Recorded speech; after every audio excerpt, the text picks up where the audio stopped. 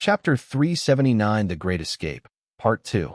379 The Great Escape, Part 2. As 13, Viola, Sharon, and Louise dashed toward the brain beetle, the four of them staggered after being hit by a psychic attack meant to put them under its control. However, 13 was someone who had very strong mental power. Even without the brain beetle's attack, didn't really affect him too much. Viola, Sharon, and Louise were all under hypnosis, so they recovered immediately after the brain beetle's preemptive strike. Seeing that its attack didn't work on them, it switched to a different tactic, which was telekinesis. The giant stalactites that were hanging over the cavern broke free and flew toward the four humans with vengeance. Viola, who had the rank of Grand Master, raised her hands and conjured a spear, which she used to smash the stalactite thrown at her, and 13. Sharon, on the other hand, waved her hand and erected a barrier made of light, which tanked the impact of the giant projectile, smashing it completely. Louise, on the other hand, used her uncanny agility and dexterity to dodge the stalactite that was aimed at her, making it pierce the ground half a meter away from her foot. Seeing that its attack failed to neutralize its opponent, the brain beetle then unleashed an acid spray, forcing 13 and the three Valkyries to evade. A sizzling sound echoed inside the cavern as the ground that was hit by the acid melted with white smoke rising over it. A putrid smell also spread in the cavern, making 13 and the three Valkyries change their tactic. Plan B, 13 shouted. As soon as he shouted out the order, the three Valkyries ran in different directions, attempting to encircle the monster with Xylen. However, just as they were about to launch their long-range attacks at the brain beetle, the ground behind the beetle collapsed, and a giant centipede emerged from it. 13's eyes widened in shock because he didn't expect that the king of centipedes, who was supposed to be in the northwest of the Rigel continent, would suddenly appear in the territory of the brain beetle. Retreat, 13 ordered without hesitation. They were only planning to deal with the brain beetle, which Viola and the three Valkyries could take down on their own. However, a rank 8 king centipede was a different story. It was a true predator and could only be defeated if Arthur or Lawrence were with him. But the reason why he wasn't able to bring either of them was due to the fact that they didn't have the ability to overcome the brain beetle's mind control powers. 13 had placed a seal on Arthur's body using rune magic, so he couldn't give him any abilities that would have allowed him to resist the brain beetle's mind control. The patriarch of the Leventus family was too important for his plans, and he couldn't take the risk of bringing him with him. As 13 and his forces backed away, the brain beetle thanked the newcomer for coming. "Thank you, Jalrog," Evavug said through telepathy. "I owe you one." The king centipede eyed the wanderers first before shifting its gaze to the brain beetle. "Don't mention it," Jalrog replied. "I didn't come here to help you." Evavug, who immediately sensed that something was wrong, ordered the larvae to attack Jalrog before moving toward the cocoon hanging at the corner of the cavern. Seeing its movements, 13 suddenly thought of something, which made him hesitate. The king of centipede, who was mobbed by 4 rank 6 sovereigns and a rank 7 sovereign, unleashed a screech before sinking its fangs on the head of a larva and injecting its very potent poison into its body. It then used its body to coil around the rank 7 sovereign, immobilizing it completely before using its razor-sharp legs to hack its body, sending green blood spurting like a fountain. This unexpected betrayal didn't catch the brain beetle by surprise. It had already anticipated that something like this might happen, which was the reason why it decided to hide deep underground. It only needed a month to fully recover from its pregnancy, but the king of centipede might have sensed that one of its comrades was ripe for the picking. Although they were supposed to work together to conquer the human continent, that didn't mean that they were friends. The king centipede, Jalrog, initially didn't plan to attack Evavug. However, it sensed the changes that were happening in the north. It had been paying close attention to the Manticore King's territory, but after confirming that it couldn't be found anywhere, it knew that the balance in the continent had been broken due to Zed's disappearance. Since that was the case, Jalrog decided to increase its strength and breakthrough to become a rank 9 sovereign, giving it absolute power to destroy its enemies. The larvae, whom 13's monster team wasn't able to defeat easily, were easily taken down one by the Centipede King. Perhaps, knowing that it was only a matter of time before it was devoured by its former comrade, the brain beetle decided to gamble. While grabbing the cocoon, it ran in 13's direction. Since the Wanderers were able to reach its location deep underground, it meant that they also had a way to escape to the surface. Evavug knew that it couldn't outrun Xylen because it could dig faster than it. Also, it was in a weakened state, so it really couldn't do much at this point in time. "Take my child and run," Evavug stated as it gently placed the cocoon on the ground. "I'll hold Xylen back. Now go." 13 looked at the cocoon, then back at the brain beetle, with a conflicted look on his face. He had come here to kill Evavug, but due to this unexpected turn of events, he got to witness the unity of the kings of the Rigel continent beginning to crumble. It was a sign that they weren't united, and this could work in his favor. In less than 5 seconds, 13 revised the plans he had in mind.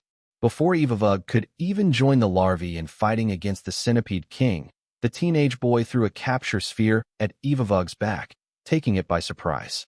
The moment its giant body was absorbed by the capture sphere, it disappeared, leaving nothing behind. "Rocky, get the cocoon," 13 ordered. "We're getting out of here now." Rocky didn't hesitate to obey his master's command and devoured everyone before making its escape. "I won't let you," Xylen screeched before charging toward the magma Balboa.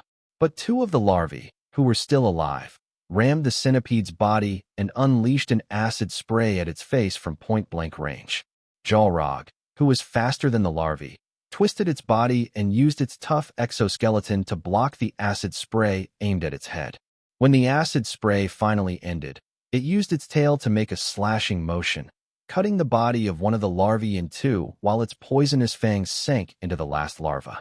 Not caring whether the 2 larvae lived or died, it hastily ran after the magma Balboa, who was desperately moving toward the surface as fast as it could.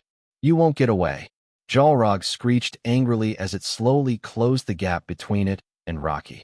When the king centipede was only 100 meters away from Rocky's tail, the magma Balboa finally broke through the surface and crawled on land to continue to escape. Xylen also surfaced after a few seconds. It was about to continue chasing after its prey when, suddenly, 2 people blocked its path. "That's one giant centipede," Lawrence commented. "It doesn't matter how big it is," Arthur stated. "We mustn't let it catch up with the brat." "Exactly what I'm thinking," Lawrence smirked as he and Arthur both summoned their weapons and prepared to clash with the Centipede King. However, the ground around them suddenly started shaking, making the 2's expressions turn grim. As if waiting for that moment, countless giant centipedes rose up from the ground and screeched loudly. Arthur and Lawrence exchanged a glance with each other before summoning their flying mounts to escape as fast as they could. They knew that the moment they got encircled by their enemies, it would be over for them. Now that the 2 pests had left, the Centipede King resumed its pursuit of the fleeing magma Balboa, who was heading toward the sea. Christopher, who noticed that his young master was in danger, didn't hesitate to order his rock to dive toward the ground and headed in front of the Centipede King, who was pursuing Xylen. "Give him a taste of hell," Christopher ordered, and his blaze skunk immediately unleashed a flaming spray that bathed the Centipede King's head, making it screech in anger and irritation. Just like earlier, it twisted its body to prevent its head from getting hit by the blaze skunk's trump card. But even if it was safe, it didn't change the fact that it was now starting to get pissed due to the annoying humans, who kept on getting in his way. Arthur's winged serpent, who had finally caught up to 13, flew alongside the magma Balboa. Rocky, who already knew what to do, spat his master toward Arthur, who caught him without much effort. "Everyone retreat," 13 shouted through his communicator. "Return to the ships now and fly as high as you can.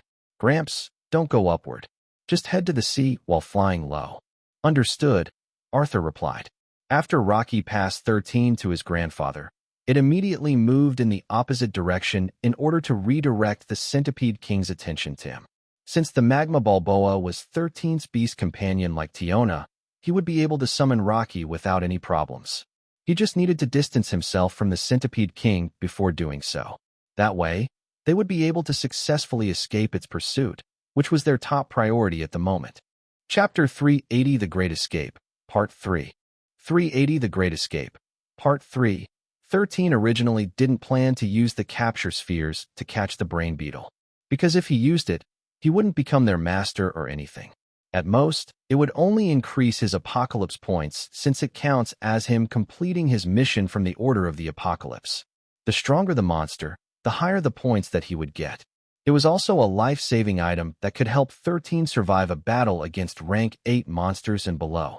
Unfortunately, the capture spheres he had weren't strong enough to capture rank 9 monsters. It seemed that Metatron knew that 13 would abuse them if he could get away with it. The only saving grace was that he could ask for an item once a year and would be given the chance to get more as long as he managed to open another layer in the treasury. But he had just opened the 4th layer. It would take him a few years to open the 5th layer of the treasury of the Apocalypse, which would let him claim bigger rewards. 13 only changed his mind because the brain beetle decisively surrendered its egg to him when the Centipede King arrived. Its actions allowed him to understand that the kings of the Rigel continent weren't united and that they had their own ambitions. Not to mention that 13 would need the brain beetle's knowledge on properly raising an egg, which the teenager believed would be a good addition to his forces. A brain beetle would only give birth to one special egg in its lifetime. This egg would have a great potential that could surpass its parent. Evavug was a rank 8 sovereign. Despite that, it took a risk and gave birth to an egg, which it believed had the potential to become a rank 9 sovereign. If it were lucky, there was even a chance for it to step into the Magian Prince rank, which was something that 13 was willing to gamble for. 13 believed that it could train the brain beetle that would be born from the egg to be loyal only to him, which would make the use of one of his 2 capture spheres worth it. But that wasn't something he'd have to worry about now. After all, he had a bigger problem at hand. The Centipede King was currently chasing after Rocky, who was carrying the brain beetle's egg inside his mobile fortress. If 13 wanted to, he could escape safely with Arthur since he had a flying mount that could fly high in the sky. But if he were to do that, Rocky would certainly perish under the hands of the Centipede King, making the teenage boy lose one of his trump cards. 13 could summon Rocky anytime and anywhere, but he couldn't summon him high in the sky because if he did that, Rocky would fall to his death. He couldn't summon the Magma Balboa on the sea either. The moment he did that, Rocky would drown. This left him with only one choice. Go in the opposite direction of where Rocky was going while flying low on the ground so that he could summon him safely. FreeObnull.com. This would allow him to distance himself from the crazed Centipede King, who wished to make a breakthrough and become a rank 9 sovereign. The surroundings were currently in complete pandemonium. Countless centipedes had risen up from the ground, and they were trying to encircle Rocky so that he would have nowhere to run. The beetle army, on the other hand, had caught the scent of the flesh and blood of their brethren on the Centipede King's body. This thoroughly infuriated them, so instead of running after the Wanderers, they switched targets and started to attack the Centipede army. An all-out insect brawl took place, which allowed Rocky to get some breathing space. Perhaps the beetles had sensed that one of their kind was inside the Magma Balboa, so they didn't hesitate to risk their lives in order to allow it to escape. But before Rocky could feel relieved, the Centipede King increased its speed and cut past the beetles blocking its path. It had raised its head and a quarter of its body in order to deal with the insects who were attacking it with complete disregard for their lives. The Centipede King wasn't fazed and used its razor-sharp claws to slice the annoying insects, while its other legs increased their pace, shortening the gap between it and its target once more. "On my signal," 13 said through his communicator. He was paying close attention to Rocky. Seeing that the Centipede King was only seconds away from catching up to him, 13 summoned his beast companion before shouting to his communicator. "Open fire." 13 roared as soon as Rocky appeared beside the flying serpent, who was only flying a few meters above ground. A few seconds later, the sound of countless explosions reverberated in the surroundings as the main cannons of the battleships stationed far out in the sea roared to life. 13 had ordered them to specifically target the Centipede King so that it would at least get injured by their attacks. However, after getting hit twice by the cannon fire of the battleships, the Centipede King and its subordinates immediately burrowed into the ground, leaving behind the beetles that were now being bathed with cannon fire. Tiona, who was coiled around 13's neck, hissed to inform her master that the Centipede King was now headed in their direction alongside its monster army. They were only 2 miles away from the sea, and if they continued to travel at their current speed, they would reach it in less than a minute. But here lies the problem. Rocky couldn't swim in the sea. As the precious seconds passed by, 13 decided to take a gamble. Rocky spit the cocoon to the sky, then run away in another direction. 13 ordered. The magma balboa didn't hesitate to do as its master commanded and spat the cocoon high up in the air before running away in haste. The moment the cocoon appeared, the Centipede King immediately changed directions and ran after it. Having sensed the presence of their master's egg, the beetles suddenly entered a frenzied state and flew toward it like a raging tide. Gramps, I know. The flying serpent was already soaring upward in order to catch up to the cocoon. Arthur was able to catch it midair, and he even grunted due to how heavy it was. Rocky gave his master one last glance before burrowing deep underground, intending to head to the deepest part of the Rigel continent in order to escape the Centipede King, who almost ended his life. Chapter 381 The Great Escape, Part 4. 381 The Great Escape, Part 4. This thing is at least 5 tons, Arthur complained. If I were someone who doesn't specialize in strength, this would have been a problem. You can do it, Gramp, 13 replied. Also, Mr. Flying Serpent, do your best as well. The flying serpent screeched as if telling the teenage boy to shut up or it would toss him to the ground. After Arthur caught the cocoon, the speed of the flying serpent's flight decreased drastically because of how heavy it was. Just fly higher, 13 stated. You don't need to fly farther, just higher. Make sure that the Centipede King's attacks won't reach us. Finding the boy's advice good, the flying serpent no longer pushed itself to speed to the sea and just focused on flying as high as it could. Seeing Arthur struggle, Lawrence ordered his silver dragon to fly beside the other party so that he could help him carry the cocoon using his telekinesis ability. Just what are you carrying, Arthur? Lawrence asked as he activated his ability, which made the patriarch of the Leventis family and his flying serpent feel like a great burden had been relieved from their shoulders. Feeling the weight decreased drastically, the flying serpent soared toward the sky just in time to escape the Centipede King's desperate lunge, which sent it soaring for over 100 meters above the ground. Its fangs were only 2 meters away from the flying serpent's neck, which made it screech in frustration as it fell back down on the ground. A few seconds later, a barrage of cannon fire descended on its body, but its tough exoskeleton protected it from the brunt of these attacks. It hatefully glared at the flying serpent in the sky, but it didn't give up, extending its tail to grab one of its subordinates and hurling it toward the wanderers who had denied it the chance to break through to the next rank. Christopher, who was flying close to his young master, ordered his rock to deal with the giant centipede that was tossed in their direction. The rock didn't hesitate to use its sharp claws to slice off the centipede's body in half, making it fall helplessly back to the ground. Another angry screech reverberated in the surroundings before the Centipede King decided that there was no use in staying anymore. It wanted to vent its frustration on Rocky, but the magma balboa had already dug far too deep into the ground and activated its stealth abilities, preventing the Centipede King from knowing its whereabouts. Xylen, what is inside this cocoon? Lawrence asked in a serious tone.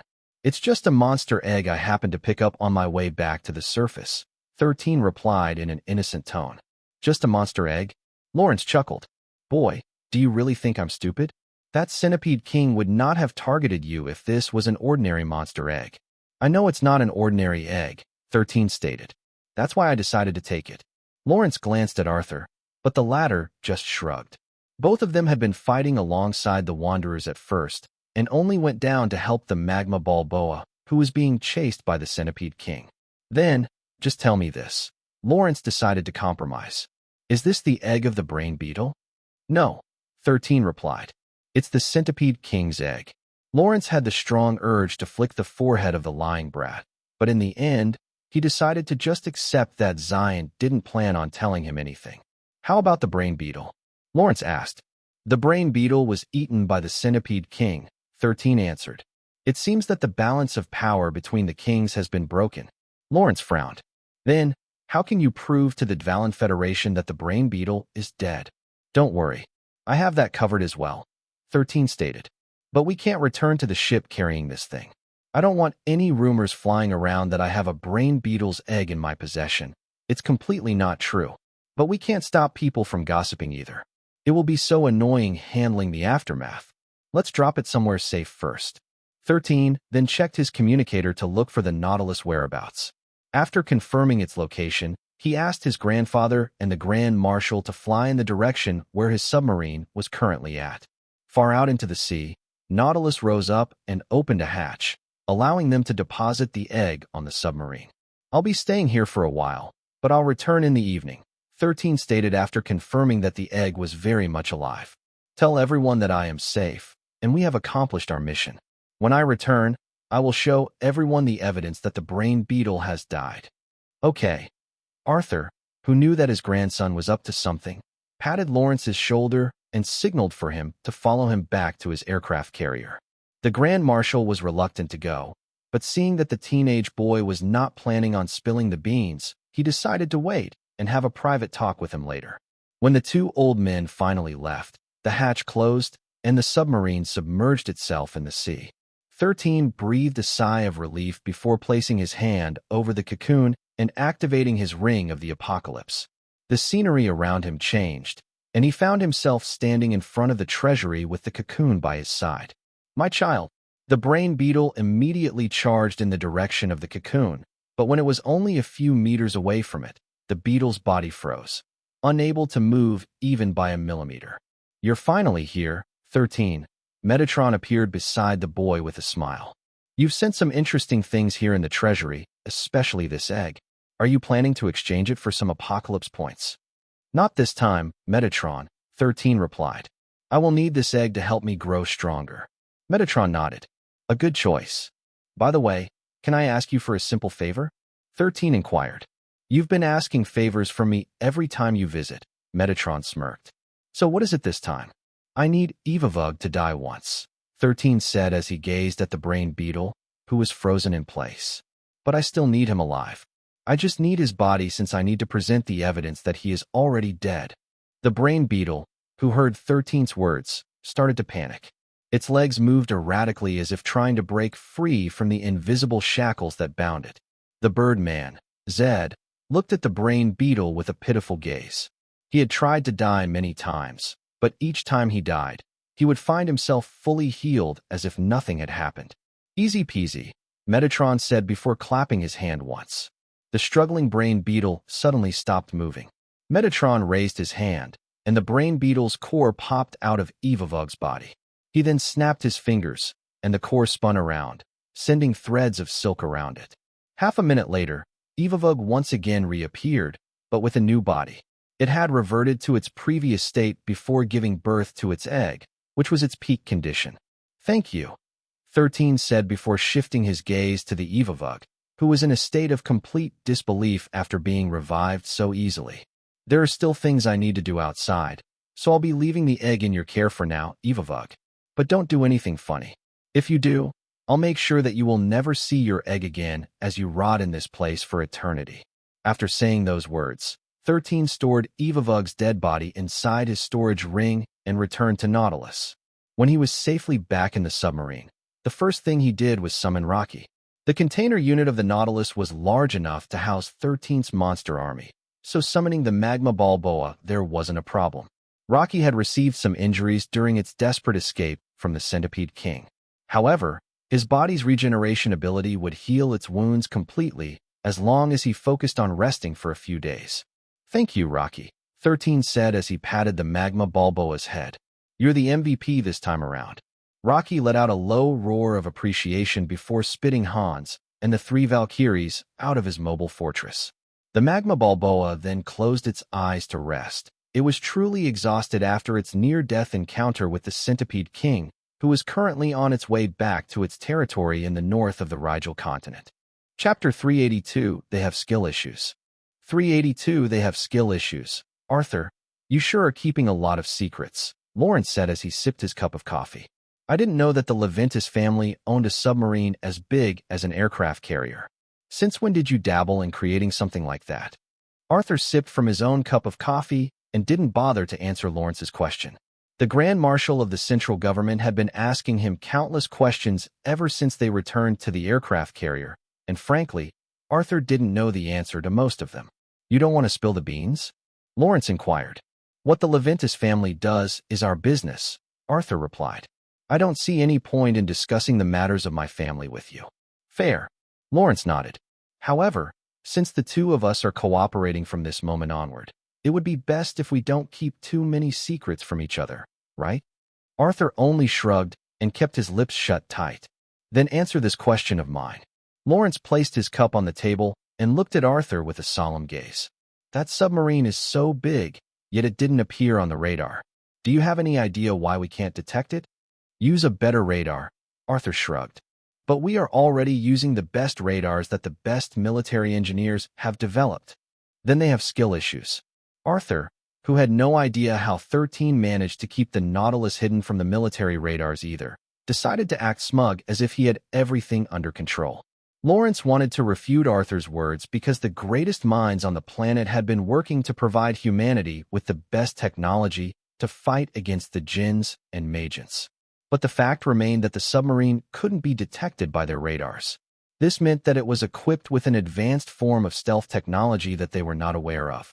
Sell me the blueprint of that submarine, Lawrence stated. Not happening. Arthur shook his head firmly. He had never even seen the blueprint of the Nautilus. How could he sell something he didn't possess? 13 had contracted many builders at the same time and commissioned them to make only a certain part of the submarine. Only the core elements, like the power sources and the main cannons, were made by the Leventis engineers. In short, 13 had put a lot of effort into ensuring that no one would be able to build the Nautilus unless they designed one from scratch on their own. The only thing Leventis engineers did was assemble these parts according to 13's instructions. In fact, after seeing the completed submarine, Arthur already asked his no-good grandson to give him the blueprint, but he firmly declined. He even told Arthur that humanity was still not ready for such a technology, and if it fell into the wrong hands, it might lead to consequences that even the teenage boy might not be able to handle. Fine, Lawrence sighed. Keep your secrets with you, but I want us to be allies from this point onward. Arthur nodded in agreement. After all, this was something Xylen had been pushing for in the past 3 years. Forming an alliance with the central government was a good thing, and he was certain that the Leventis family would benefit a lot from it. However, Arthur understood that all of this was only possible because of his no-good grandson, who still hadn't returned even after 4 hours had passed. Benedict and the other representatives of the Xylen Federation had been wanting to talk to Arthur and Lawrence, intending to ask them whether their mission had succeeded. However, Arthur didn't want to talk to anyone right now, so he asked his son, Michael, to tell Benedict and the others that he and the Grand Marshal were currently having a strategic meeting. Lawrence, who also didn't want to deal with the Xylen Federation until Xylen returned, also ordered his son, Tristan, to stop anyone from disturbing his talks with Arthur.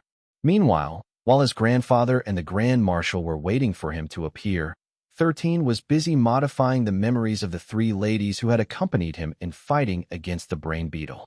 He was aware that, later on, they would be questioned by their superiors and perhaps also be interrogated by the representatives of the Xylen Federation. Fighting the brain beetle was a big thing, so they would definitely want to know what really happened during the raid. Since he had made Viola, Sharon, and Louise drink a serum before they fought against the brain beetle, all the memories they had during that time were erased. They also forgot about Rocky, who had taken them to the lair of the brain beetle 7 miles under the ground. 13 could just say that the brain beetle managed to succeed in controlling them and tampering with their memories. In order to keep Nautilus a secret, he made the 3 Valkyries sleep and inspected their bodies for any hidden injuries. Although the brain beetle had been in a weakened state, it was still capable of using psychic blasts, which could cause internal injuries. Fortunately, the heat-resistant armor the Valkyries wore was enough to prevent them from suffering any injuries during the battle. After making sure that there was no hidden danger, 13 decided to return to the airship. The Nautilus was equipped with a transport helicopter, and they would be using it to return to the aircraft carrier. Young master, are you planning to raise the brain beetle's egg? Hans asked as he sat on the pilot seat of the helicopter. That's the plan, 13 replied. But I'm sure that it's not going to be easy. 13 didn't plan on hiding anything from the butler. Just like Christopher, Hans was already one of his people. He would never betray 13, so he didn't mind sharing some of his secrets with him. Young master, where did the brain beetle go? In a place that it cannot escape from. Hans was very familiar with the teenage boy by now. so he didn't pry on the matter. If Xylen couldn't tell him where the brain beetle was, it just meant that he wasn't supposed to know where it had disappeared to. "We're ready to go, young master," Hans stated. "Let us go back to the carrier," 13 ordered. "I'm sure that my grandpa is feeling constipated right now because he's the one who'd be dealing with the mess I made back there." Hans couldn't stop himself from smiling. The only member of the Leventis family who dared to make the patriarch suffer was none other than the teenage boy who had helped Lady Callista recover from her illness. The moment the hatch of the Nautilus opened up, the helicopter took to the skies to return to the naval fleet that had retreated 20 miles away from the Rigel continent. Just as he expected, the moment he landed on the carrier, Arthur and Lawrence were already there, waiting for him. But it wasn't just them. The representatives of the Xylen Federation were also there, looking at the teenage boy with expectations. The teenage boy was certain that they were dying to ask him many questions, so he decided to shut them up for the time being by snapping his fingers. A moment later, half of the corpse of the brain beetle appeared in front of everyone, making Arthur, Lawrence, and the members of the Xylen Federation look at it in disbelief. Suddenly, a resounding cheer and applause reverberated in the surroundings. The members of the 69th Battalion and the Valkyries rejoiced as they saw the proof of their mission being a complete success. On that day, news of Evavug's death spread in the network of wanderers like wildfire. This made those who were stationed in the Signy continent raise their fists in triumph. Finally, humanity had taken that first step in reclaiming the lands that the Djinns and Magians had taken away from them. Chapter 383. You're more open-minded than I thought. 383. You're more open-minded than I thought. At the VIP area on top of the Xylen Tower. Are you certain that it was Evavug's corpse, and not the corpse of some random beetle? Renz asked his brother in a calm tone. "They're on their way back here," Wendell replied. "We can personally confirm if it's really Evavug or not." Renz frowned, but he also understood that the only thing he could do was wait until the naval fleet of the Leventis family and the central government returned. Since they were not part of the operation, Arthur and Lawrence asked Elrod and Renz to not send any of their ships to spy on their military operations. Thinking that their mission was bound to fail, Wendell and Renz agreed to their request. The only reason why they became aware of the news was due to the spies whom they had planted on the 69th Battalion. These spies had informed them about the death of the brain beetle, who had traumatized many wanderers in the past, at the soonest time possible. Unlike his brother, Renz, Wendell was truly hoping that the brain beetle was indeed dead. If that were the case, they would have a higher chance of reclaiming the northern regions of the continent, which would become their stronghold in the battle against the Djinns and Magians. Suddenly, the communicator in Wendell's hand started blinking. When he saw who the caller was, a smile appeared on his face before pushing the button that would allow him to talk to an old friend. "Is it really true that the brain beetle is dead?" The monarch who ruled the Signy continent, Douglas Griffin, asked with a solemn expression on his face. "I'm still waiting for the Leventis family's fleet to return here to my headquarters," Wendell replied. "Until I get to inspect the corpse myself, I will not confirm or deny anything." Douglas nodded in understanding, but just like Wendell, he was truly hoping that the news wasn't fake. Right now, they needed hope, for the fate that had fallen in the Rigel continent might also happen in the Signy continent. Any news that would boost the morale of the defenders would be welcomed with open arms. Sensing that he and Wendell were thinking about the same thing, Douglas shifted his attention to Renz, who was seated on the couch. "I've heard about your bet with Arthur's grandson," Douglas said. "If he had really defeated the brain beetle, are you really planning to become his subordinate and take orders from him?" "It's still not confirmed that the brain beetle is dead," Renz replied calmly. "But let's say that it is indeed the brain beetle. If that is the case, I will not go back on my words." "Oh, you're more open-minded than I thought." Douglas arched an eyebrow. Renz shrugged. "If I'm going to take orders from someone, I'd like to take orders from someone competent. There are too many incompetent people in the world who are in positions of power. I believe that it's all thanks to them that the world is being overrun by the Djinns and Magians." Douglas and Wendell didn't say anything and only looked at Renz, who casually lit a cigar and gave it a few puffs. They didn't know if the strategist of the Xylen Federation was referring to them or not, but it still made them feel that Renz was indirectly targeting them with his words. "Well, you're not wrong," Douglas said after a minute of silence. "Still, To think that Arthur's grandson would be the one to accomplish this monumental task, it makes me feel a little envious. If my lineage had such a talented individual, I would certainly be able to sleep peacefully at night. Wendell chuckled. Indeed, I feel the same way. Inform me when you are going to inspect the corpse of the brain beetle, Douglas said. I want to see for myself if that King bug is really dead or not. Wendell nodded. Very well. I'll contact you as soon as they arrive.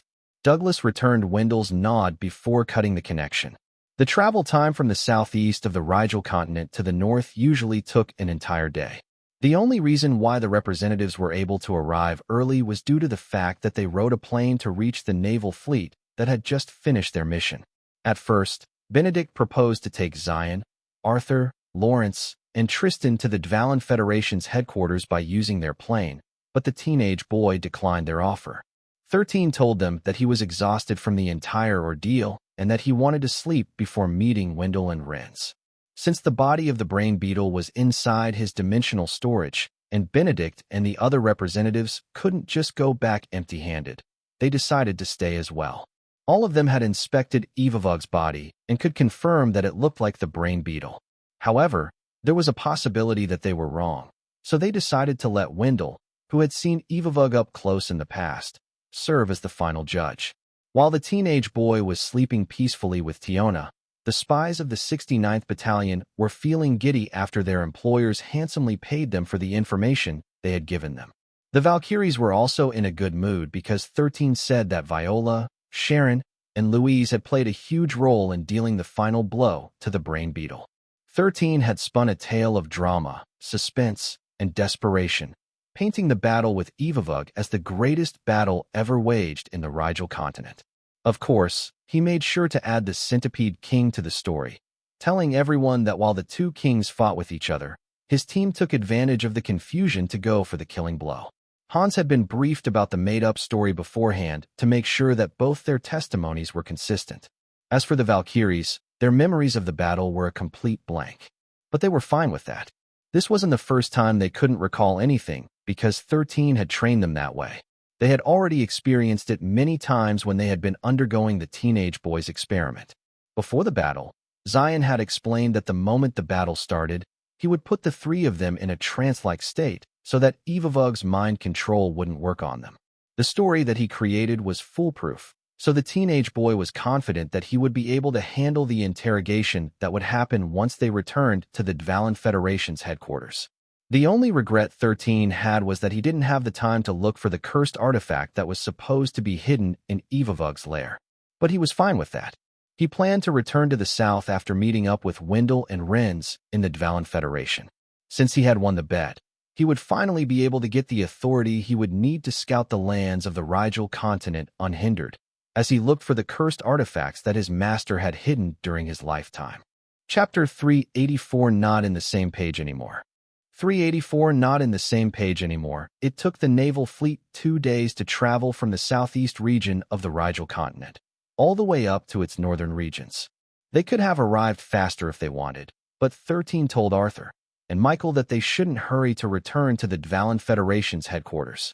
He had a reason for doing this, and that was to keep Wendell and Renz on their toes. The longer they wait, the more impatient the other factions would become. 13 wanted to raise the tension a bit, so that the grand reveal would be better. Currently, speculations were buzzing among certain circles in the world.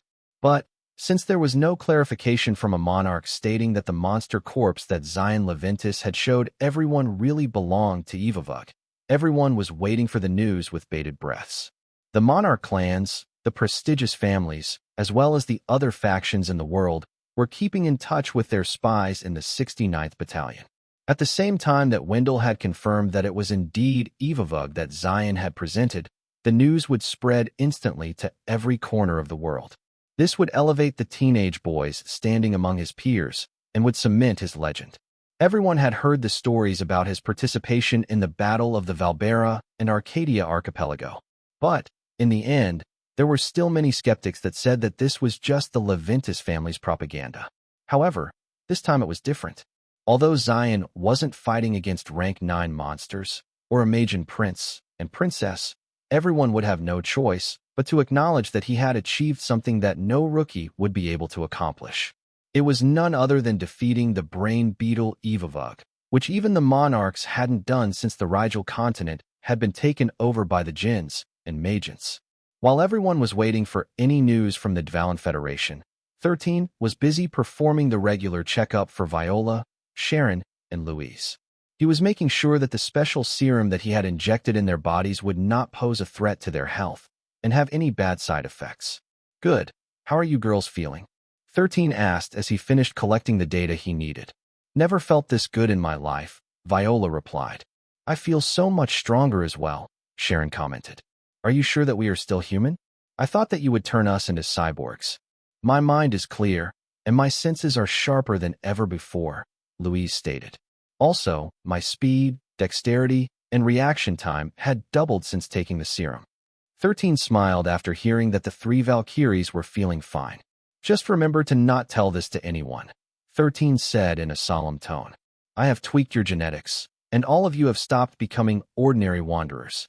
Right now, you can be referred to as superhumans because I have removed the limiter that binds your strength. To give you an analogy, our body becomes stronger whenever we encounter a fight or flight scenario. Currently, your current strength is in that fight or flight mode for ordinary humans. But because you have now become superhumans, that strength you possess can still increase, doubling, and even tripling your body's performance for a short period of time. It's similar to berserk abilities. The only difference is that there are no repercussions or weakness once the adrenaline rush disappears. Also, you don't have to worry about medical checkups from the central government. They won't find anything unusual in your blood, cells, and tissue samples. Just be careful when you're sparring with others because you might accidentally give them serious injuries because all of you still haven't mastered your current strength. Viola, who had been listening to the boy, suddenly said something that the teenage boy wasn't expecting. Can I transfer to the 69th Battalion? Viola asked. Although I still want to stay with the Valkyries, I feel like I can grow stronger when I'm with you, Xylen. Me too. Sharon lightly patted 13's head. If you let me join your battalion, I can give you shoulder massages every day. Me three, Louise stated. I'm not good at shoulder massages, but I'm a good cook. I will definitely prepare healthy meals for you. 13 chuckled because although he didn't mind accepting Viola's request, he didn't plan on doing it at this point in time. Thank you for your trust, but for now, I want the three of you to stay with the Valkyries, 13 said firmly. The Valkyries had lost their combat power, and I want the three of you to fill that gap. Also, I want you to keep me informed of any gossip or news that you come across in your division. Viola arched an eyebrow as he gazed at the teenage boy, who had allowed her to redeem herself. You want us to be your spies? Viola asked. Spies in the Valkyrie division? Sharon and Louise frowned because they didn't like the sound of that. They liked Xylen and appreciated the things he did for them, but spying on their own division made them feel as if they were betraying their sisters. Don't get me wrong. I plan to work with the Valkyries as much as possible, 13 stated. But the thing is, I don't know what you guys will be doing in the future. It is my way to keep in touch, so that I will be updated on the recent happenings in your division. If ever you guys are encountering a difficulty that will be hard for any of you to solve, I will do my best to help you solve this problem. Viola crossed her arms over her chest. Is that the real reason? Are you sure you don't have a hidden agenda? A hidden agenda? Of course I have a hidden agenda, 13 replied. Information is power.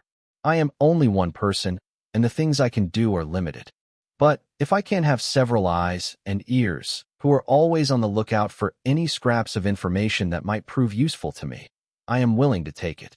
Of course, I also plan to ask the three of you a favor, and that is to make sure that Shauna will remain safe from harm. The three ladies exchanged knowing glances before smiling at the teenage boy, whom they believed was also aiming for the Saintess affection, just like every young man in Pangea. So you like Shauna, huh? Viola gave Xylen a mischievous smile, as if telling him that she finally understood why he wanted them to give him updates of what was happening in the Valkyrie division. Like Shauna? 13 blinked. Well, I guess I like her. She is Rihanna's sister, so there is no reason for me to dislike her. Oh you, Sharon smirked before patting 13's shoulder. So, you want us to be your wingmen, huh? Although you can't go past the rookie rank, I'm sure that Shauna won't look down on you because of it. Indeed. Louise nodded her head in agreement. I mean, even monarchs weren't able to accomplish the things that you did, so your rank will not hinder you from becoming close with her. 13, who was probably the smartest person in Pangaea, tilted his head in confusion because he felt like the three ladies, and him, weren't on the same page anymore. But, since the three of them now seemed to be more enthusiastic in helping him monitor the movements of the Saintess, he decided to just let them think whatever they wanted to think. Make sure to keep tabs on anyone approaching her, 13 stated. If you find anyone suspicious, no matter who it is, no matter who their background is, don't hesitate to tell me. Do I make myself clear? Yes. After their talk ended, the three Valkyries returned to where their sisters were currently at and took turns in monitoring Shauna's movements.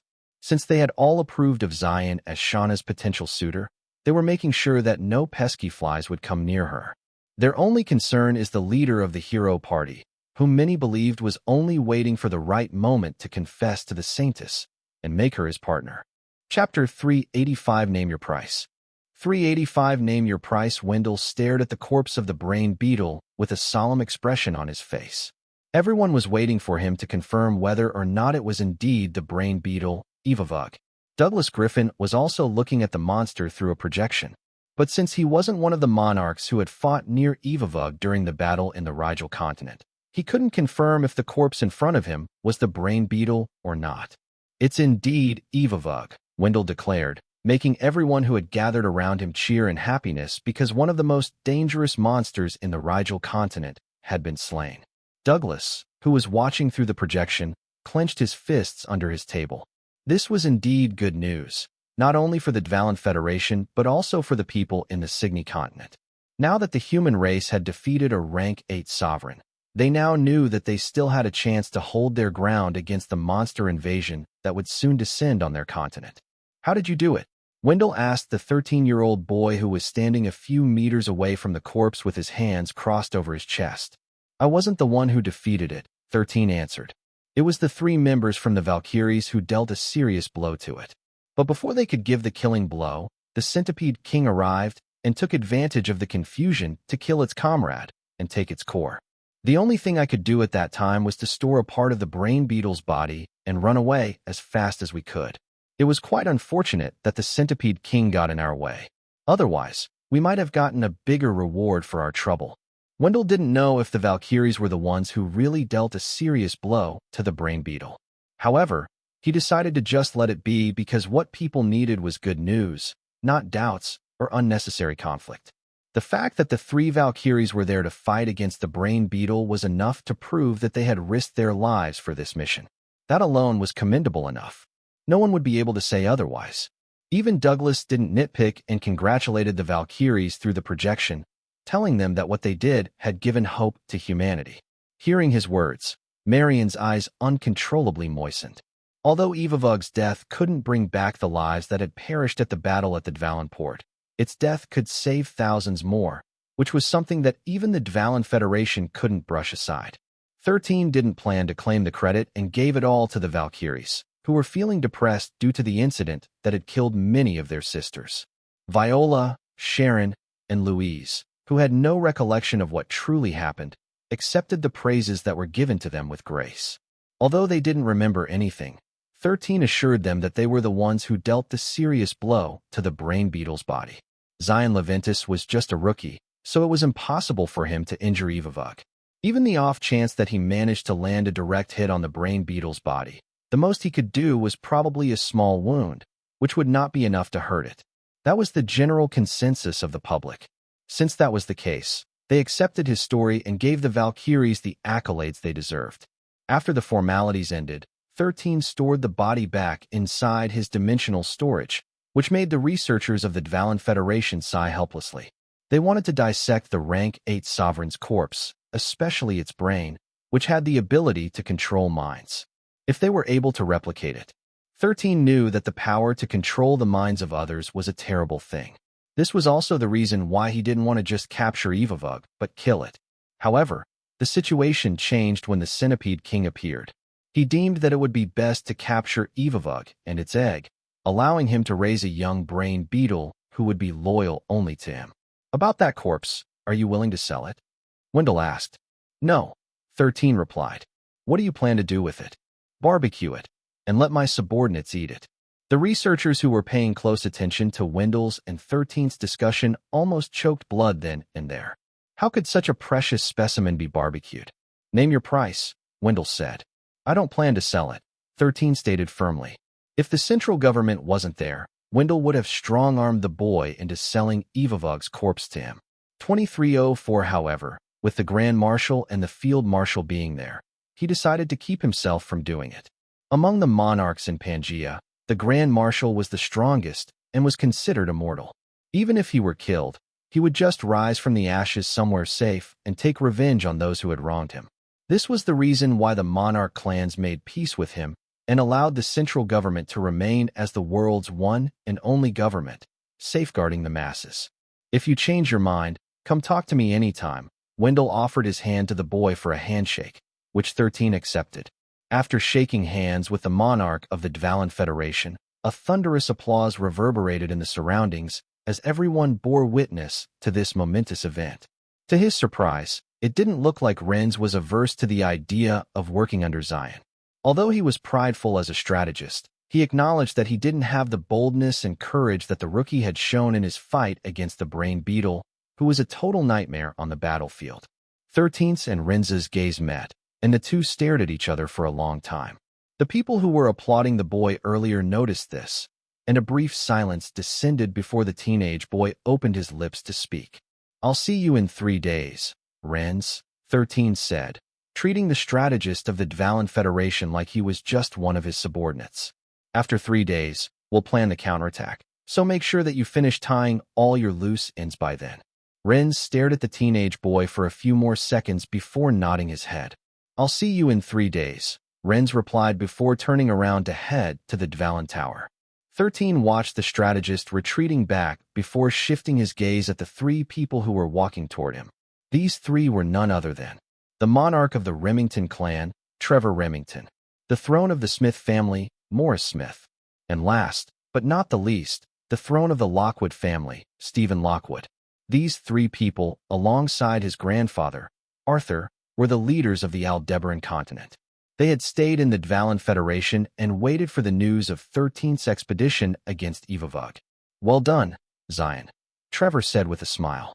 What you and the Valkyries have accomplished is probably the greatest achievement of this era. By the way, my great-granddaughter, Leah, has grown quite beautiful. How about it? Want to marry into our family? Arthur snorted after hearing Trevor's attempt to poach his grandson from his family.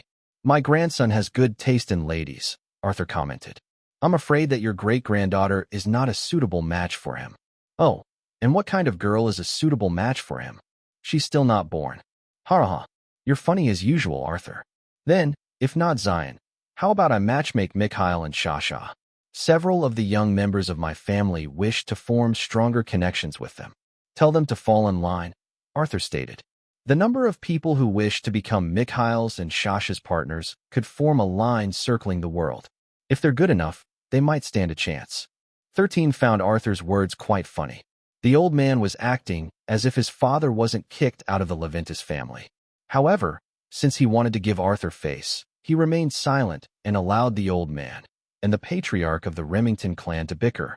While this was happening, Stephen Lockwood and Morris Smith took the teenage boy away to discuss possible partnerships, which was something that Xylen was also interested in doing.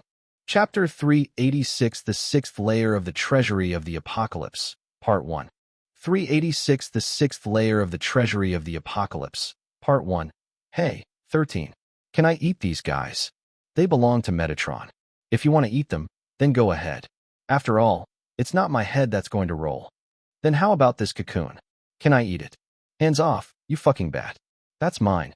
13 glared at Kamasats, who simply laughed out loud after being glared at by the teenage boy who had just arrived in the treasury of the apocalypse. Evavug was using its body to protect the egg from the death bat, who was at the very corner of the 4th layer of the treasury. Hey, when are you going to return that armor you borrowed? Kamasats asked. The month-long agreement is just a few days away. That's the reason why I came here, 13 stated. You can take it back. The teenage boy raised his hand, and an orb of light emerged from it. Finally, Kamisats happily wore the armor that made him nearly invincible. So how is it? Did it serve its purpose? FREBubble.com No. 13 replied. The one whom I lent that armor to thought that using it was too cowardly, so he took it off before going all out against his enemy. HAA, what an idiot. Kamisats sneered. He can practically fight unscathed with this armor, yet he still chose to risk his life without it? Whoever you lent the armor to must be a fool. Perhaps. 13 neither agreed to nor denied the Deathbat's words. Arthur had chosen to remove his armor in his fight against the King Manticore, which had been a great gamble. Fortunately, he won in the end, so everything was well. But deep inside, 13's impression of Arthur improved a bit because of what he did. Those who pursued strength should not hide behind a cheat-like item. It would cause them to become rusty and too dependent on it. Arthur always faced challenges head-on. He wasn't one to shy away from a battle to the death. The teenage boy then looked at the brain beetle, who was very overprotective of its egg, and asked it to step aside. Of course, Evavug didn't obey and even glared at the boy. 13 clicked his tongue, then used his trump card. Metatron, this bug is getting in my way, 13 said. The guardian of the Order of the Apocalypse appeared beside 13 and glanced at the brain beetle with an amused look on his face. Are you going to step aside or not? Metatron asked. The brain beetle's body shuddered before reluctantly stepping aside and watching the human boy approach its egg. After spending several days in the Order of the Apocalypse, it had grown fearful of Metatron, whose very existence was enough to make it yield. The Birdman, Zed, looked at this scene calmly while leaning against the wall of the treasury. Just like 13 had said, they were now possessions of Metatron, and the one who gets to decide whether they lived or died was him. After having died nearly dozens of times in an attempt to escape his eternal prison, the Birdman finally gave up. His only hope was that Metatron would get bored of him and finally give him a quick, painless death. 13 touched the cocoon with his right hand and closed his eyes. He could feel the strong beating of the monster's heart inside it, as well as the fear it radiated. Brain beetles possessed powerful psychic powers. Even though this one was still inside its egg, it was already aware of its current situation. In fact, it only needed 2 more weeks before it broke out of its cocoon. However, it planned to stay inside for a longer time after deeming that the outside world was too scary for it. I know you can hear me, 13 said as he opened his eyes to look at the cocoon in front of him. I also know that you can understand me. So, I will give you a choice. Serve me, and I will let you live. Refuse, and I'll roast you, then eat you. However, since Metatron can revive you, I will repeat this process over and over again until you submit. Evavug screeched angrily, unable to endure the teenage boy threatening to bully its child. However, that was the only thing it could do. Metatron had paralyzed its body, so it couldn't move and do anything to protect its child. While the Zed and Evavug belonged to Metatron, the egg belonged to Xylen. Whatever he wanted to do with it was under his jurisdiction. How about we strike a deal? 13 asked the cocoon. I'll let you see the sun once a month, then you serve me loyally. How does that sound? The cocoon shook, feeling helpless against the teenage boy who planned to use its powers for his own benefit. Metatron, on the other hand, only chuckled from the side, finding 13's way of taming the young brain beetle quite amusing. I know that you will hatch in 2 weeks, 13 said. It's no use hiding this information from me. You can try to hide and stay inside your cocoon, but I can simply break it open. After that, I'll make sure you understand who your new master is. The teenage boy then laughed like a third-rate villain, making the brain beetle inside the cocoon shudder. Kamisats found this funny, so he laughed along with 13. You two are creepy when you're together. The teenage boy and the Deathbat looked behind them and saw Camarasipa enter the 4th layer of the treasury. 13. You asked me to come, so here I am, Camarasipa said. Do you perhaps want to ask me for a favor? That's right. 13 nodded. It won't be cheap. I know, but you're the only one that I can count on, Camarasipa. Hey, what are you two planning? Why am I not aware of this? We're the Trinity of the Apocalypse, right? Whatever you are doing, I want to join as well. It's not that big of a deal, Kamisats, 13 stated. I'm just going to ask Camarasipa to allow me to choose something from the 6th layer of her treasury. She still hadn't used up her quota for this year, so I want her to pick something good for me. What? That's unfair. Kamasats glared at the Magian princess. A few days ago, when I asked you for a favor, to let me pick something from your treasury, you rejected me. How come you're doing it for 13? Why else? Camarasipa looked at the death bat with contempt. Compared to you, 13 is more useful to me. I don't mind giving him a favor. Besides, I already helped you get 4 rank 9 sovereigns as your subordinates. You even got that Artemian armor when we divided our spoils. I didn't try to fight you for it. After all, you're the weakest link in our trinity. So can you stop being an extra baggage and start carrying your own weight? Huh? Kamasats, who had been called the weakest link in their alliance, walked toward the Magian princess and looked down on her. Who are you calling the weakest link? Can't you see that this pipsqueak could die if I just flick him with my finger? Camarasipa chuckled. This is exactly what I'm talking about. 13 is just an ant in your eyes, but when it comes to value, his existence is greater than yours. If I had to choose only one ally between the two of you, I'd choose 13 anytime. The death bat and the Magian princess glared at each other for a few seconds until a light cough sounded beside them. Camarasipa, can we just ignore this weakling and go to the 6th layer already? 13 asked. I still need to handle a few things in Pangaea. I can't stay here for long. Of course, Camarasipa replied. Metatron, please take us to the 6th layer. Hey, I want to go there as well. Kamasats declared. You still don't have the qualification to enter a higher layer, Metatron replied. Then why are you allowing 13? Kamasats asked back. This is discrimination. It is, Metatron nodded in agreement. But what can you do about it? The deathbat blinked once then twice because he didn't have a comeback for Metatron's question. In the end, the god of the apocalypse clapped his hands together, sending the teenage boy and the Magian princess to the 6th layer of the treasury. 13 was hoping that the Magian princess, as well as the other members of the apocalypse, had overlooked an artifact like the creation sphere, which he acquired when he unlocked the 4th layer of the treasury. Chapter 387, the 6th layer of the treasury of the apocalypse, Part 2. 387, the 6th layer of the treasury of the apocalypse, Part 2. The treasury of the apocalypse had 13 layers. The last layer only contained one divine artifact, and that was none other than Pandora's box. It was an item that could unleash countless horrors to the world and bring about the end of it. The Order of the Apocalypse was formed to reach that goal. Just like how the gods bring heroes to their worlds to deal with the demon lords, as well as all the other threats in their eyes, Metatron had also set up his own organization. But contrary to the other, the goal of their entire existence was to bring about the end of the world.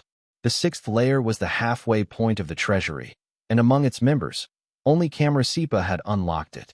While she wasn't the strongest among the members of the order, she was the smartest and was someone who knew when to attack, when to hold back, and when to negotiate. Metatron treated her favorably because, just like him, Camarasipa's wish was for the destruction of the world. After arriving at the 6th layer, 13 immediately found himself at the center of what seemed to be a floating platform. And several meters outside of the platform, countless treasures and artifacts could be seen circling around it, waiting for someone to take them. Well, then, Xylen, what do you wish to get here? Camarasipa asked out of curiosity.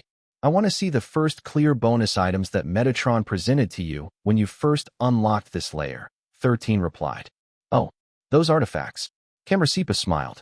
Interesting. Well, Metatron, you heard him. Bring out the things you offered me in the past. As if waiting for that moment, 5 items among the countless artifacts circling the floating platform flew toward the teenage boy's direction and hovered a few meters away from him. *T. 13 muttered as soon as he saw the items. All of them were things familiar to him. As a system whose database spans countless multiverses, he was like a walking appraisal tool for any kind of items, including divine-ranked items. And right now, he was looking at 5 divine-ranked items he could use, bypassing the item ban forcefully imposed upon his body. The divine items in front of her were rather unique, but none of them struck her as important. She had only taken 3 items from the 6th layer, and all of them were of the divine ranked. These items were the ones she used in the battle against the Arcadia archipelago, which covered her weaknesses when it came to combat. As Camarasipa looked at the items in front of her, she couldn't help but wonder why the teenage boy was looking at them as if he wanted to take all of them home. Remember, 13. You can only take one of them, Metatron commented. There will be no freebies. FREOWebnovel.com. I know that, 13 replied with a conflicted expression on his face. All of the 5 artifacts could help him in many ways. Unfortunately, since he could only choose one of them, he needed to choose the thing that would help him the most in the short term. Can I have 2 hours to decide which one I will pick? 13 asked Camersepa. Take your time, Camersepa replied. But only on the condition that you will tell me why you chose that specific item. You are not allowed to lie. I'm not like Kumasatsu, who is naive and gullible. Either you become honest with me, or this deal is off. You understand, don't you, Xylen? 13 nodded. I treat you as a very important ally, Camersepa. Also, since our interests don't conflict with each other, I don't mind telling you the reason why I chose one of these items. Good. Camersepa smiled and crossed her arms over her chest. She intended to wait until 13 chose the item she would get for him as a favor. The teenage boy then sat cross-legged on the ground, his critical gaze never leaving the 5 items in front of him. Just like Camersepa, Metatron was also curious about which divine artifact 13 would end up choosing once the 2 hours was up. Seconds turned to minutes, and minutes turned to hours. Finally, after 2 hours of thinking, 13 sighed deeply before pointing at what seemed to be a tattered black flag without any insignia on it. Camersepa and Metatron both arched an eyebrow as they looked at the flag that 13 had chosen. The Parade of 100 Demons? Camersepa giggled. Oh, 13, are you sure about this? Yes. 13 nodded firmly. I know that it has no value to you because you're already strong and have command over tens of thousands of monsters. But for someone like me, it's priceless. Metatron scratched his head. But 13, this flag can only recruit and summon rank 1 monsters, Metatron said. Also, when those monsters die, they will die for good, and you'll need to recruit again from scratch. Even if it's 100 rank 1 monsters, they will only serve as meat shields and cannon fodders at most. A rank 7 and rank 8 monster can kill them in less than a minute. Exactly what I need, 13 nodded. I need meat shields and cannon fodders. Camersepa and Metatron looked pitifully at the teenage boy, whom they believed had chosen the most worthless divine artifact within the 6th layer of the treasury. The Magian princess hugged the boy and buried his face on her chest and patted his head. There, 13, I'll give you something else, Camersepa said. This little toy isn't something that suits you. Go look for something else. You should do as Camersepa says, 13. Metatron, who had high hopes for the boy, also tried to convince him to change his choice. There are better items out there. Just like Camersepa, this is just a toy. 13, whose head was buried in the Magian princess chest, pulled back and tried to get away from her hold. I don't want to change my choice, 13 said as he looked at the 2 powerful beings who didn't understand what kind of things he could do with the artifact that would allow him to store and summon 100 rank 1 monster. I choose the Parade of 100 Demons. The teenage boy's words were firm, making Camersepa and Metatron glance at each other. The guardian of the treasury looked troubled, while the Magian princess looked hesitant.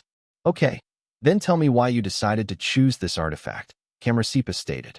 If you can't change my mind, then the deal is off. Same, Metatron nodded. Even if it's you. 13, I don't want you to waste this precious opportunity to get an item that will truly be useful to you. 13, who was still being hugged by Camersepa, sighed before explaining the reason why he decided to choose the tattered flag as the artifact he wanted to possess. The Magian princess and the guardian of the treasury both listened to the teenage boy's explanation. At first, the 2 of them looked uninterested, but soon, their gazes became serious as they looked at the boy in disbelief. Do you still think it is useless to me now? 13 asked as he held the creation sphere in his hands. No, Camersepa replied with a faint smile on her face. It seems that I shouldn't really judge a book by its cover. Indeed. Metatron nodded. I forgot you have the creation sphere. 13 planned to use the creation sphere on the divine artifact, Parade of 100 Demons, in order to create a weapon that was once used by one of his previous hosts who forced all the heroes of the world to hunt him down due to how serious a threat he was. Chapter 388 Immortal Parade of 100 Demons Version 2 388 Immortal Parade of 100 Demons Version 2 After telling Camersepa and Metatron what he planned to do with the black flag, The guardian of the Order of the Apocalypse suddenly had an idea. 13. You still haven't used one of your quotas for the treasury, have you? Metatron asked. Yes, 13 replied. I only took 2 capture spheres and decided to put my last choice on hold. Perfect, Metatron grinned. I have a proposal, so feel free to hear me out. How about you exchange your last opportunity for this artifact? Metatron snapped his fingers, and a gray crystal ball appeared in front of the teenage boy. The moment 13 saw the artifact in front of him, his expression instantly turned serious. What's that? Camerasipa asked as she eyed the crystal ball with great curiosity. Do you know what that is, 13? I do.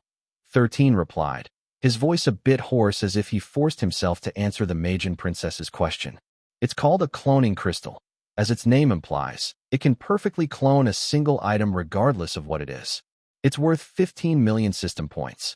The cloning crystal was an overpowered item that was also available in the system shop. 15 million system points. Camerasipa asked in confusion. Don't you mean apocalypse points? 13 was no longer paying attention to Camerasipa, busy thinking about the cloning crystal in front of him. This item opened countless possibilities for his growth. For example, if he were to clone Kamasat's Artemian armor, he would gain an overpowered armor, which he could lend to his father, Gerald, to annihilate any assassins who would aim for his life.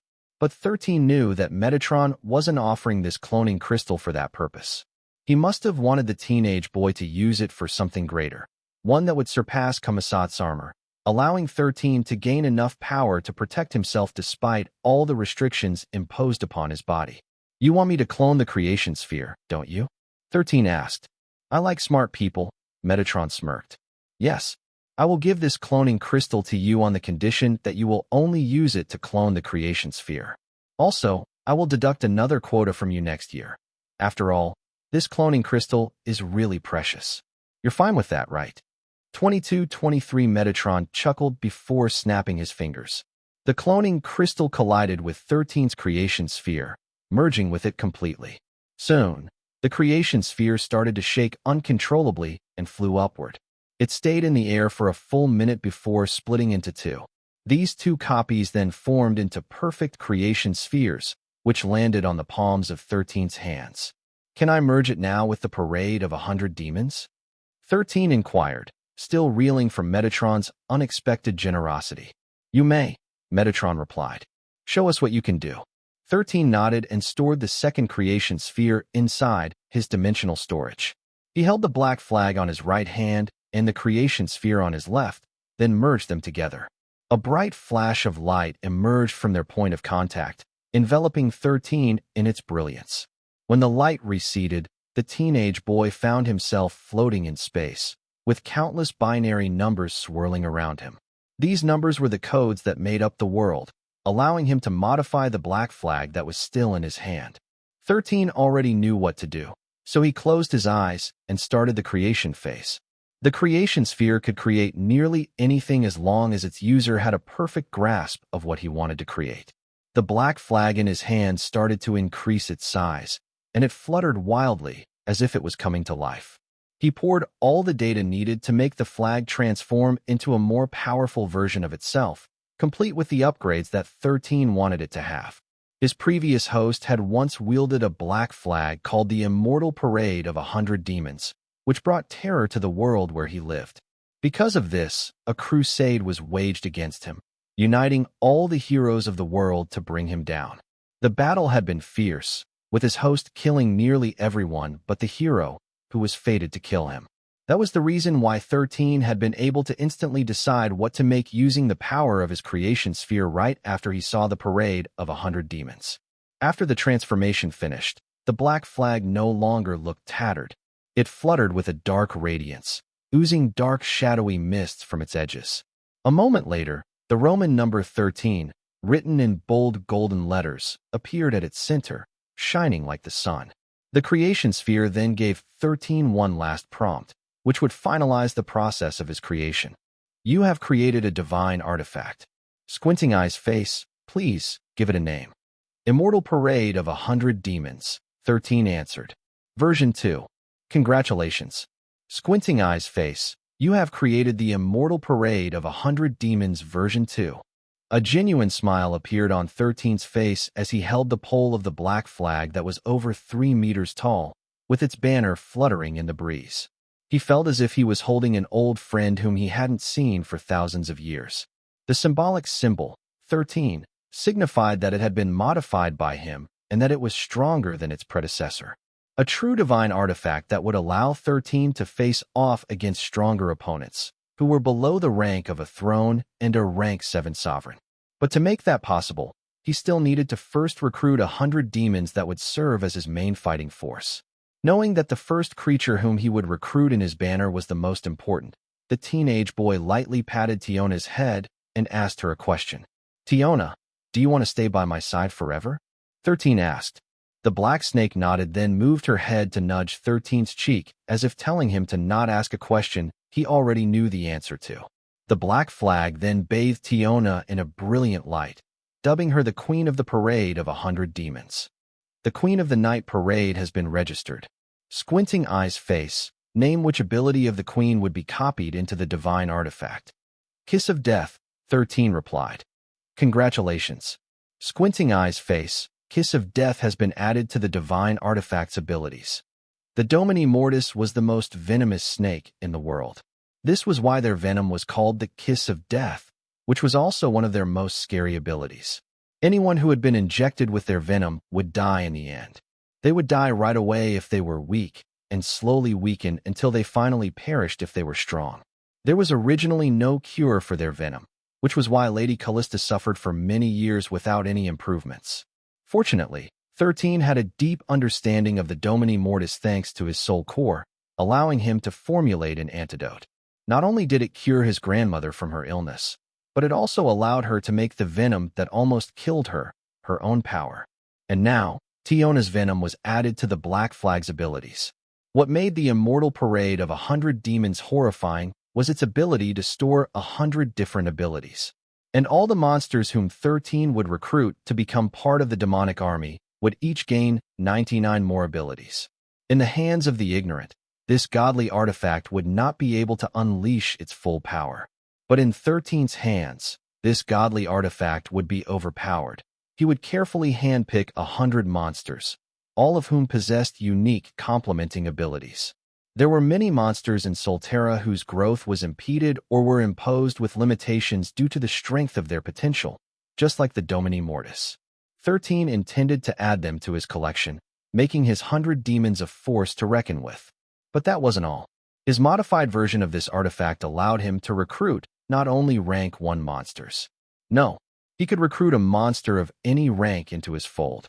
The downside was that their rank would regress to that of a rank 1 monster once they were registered as part of the demon parade.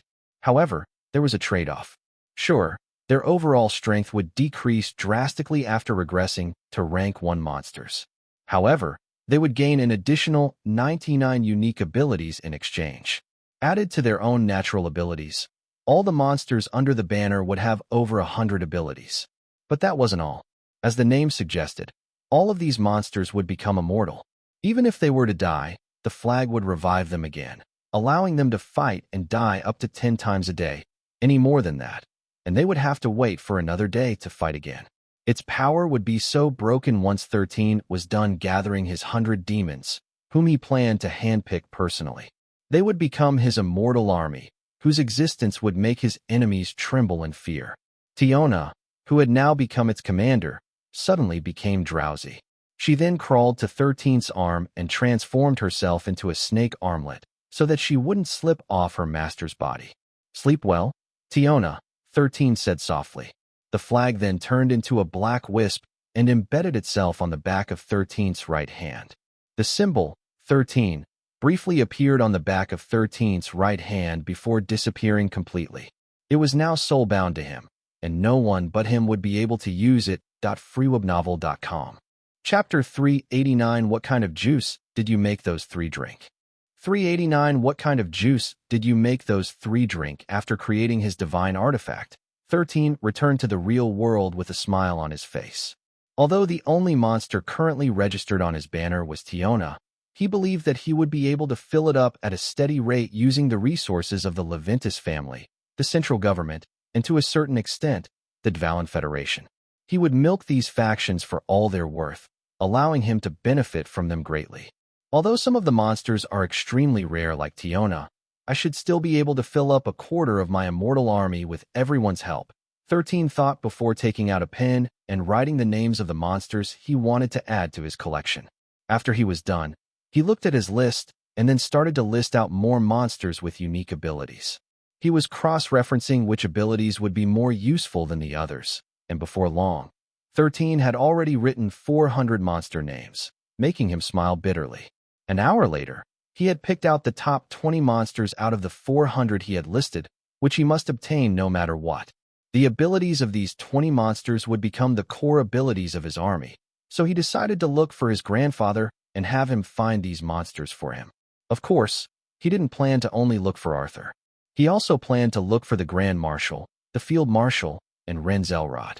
They would be the ones who would do the hard work for him, while he sat back and waited for his monsters to arrive. Arthur, who saw 13's list, looked at it carefully before frowning.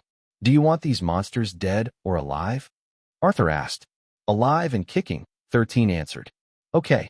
Arthur nodded before handing the note to Michael. "Deal with it." "Yes, father," Michael replied. After talking to his family, he visited the Grand Marshal and the Field Marshal. Unlike Arthur, they asked him what they were for. However, 13 only said that he would conduct an experiment that would help them secure their victory. Of course, that was a lie. FREOWebno.el.com with the forces they currently had, unless all the rank 8 monsters united, or one of the rank 9 sovereigns personally went to the northern regions of the Rigel continent. Their expedition had a high chance of succeeding. When 13 arrived at the Dvalin Tower to look for Renz, he found Trevor Remington, Morris Smith, and Stephen Lockwood chatting with the person he wanted to meet. "Is there anything you need, Xylen?" Renz asked in a calm tone. "I thought you'd meet me tomorrow." "Something came up," 13 replied. "I will need your help in procuring the monsters in this list." Renz took the list and checked the monsters that were written on it.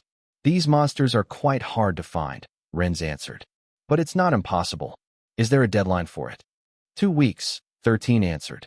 "I already asked my family and the central government for help. I will add you now to the group chat, so you'll be updated about which monsters are already found."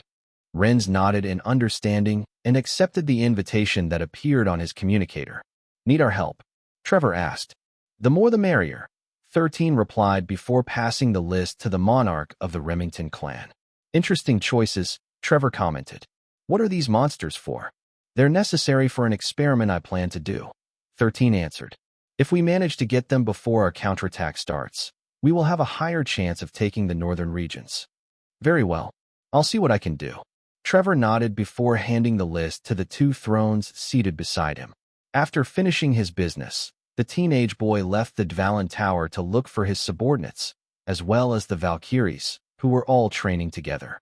Right now, his 69th Battalion was having flight training with the Valkyries.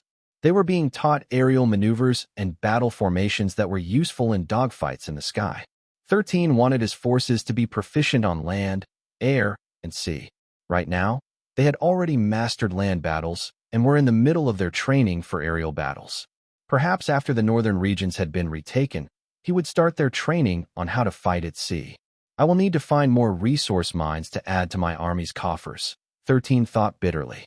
"They would all need 2 water avatars each, which will certainly be expensive. I hope the Dvalin Federation will give me a commander discount when I purchase them." 13 understood that if he wanted to arm his subordinates to the teeth, he would need to spend money and resources to make it happen. Of course, he was willing to do that because the 69th Battalion was his main fighting force. Because he was deep in thought, he failed to notice that someone had snuck up behind him. Before he knew it, someone had already covered his eyes from behind. 13 didn't bother raising his guard, knowing that the main headquarters of the Dvalin Federation was the safest place for him in the world. They had already recognized him as their supreme commander, so they wouldn't do anything to harm him. After all, his existence ensured the success of their counterattack against the Jinns and Magians. "Shauna?" 13 asked with his eyes covered. "How did you know?" Shauna asked as she removed her hands from 13's face.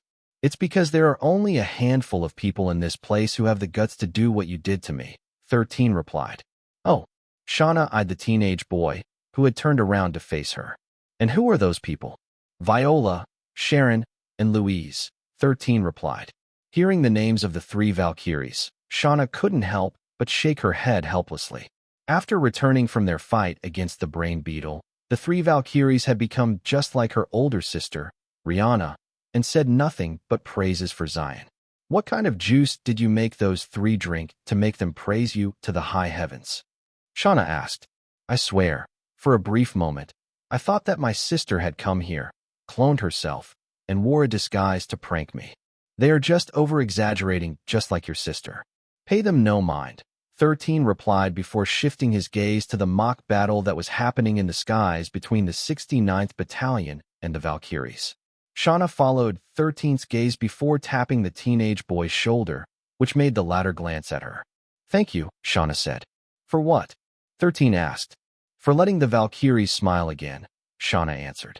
Because of your victory over the brain beetle, they have redeemed themselves in the eyes of the world, allowing them to once again raise their heads with pride. All of this would not have been possible without your help. 13 looked at the saintess of the central government, who was looking at him with a smile on her face. Shauna, there will come a time when you will face hardships in your life, 13 said. When you are confronting an opponent that is stronger than you and your hero party, remember me. If there is any way I can help, I will lend you my hand. However, every time I help you, you will owe me a favor. 13 raised a finger and smirked. I already gave you a freebie by restoring the glory of the Valkyries. So next time, it will not be free, okay? Shauna was surprised by the teenage boy's words, but after thinking about it, she decided that owing Xylen a favor in exchange for his help wasn't a bad idea. Okay, Shauna replied. You have a deal. The young lady then raised her hand for a handshake, which 13 accepted with a smile. After shaking each other's hands twice, the two once again looked at the battle in the sky. Both of them hoped that when this mock battle became a real battle over the skies of the Rigel continent, their forces would have the upper hand, allowing the majority of the Wanderers and those who were acting as support forces to return safely to the side of their loved ones. After my meeting with Renz tomorrow, I will return to Evavug's lair, 13 thought. I need to find that cursed artifact before the battle started in full swing. He had interrogated the brain beetle, and the latter confirmed that it had seen a metallic chest hidden near its lair. The brain beetle had the chest brought to the treasury, where it stored its spoils of war for display. 13 hoped that the beetles didn't ransack Evavug's treasury after their master had disappeared, because if they did, the teenage boy might be facing a threat that was no less dangerous than fighting against the brain beetle in its peak state before it gave birth to its egg. Chapter 390, I have no need for worthless things. Part 1. 390, I have no need for worthless things. Part 1. The atmosphere in the room was anything but calm as the high-ranking officers of the Dvalin Federation and the central government, as well as the leaders of the Aldebaran continent, convened at the Dvalin Tower. Today was the first official strategy meeting that would discuss how the Wanderers would liberate the northern regions of the Rigel continent. Even the other factions were paying close attention to the outcome of this meeting. Standing at the center of it all was a 13-year-old boy. He looked rather calm, even feeding his Domini Mortis with his own brand of monster food, Leventus corn. The aides of the monarchs and thrones in the room didn't know whether they should be impressed or annoyed at Xylen's easygoing attitude, especially in front of people who could kill him with a flick of their fingers. Only after Tiona hissed and told her master that she was already full did 13 stop feeding her and shift his attention to the people who were all staring in his direction. Visibly unbothered by the intensity of their stares, the teenage boy lightly tapped his communicator. With that, a projection of the northern regions of the Rigel continent appeared behind him. In order to establish a solid foothold in the north, we must accomplish 3 things, 13 stated. The first one is to kill the Centipede King and its subordinates. They are capable of digging underground, so they could attack us from beneath our feet. Taking them out is of the utmost importance, and it should be our top priority. Wendell raised his hand to interrupt 13's explanation, making the teenage boy make a gesture for him to speak his mind. Should we gather Wanderers who specialize in digging tunnels in order to reach their lair? Wendell asked. As the monarch of the Dvalin Federation, he could easily mobilize an elite team of people who would be able to do the job for them. That's not a bad idea, 13 replied.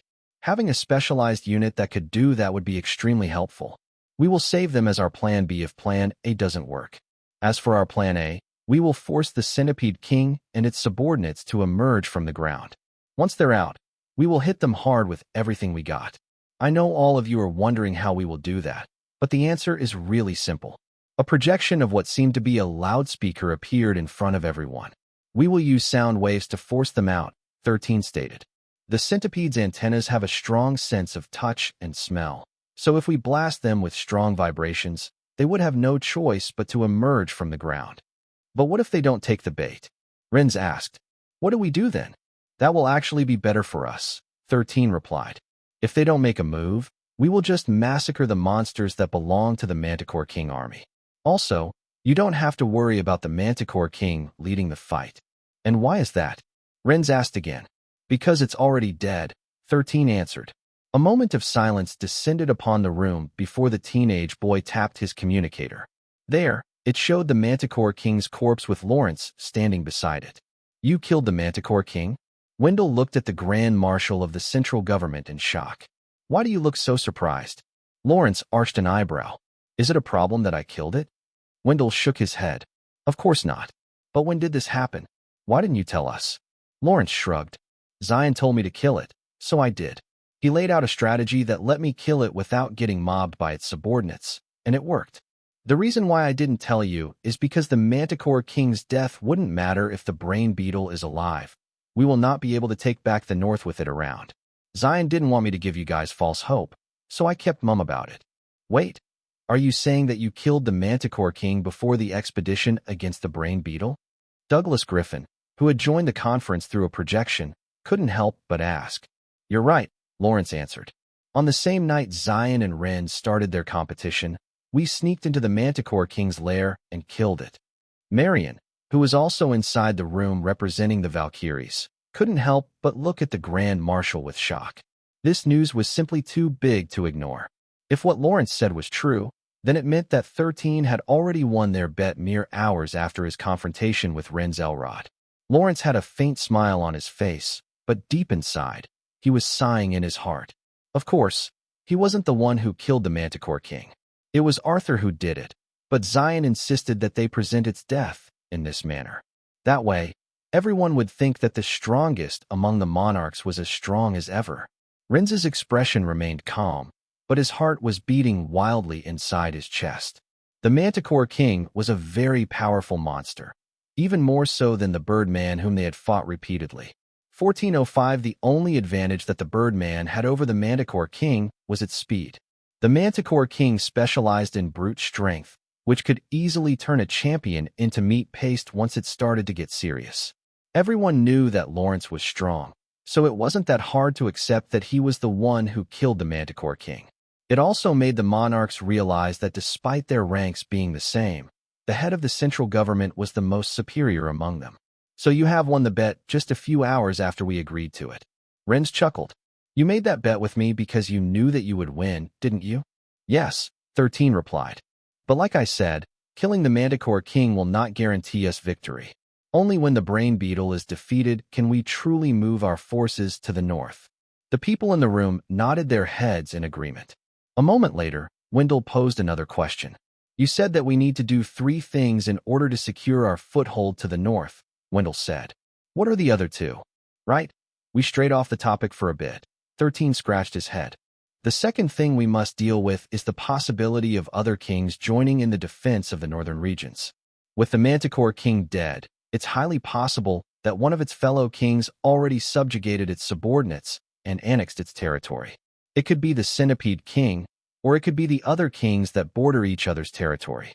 So, I want everyone to fight thinking that we might be dealing with more than 2 or 3 kings at once.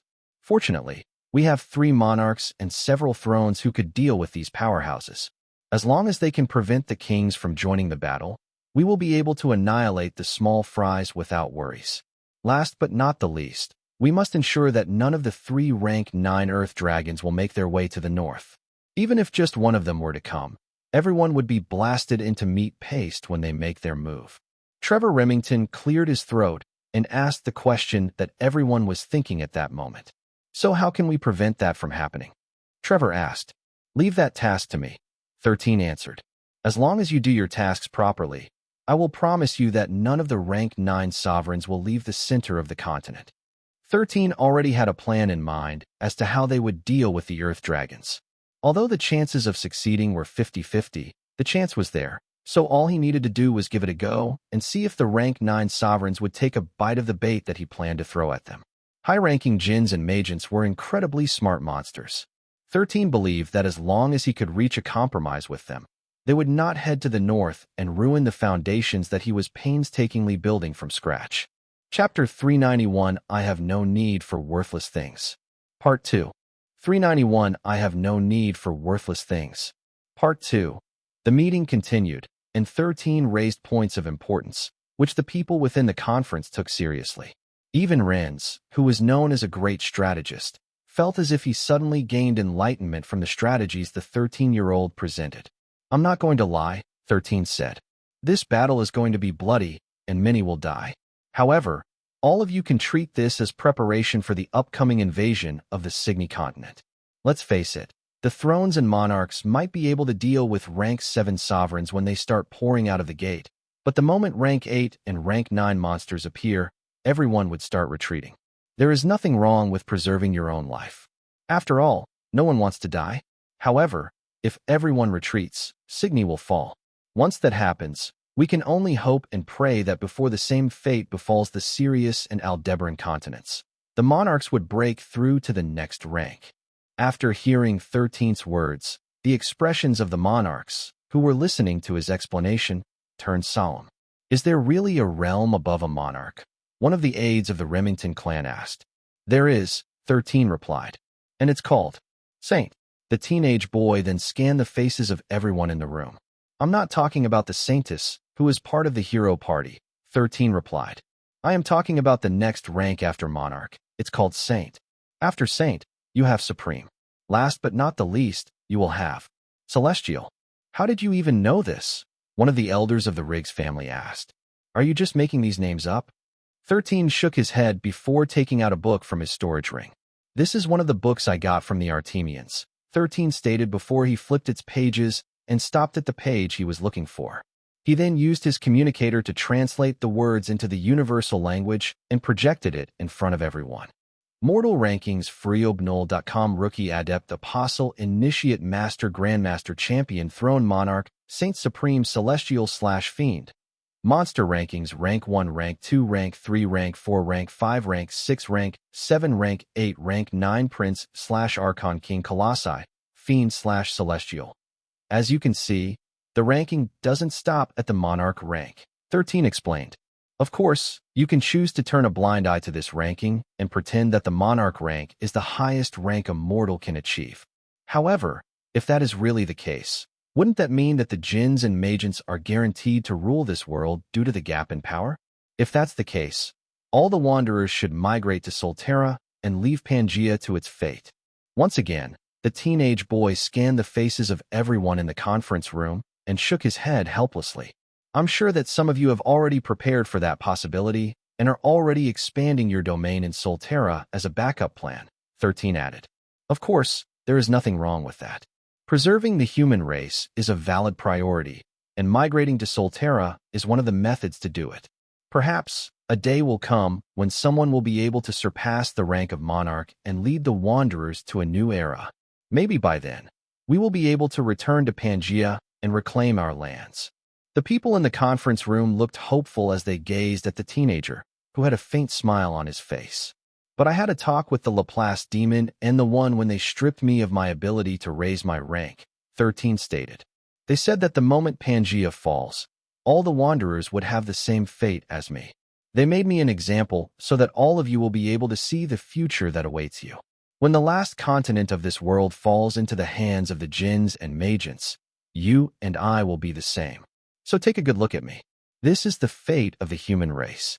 Even if everyone were to migrate to Solterra, everyone would soon lose power. When that happens, we will become the slaves of the kings and queens who are native to that land. We will have to bow our heads and serve these new masters because we have lost our value to the One. I still remember the words that the One had told me before I was sent back here in Pangea. It was, I gave the Wanderers powers so that they can protect their world. The moment they lose it is the same day they will lose their right to become a Wanderer. Tell them this, Xylen Leventus.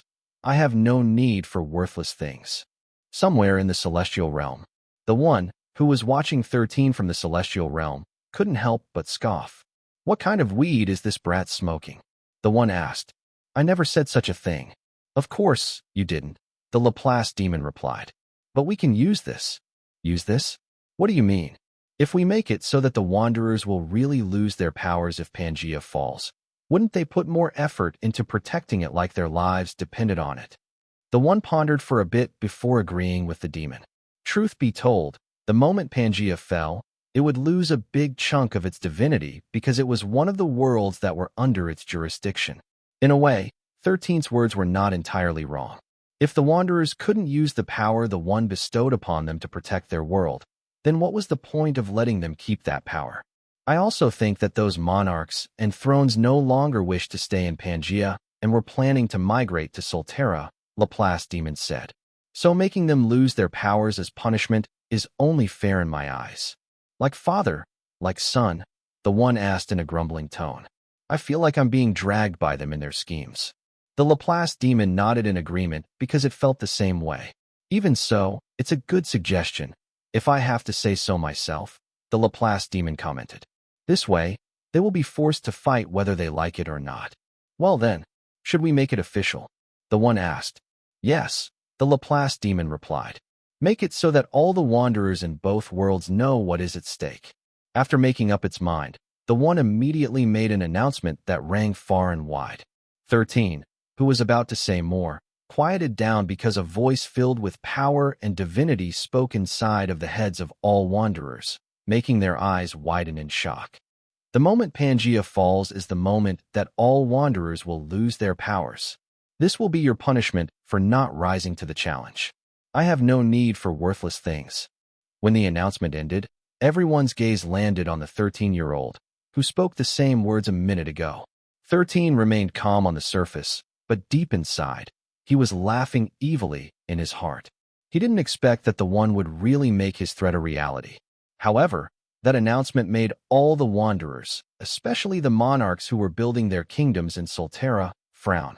With the threat of losing their powers if their world fell into the hands of the jinns and magents, they now knew that they needed to put more effort into defending their world or suffer for failing it completely. Chapter 392, A Scheme Within a Scheme, Part 1. 392, A Scheme Within a Scheme, Part 1. The moment Pangea falls is the moment that all Wanderers will lose their powers. This will be your punishment for not rising to the challenge. This declaration sent a ripple to the worlds of Solterra and Pangea, and all the Wanderers heard the voice of the omnipotent being that governed them all. Most of the Wanderers in the world were doing their best to protect their homeworld from the invaders. However, those at the top, with the exception of a select few, were only putting in a half-hearted effort. There was no doubt that they also planned to do the same at the Cygni continent. They would wreak havoc against the jinns and magents who were rank 7 and below, but play it safe against the rank 8 sovereigns who would usually appear before the rank 9 monsters arrive from the dimensional gate. These people, of course, were none other than the thrones and monarchs of Pangea. Only a select few among them, like Arthur, Lawrence, and Tristan, were genuinely fighting to protect their world from the Jinn invasion. But the ultimatum of the One made them realize that their plans of expansion in the world of Solterra would all come to naught if their home world was taken over by the Jinns and Magents. They were only able to keep their kingdoms and major cities because they had the power to protect them. But the moment they lost their powers, their neighbors would not hesitate to launch an expedition to take over their territories. 13, who was the root of it all, stood at the center of the conference room of the Dvalan Federation and gave everyone the "see, I told you so" stare, which almost made everyone's faces turn pale. The teenage boy knew that it was the perfect time to strike, now that the iron was still hot. The One will not accept or tolerate failure, 13 said firmly. He gave us powers for a reason, and he will not hesitate to take them back if he finds us unworthy of it. Like I said earlier, whatever restrictions I have right now will be the same ones you will have if Pangea falls. So, You guys better put more effort into this counterattack and show the one that you guys are doing what he wanted you to do. 13 smiled faintly before tapping his communicator, reverting the projection to its previous state, showing the map of the Rigel continent. Our operation will start in 3 weeks, 13 stated as he looked at Trevor Remington, Morris Smith, and Stephen Lockwood. I hope by that time, the forces from Aldebaran would have their naval fleet and elite warriors at the ready. The leaders of the Aldebaran continent nodded their heads in understanding. 3 weeks was enough for their forces to travel to the Rigel continent and help with the liberation mission that Xylen Leventis would be spearheading. 13 then continued to explain the things that they needed in order to guarantee their success, specifying even the logistics and the position each army would take during the battle. Lawrence was tempted to bring the rest of the hero party to the Rigel continent, but he decided to not do it in the end. Right now, the lower-tiered gates were about to open in the Sigmi continent, and the hero party was needed there to raise morale. As such, he would have to make do with the current forces they had there, which 13 confirmed was already enough to reclaim the Birdman's territory. After their discussion ended, 13 said that he and the Leventis family fleet would scout the southeast regions of the Rigel continent to scout the movements of the Earth Dragons, as well as the other kings. Of course, that was just an excuse. His real goal was to return to Evavug's lair to find the cursed artifact his host had hidden in that area. He had asked Evavug about it, and the latter mentioned that it did find a strange chest when it was digging underground. However, since it was about to give birth, it asked its subordinates to store it inside its treasury. The ideal scenario was that the chest remained intact after Evavug's disappearance.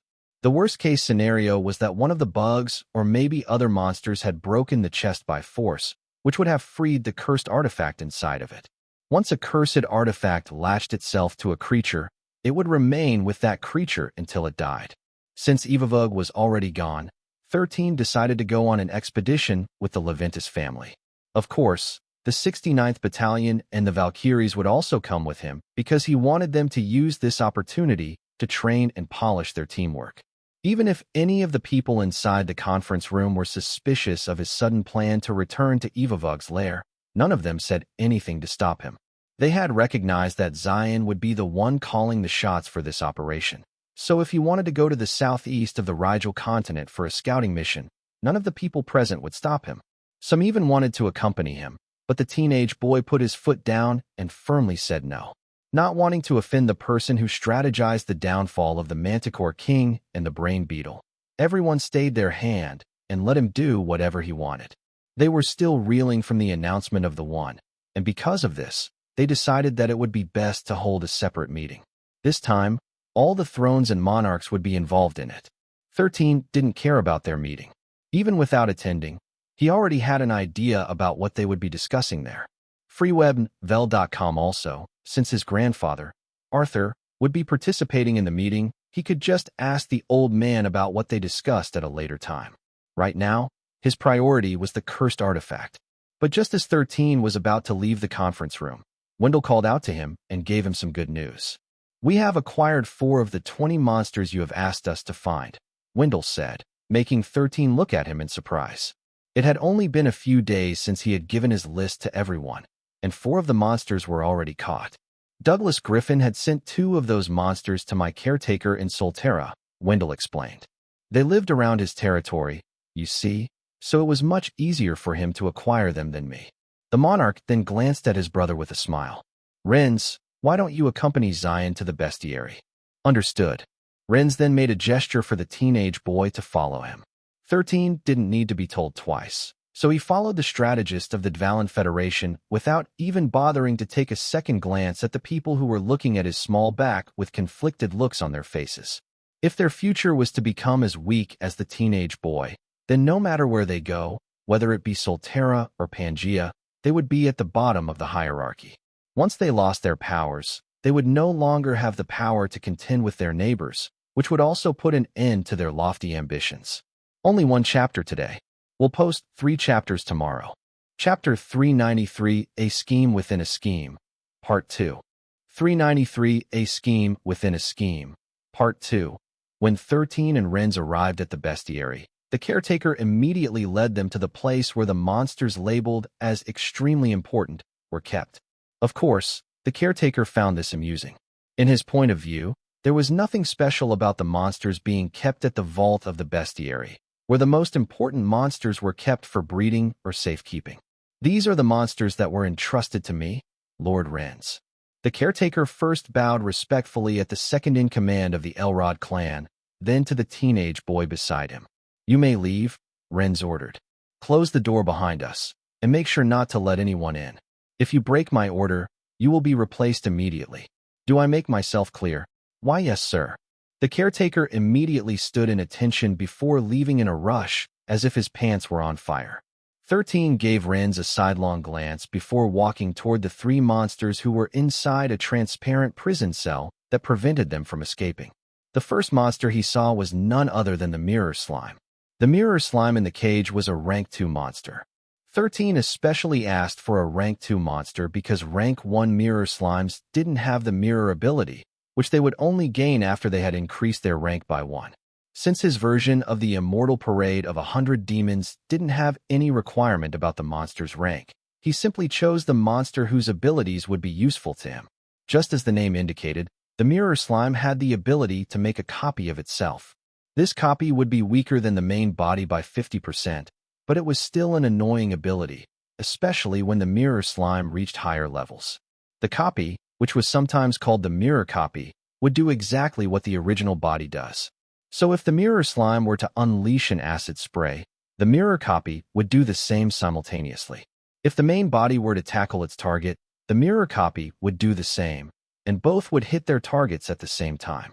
Perhaps because of this ability, the maximum rank a mirror slime could reach was a rank 5 alpha monster. They were rare monsters, but as long as they lived in an environment where slimes were born, a mirror slime would appear in 1 out of 1,000 slime eggs. 13 could only place 100 monsters inside his black flag, so having the mirror slime's mirror ability would instantly double that number without too much effort. You said that these monsters are going to be used for an experiment, right? Renz inquired. I'm curious. What kind of experiment are you planning to do, Xylen? An experiment that will allow me to overcome my current limitations, 13 replied with a smile. Although I will be a rookie for life, that doesn't mean that I couldn't find other ways to become stronger. Oh, so you mean these monsters will help you break your limitations? Renz asked with genuine curiosity. No, they won't, 13 answered. But it will certainly make things more interesting for me. So, in short, you're using our resources for your own personal gain? Something like that. Aren't you afraid that I'll tell the others about this? Renz inquired. Of course not, 13 replied. Even if you tell them, what can they do? Stop me. 13 smirked before giving the strategist a sidelong glance.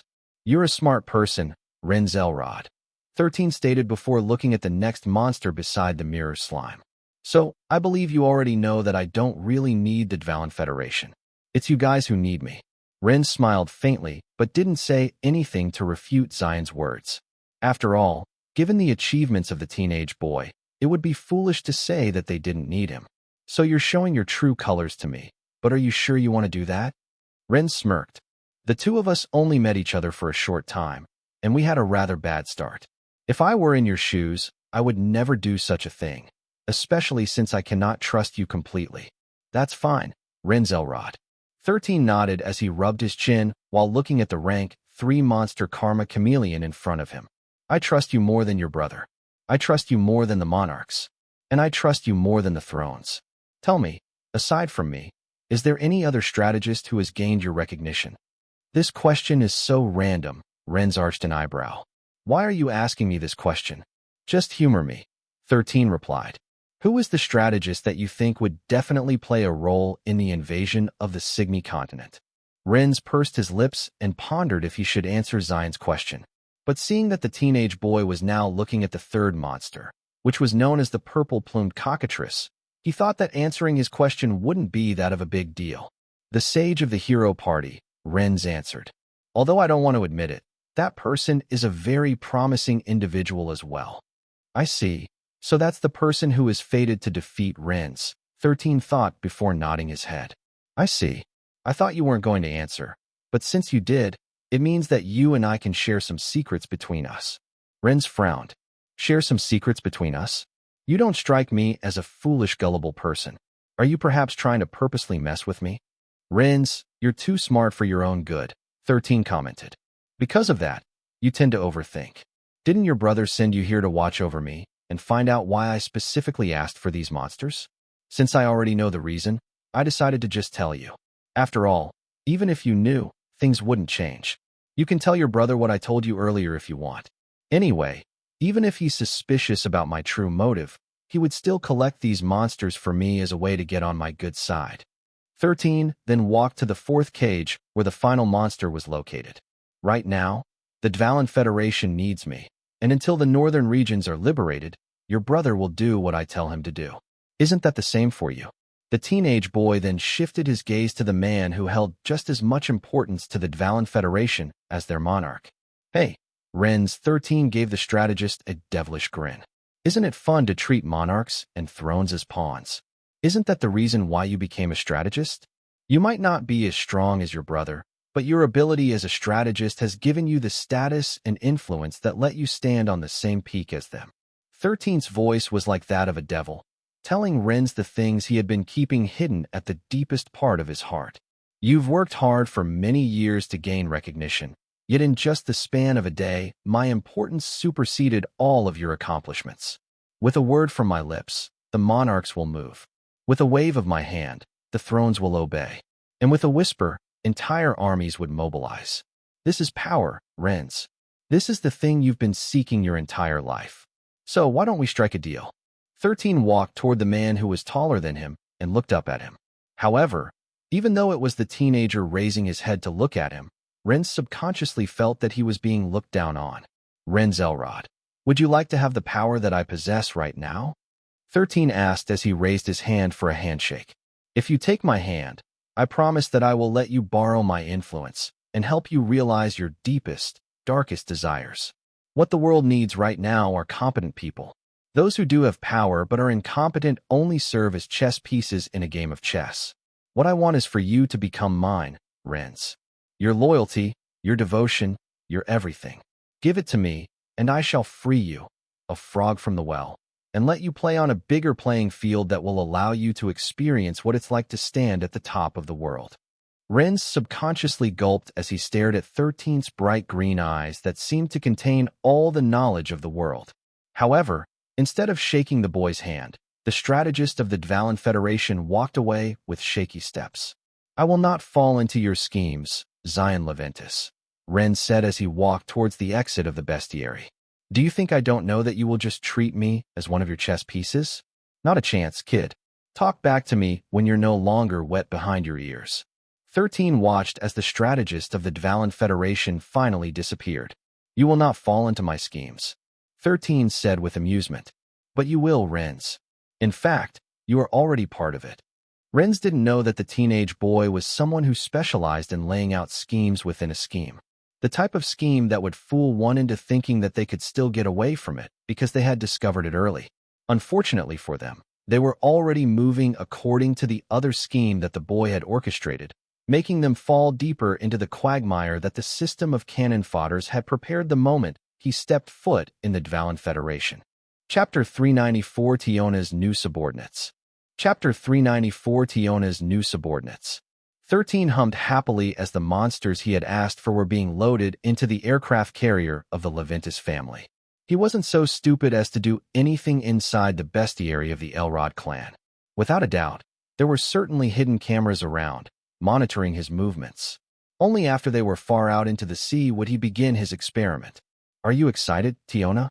13 asked as he lightly tickled the black snake's chin. You will soon have subordinates working under you.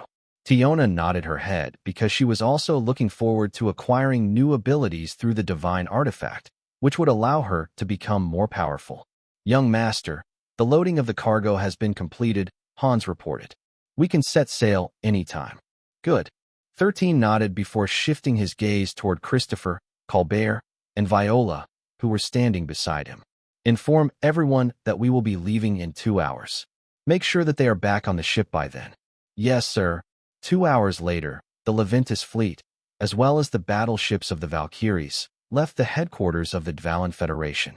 Their destination was none other than the southeastern regions of the Rigel continent. Since 13 had asked to speed up the travel time, they would reach their destination after a day had passed. So for the time being, he went to the restricted section of the aircraft carrier to conduct his experiment. 13 didn't take any chances and summoned Giga Chad and Blackett to act as his bodyguards. Although the monsters that were captured were currently drugged, and thus unable to muster any strength, he still didn't let his guard down and proceeded with caution. Let's begin. 13 raised his hand, and a black pole materialized in his hand. The pole extended for 3 meters, and then a black flag appeared, fluttering even without a breeze. The symbol 13 glowed faintly as if answering its master's call. Absorb it, 13 ordered, and the symbol bathed the mirror slime with a golden radiance. The mirror slime resisted, its body shaking from left to right. However, it was too weak to do anything. A few seconds later, it turned into particles of light and flew toward the center of the flag, making 13 smile faintly. Suddenly, rows of text appeared in front of him, asking him for confirmation. The monster, Mirror Slime, has been successfully added to the Immortal Parade of 100 Demons version 2. Squinting Eyes Face, name which ability of the Mirror Slime should be copied into the Divine Artifact. Mirror, 13 replied. Congratulations. Squinting Eyes Face, Mirror has been added to the Divine Artifact's abilities. You're next. 13 pointed at the Karma Chameleon, which had the camouflage ability. Among the monsters who had the camouflage ability, the Karma Chameleon was the stealthiest of them all. Karma Chameleons could grow up to 2 meters long, and the maximum rank they could reach was a rank 3 monster. It was a menace in the jungles of Solterra. If not for the fact that it couldn't go past its rank limitation, it would have been one of the strongest monsters in the world, even with its camouflage alone that could completely erase its presence, scent, as well as life force. Its perfect camouflage could only be activated for a maximum of 2 hours every day, but it made it practically invisible to the naked eye even if it was moving. Whenever the Karma Chameleon wasn't using this ability, it would revert to its simple camouflage. This allowed it to blend with its surroundings, though no longer completely invisible. The monster, Karma Chameleon, has been successfully added to the Immortal Parade of 100 Demons version 2. Squinting Eyes Face, name which ability of the Karma Chameleon should be copied into the Divine Artifact. Perfect Camouflage, 13 replied. Congratulations. Squinting Eyes Face, Perfect Camouflage has been added to the Divine Artifact's abilities. Without saying another word, 13 pointed at the third monster, and the black flag bathed it in a golden light. But this petrification breath was special. The purple-plumed cockatrice, whose beak was sealed shut by a metallic clamp, was also unable to resist the power of the Divine Artifact and was soon sucked into its body. The purple-plumed cockatrice could unleash a petrification breath that had a very high chance of turning whatever it hit into stone. But this petrification breath was special. Although its target would turn into stone, that wasn't actually the truth about this ability. The purple-plumed cockatrice's breath attack was meant to capture things alive. It would create a near-unbreakable stone statue of its target, which would remain active for up to 2 hours. This breath attack only worked for monsters that were at most a rank higher than the purple-plumed cockatrice. Now that it was reverted down to a rank 1 monster, its breath attack would only be effective against rank 1 and rank 2 monsters. Many might think that it was an underwhelming ability, but 13 didn't do things without a reason. Since he added the cocktrace within his Immortal Parade of 100 Demons, its ability would certainly have its uses. The purple-plumed cockatrice has been successfully added to the Immortal Parade of 100 Demons version 2. This monster was something he truly wanted. When Tiona gained the ability to acquire skills through eating monster cores and monster parts, one of the cores he had fed her belonged to this monster. Name which ability of the purple-plumed cockatrice should be copied into the Divine Artifact. Petrification Breath, 13 replied. Congratulations. Squinting Eyes Face, Petrification Breath has been added to the Divine Artifact's abilities. 13 smiled faintly before looking at the final monster in his collection. This monster was something he truly wanted. When Tiona gained the ability to acquire skills through eating monster cores and monster parts, one of the cores he had fed her belonged to this monster. And this monster was none other than a Daleketnan. It was similar to a dryad but only favored living on corrupted trees that were changed by miasma. They had strong psychic abilities that complemented the purple-plumed cocktrace petrification breath. The Daleketnin has been successfully added to the Immortal Parade of 100 Demons version 2. Squinting Eyes Face, name which ability of the Daleketnin should be copied into the divine artifact. Telekinesis, 13 replied. Congratulations. Squinting Eyes Face, telekinesis has been added to the divine artifact's abilities. After absorbing the last monster, 13 didn't hesitate to summon them all at the same time. The Mirror Slime, the Karma Chameleon, the purple-plumed cocktrace, and the Daleketnin all appeared in front of the boy and bowed their heads in respect to him. All of these monsters' ranks had regressed to that of a rank 1 monster, which should have made them weaker than their previous state. But after gaining new abilities, they would be able to perform well, especially under 13's command. Also, any creature that had been absorbed by the Black Flag would become loyal to him and follow his orders without fail. Tiona looked at her new subordinates and nodded her head in satisfaction. The moment they were absorbed by the Black Flag, she sensed that she gained new skills through them. Now, let's all practice together so that you can work with Tiona in a battle, 13 stated. All the creatures obeyed and did as 13 told them. The teenage boy watched as they tried to use the abilities they acquired from their comrades, and he was amazed at how useful they were. Although he only had 5 monsters under his banner right now, he believed that in time, he would have more, which would further boost his strength as he faced the challenges that were laid out in front of him by fate. Chapter 395, I Will Be Your Judge, Jury, and Executioner. 395, I Will Be Your Judge, Jury, and Executioner. The sound of explosions reverberated in the surroundings as the 69th Battalion and the Valkyries raided Evavug's territory while riding their flying mounts. Although they had lost their king, the insects were still very much active. Their new leader was a rank 7 sovereign orange-spotted blister beetle that could unleash a spray that would instantly melt a wanderer if it hit them.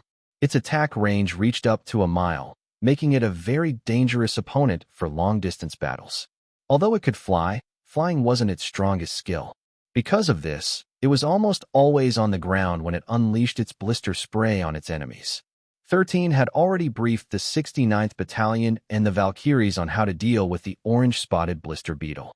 No matter how strong the beetle was, it couldn't deal them any damage because its blister spray was unable to reach its enemies flying high up in the sky. The 69th Battalion and the Valkyries sniped it from above with their Imperium-powered rifles, forcing the blister beetle to take defensive actions.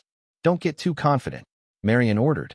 Just because your enemies cannot hit you and cannot catch up to you doesn't mean you should lower your guard. Since she was 13's vice commander, everyone listened to her orders and remained vigilant as they peppered the beetle army from the sky. 13 watched the battle from the ground with a satisfied look on his face. Having observed enough, he, Arthur, and Hans jumped into Rocky's mouth. They would once again descend into Evavug's lair while all the beetles were above ground, fighting against the intruders who had trespassed their domain. Since Rocky already knew where to go, it didn't take long before they reached their destination. Remember, don't touch anything, 13 said. Once the cursed artifact latches on someone, it would try to subjugate that person and make them its slave. I know how to neutralize it, so I won't be in any danger. Just stick to the plan, and all of us will be safe. Arthur and Hans nodded. When the teenage boy told them that he would return to Evavug's lair to get a cursed weapon, both of them tried to persuade him not to go. However, after 13 assured them that everything would be fine, they reluctantly agreed, on the condition that they would accompany him and serve as his bodyguards. Arthur would not admit it personally, but Xylen had an incredibly high strategic value to the Levinas family. There was no way he would let the teenage boy enter a dangerous situation without him. When Rocky ejected the 3 humans from his mobile fortress, he stayed close so that he could save his master just in case something unexpected happened. 13 scanned Evavug's treasury, which was filled with gold coins and precious gems. For a moment, the teenage boy wondered if Evavug was actually not a beetle but a dragon in disguise. After carefully looking around, he found a black metallic chest made from adamantium at the corner of the cavern. 13 didn't hesitate to run in its direction and check if its contents were intact. Freewebnovel.cm, after seeing that its seal was still active, The teenage boy finally breathed a sigh of relief before storing the chest inside his dimensional storage for safekeeping. Rocky, loot all the treasures here before we go, 13 ordered. The magma Balboa nodded and swallowed the piles of gold and precious gems, leaving nothing behind. When that was done, 13, Arthur, and Hans once again entered Rocky's mobile fortress and left the scene. They didn't want to stay longer than needed because there was a possibility that the Centipede King might pop up again and, this time, would no longer let them escape unscathed. After reaching the surface, Arthur immediately summoned his winged serpent to carry them back to the ship. That's enough training for now, 13 said through his communicator. Everyone retreat. The 69th Battalion and the Valkyries immediately circled back to the warships in the sea and called it a day. After getting the hang of flying in the sky, the 69th Battalion was feeling more confident in the upcoming expedition to liberate the Rigel continent. When everyone had safely boarded the ship, 13 once again went to the restricted section of the aircraft carrier. He had been hoping that the chest was unscathed. Otherwise, they would have a major calamity on their hands if the cursed artifact managed to latch itself onto a monster. But since the seal was still active, it meant that the adamantine chest hadn't been tampered with, and the cursed artifact was still inside. In order to ensure that no one would become the victim of the artifact, he left Tiona inside his room and asked her to behave and wait for his return. Tiona knew that her master only wanted to keep her safe, so she obeyed his command and didn't insist on coming with him. The chest could be opened by someone who knew how to safely remove the seal on its body. Of course, it could also be broken by brute strength. This was the reason why he was worried that the insects might have gone crazy due to the loss of their leader and vented by destroying everything around them. Fortunately, that wasn't the case. 13 carefully placed a few cores around the adamantine chest, intending to use rune magic to unlock the chest safely. As the cores lit one by one, 13 wrote several runes in the air, which fell upon the seal, creating cracks over its surface. After a few minutes, the seal shattered, and the chest swung wide open. Your soul is mine. A black crystal orb jumped out of the chest and slammed directly on 13's chest, making the teenage boy stagger. I have waited hundreds of years for this moment. Curse the human for trapping me. I will not forgive him. I will destroy everything he holds sacred. The cursed artifact laughed like a madman as it covered the teenage boy's body in a black metallic armor, intending to make him its vessel. The name of the cursed artifact was Soul Eater. As its name suggested, it devoured the soul of its victim. Once it latched onto a living creature, it would immediately trap its body in a black metallic armor to prevent it from escaping. After that, it would immediately start to consume the soul and absorb its memories, mannerisms, as well as any vital information it possessed. This way, it could pretend to be that creature and integrate with its society, undetected. It would then start a killing spree when the time is right, increasing its power by absorbing the souls of the slain. When 13's entire body was covered in a black metallic armor, the Soul Eater then entered the teenage boy's sea of consciousness and consumed him from within. But something unexpected happened. The Soul Eater found itself in a pitch-black space, with nothing to see except for a pair of glowing green eyes that were looking down on it from the heavens. As a sentient artifact, it was capable of feeling human-like emotions, so the moment it saw those pair of glowing green eyes, it felt that something was terribly wrong. I am possible, the Soul Eater shouted. Why don't you have a soul? What are you? Just as the Soul Eater was panicking because this was its first time experiencing something like this, the owner of the glowing green eyes chuckled. Me? 13 asked as something gigantic moved from the darkness, grabbing the Soul Eater firmly in its hands. I'm your friendly neighborhood system of cannon fodders. Sorry to disappoint you, but I have no soul. Now that the introduction is over, it's time for you to serve your new master.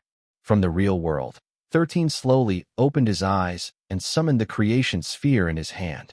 A moment later, he pressed the creation sphere over the chest of the black metallic armor. Inno, what are you doing? The Soul Eater suddenly had a bad feeling after he felt the power of the creation sphere spread over its entire body. Stop. How many souls have you eaten? 13 asked in a chilling tone. How many lives have you ruined? It's time for you to pay for your sins, Soul Eater. I will be your judge, jury, and executioner. Be reborn, and serve me as your new master. Don't worry, I'll make sure to put you to good use." The Soul Eater screamed because, for the first time in its long existence, it felt as if every fiber of its being was breaking apart.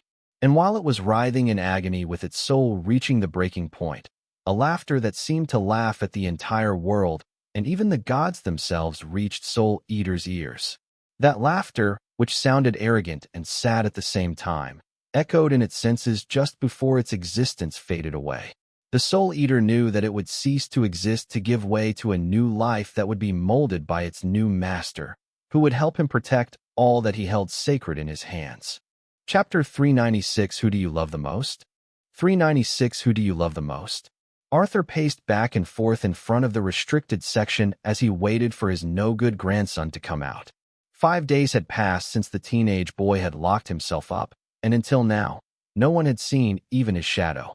Hans, who had been asked by 13 to keep watch on the door and prevent anyone from entering, was just as worried as Arthur. However, since he was told to wait until the teenager came out of his own accord and not enter the room no matter what happened, he simply remained outside.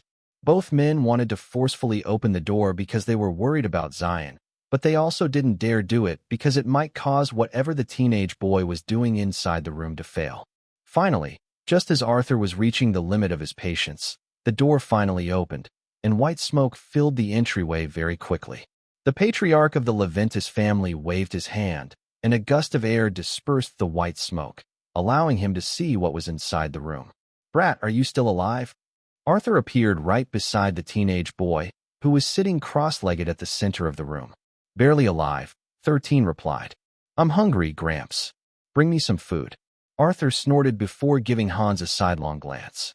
The butler nodded his head in understanding and went to the kitchen to bring the teenage boy something easy to eat and digest.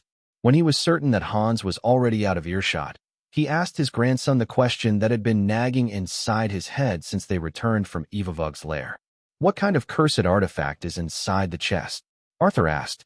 "Are you still my grandson?" A hoarse chuckle escaped 13's lips because he found Arthur's question very funny. However, this question was also valid in this circumstance, given that several cursed gears had the ability to completely take over a person's consciousness and take full control of their body. "Gramps, out of curiosity, what would you have done if I was taken over by the cursed item?" 13 asked. "Punch you to oblivion until you're only a step away from death," Arthur replied. "Then I will have someone heal you and repeat the process over and over again until the cursed item is forced to let you take control of your body again." Such methods had been deemed effective in the past, allowing those who were taken over by cursed artifacts to regain their consciousness. "That sounds painful," 13 asked. "But how will you know that I am under the influence of a cursed item?" "Simple. I will just ask you a question," Arthur answered. "What kind of question?" 13 asked with great curiosity. "Who do you love the most?" "Huh? What kind of stupid question is that?" 13 didn't know why Arthur had asked such a thing. In fact, after being asked this question, he found out that he was unable to give a concrete answer. Love was an alien concept to him. The feelings he had for his family were more of protectiveness than love. Since he had lost many hosts in the past, he didn't want the same thing to happen to his family, so he wanted them to be safe at all times. Arthur carefully observed his grandson and saw the confusion in his body language.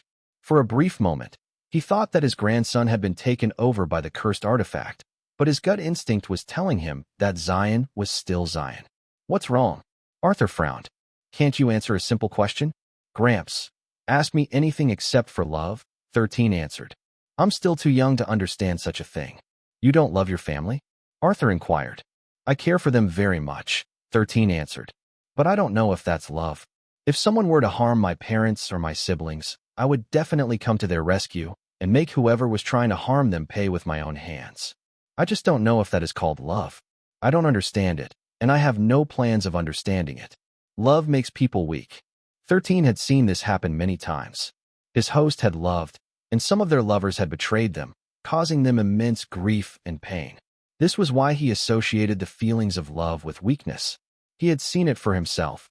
Those who were in love often made very questionable decisions. "Forget it," Arthur sighed. "You're very smart, but you're dumb when it comes to this thing." "Then why did you ask me that question, Gramps?" 13 asked with a frown. That's because cursed artifacts also don't know what's the meaning of love, Arthur answered. They are true to their desires, may it be greed, destruction, jealousy, or envy. But they're incapable of understanding what love is. 854-13 blinked once and twice before rubbing his chin. Since he was a system, he could also be technically considered an artifact that didn't understand what love meant. After careful consideration, he came to the conclusion that his grandfather was right. Artifacts and systems like him didn't fully understand what love was. Anyway, are you done with whatever you are doing? Arthur asked. The Dvalin Federation had been pestering us non-stop, repeatedly asking why we still hadn't returned to their headquarters. Your battalion and the Valkyries are also on standby and wondering where you have gone. Make sure to see them after you eat. 13 nodded. Yes, I'm done. The cursed artifact is under my full control now. Can I see it? Arthur inquired. 13 nodded and stood shakily with his grandfather's help. A moment later, he clenched his fists, and his entire body was covered from head to foot with a black armor. Located on the chest area was a shining green gem, which was of the same color as the glow on the eye sockets of the armor. Faint, glowing lines appeared on the armor's body, making it look like a cyborg powered by Imperium. The helmet had a demonic design with 2 curved horns on its head. Suddenly, a black cape fluttered from the armor's back, reaching down up to the back of 13's knees. Arthur eyed his grandson from head to foot, but he couldn't sense any aura coming from his body. It was as if he was looking at a being filled with mystery, for he couldn't sense how strong it was. Interesting, Arthur commented. It completely hides your level of power. 13 nodded before deactivating his armor. Gramps, I don't intend to let anyone know about this armor for the time being, 13 stated. So keep it a secret. I understand, Arthur replied. But does that armor make you powerful? Will it help you surpass the rank of a rookie? The short answer is yes, 13 replied. With this armor, I don't have to worry about my safety even if I am fighting a rank 4 sovereign in a one-on-one battle. I see. That gives you the power on par with masters and grandmasters, Arthur commented. Something like that, 13 nodded. Truth be told, 13 was still busy tweaking his living armor and adding some upgrades to it. Although the creation sphere had already merged with Soul Keeper, 13 had added a feature where he could modify the armor anytime and anywhere. This allowed him to create variations that would be useful in any kind of terrain or situation. The only reason why he stopped with his upgrades was because he was dead hungry. Even if he had strong willpower, he was still a living, breathing human who needed to eat in order to function properly. When Hans returned with the food, he wasn't alone. Christopher, Colbert, Shauna, Viola, and Marion were with him. After seeing their commander, all 5 of them sighed in relief because they finally saw the young man whom they had recognized as the leader of their expedition. Chapter 397, It's still too early for them to get in my way. 397, It's still too early for them to get in my way. Tiona kept on nudging 13's cheek as her way of letting her master know that she was upset. After the teenage boy was done eating breakfast, he immediately went back to his room to check on Tiona's condition. Having known that it might take him a while to finish his experiment, he had prepared plenty of food and water so that she wouldn't go hungry or thirsty while he was away. Don't be mad, Tiona, 13 tried to pacify the black snake, who was clearly upset because it had been 5 days since they last saw each other. Tiona hissed and pouted. The teenage boy only shook his head helplessly, seeing his beast companion on strike. Since he knew that it would take a while for Tiona to calm down, he went on his rounds and visited his battalion and the Valkyries, who were training together. While 13 was away, Marion took the 69th Battalion to Evavug's domain and practiced their maneuvers for the upcoming expedition to liberate the northern regions of the continent. Although 13 and the 69th Battalion had only spent a few months in the Rigel continent, they had already gotten the hang of fighting against hordes of monsters safely. The only times they felt truly helpless was when they faced the Birdman and his horde of flying monsters. That was a very scary and tough battle for them, for it had been their first time facing such overwhelming numbers of enemies, not to mention that they were also unprepared for it. When they raided Evavug's territory, although the flying beetles that rose up to face them numbered in the tens of thousands, the 69th Battalion's fear was drastically lowered during that battle. The reason? They realized that no matter what the flying insects did, they would not be able to catch up to the rank 3 Gerfalcons that 13 had acquired for them. This allowed them to safely and effectively attack their enemies from a distance, killing them before they could even come close to them. With repeated practice, their confidence grew, but 13 made it a point to make them understand that overconfidence was a slow and insidious poison. Although he had been reluctant to do it, he reminded them of what happened to the Valkyries who thought that they had everything under control. That incident had been firmly etched in their memories, so it helped them stay grounded, preventing them from thinking that they could easily escape whenever they wanted to escape. The Gerfalcons are fast, but there are flying monsters that are faster than them, 13 stated after everyone had gathered after their flight training. One example is Christopher's Rock, who could easily outfly any monster below rank 6 Sovereign. If you have forgotten, there are still rocks in the Rigel continent, and we will be facing those rocks when we start our conquest of the North. The faces of the 69th Battalion turned pale after hearing their commander's words. They had been so used to outmaneuvering and outflying their enemies that they had forgotten about their mounts being merely rank 3 monsters. Seeing their reactions, 13 couldn't help but smile. This was the exact result he was aiming for. This is the reason why I asked the Valkyries to help all of you train, 13 stated. You don't have to fight a rock alone. Your squad will help you deal with them. As long as you hone your teamwork, you won't have to worry about becoming rock food. 13 paused a bit before glancing at his grandfather, who seemed to want to talk to him. That's all. Everyone dismissed. 13 ordered before going to where his grandfather was standing. Arthur gestured for him to follow, and the teenage boy did exactly that. When they arrived at Arthur's office on the ship, the teenage boy saw Michael, Hans, Renz, and Benedict, who had arrived a day ago to deliver a message to Xylen. Sit. Arthur ordered before he went to sit at the head of the table. Everyone did as they were told and waited for Arthur to start talking. After the announcement by the One, there had been significant movement from the Sirius continent, Arthur said. The Ashford and the Stallard clans had declared that they will give their full cooperation to the Cygni continent and do everything in their power to prevent it from being conquered by the Djinns and Magians. It seems that the wake-up call is effective, 13 smirked. I just wish they would put more effort when the rank 9 monsters arrive.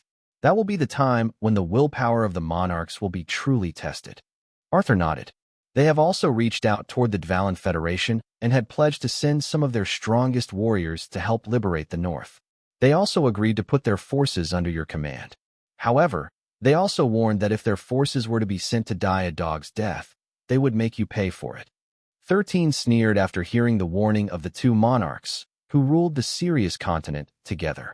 Tell them that if they don't want to die, then they should just stay at home and take care of their kids, 13 commented. I have no need for cowards. Renz, who was paying close attention to the teenage boy, smiled faintly, sharing the same sentiments with the latter.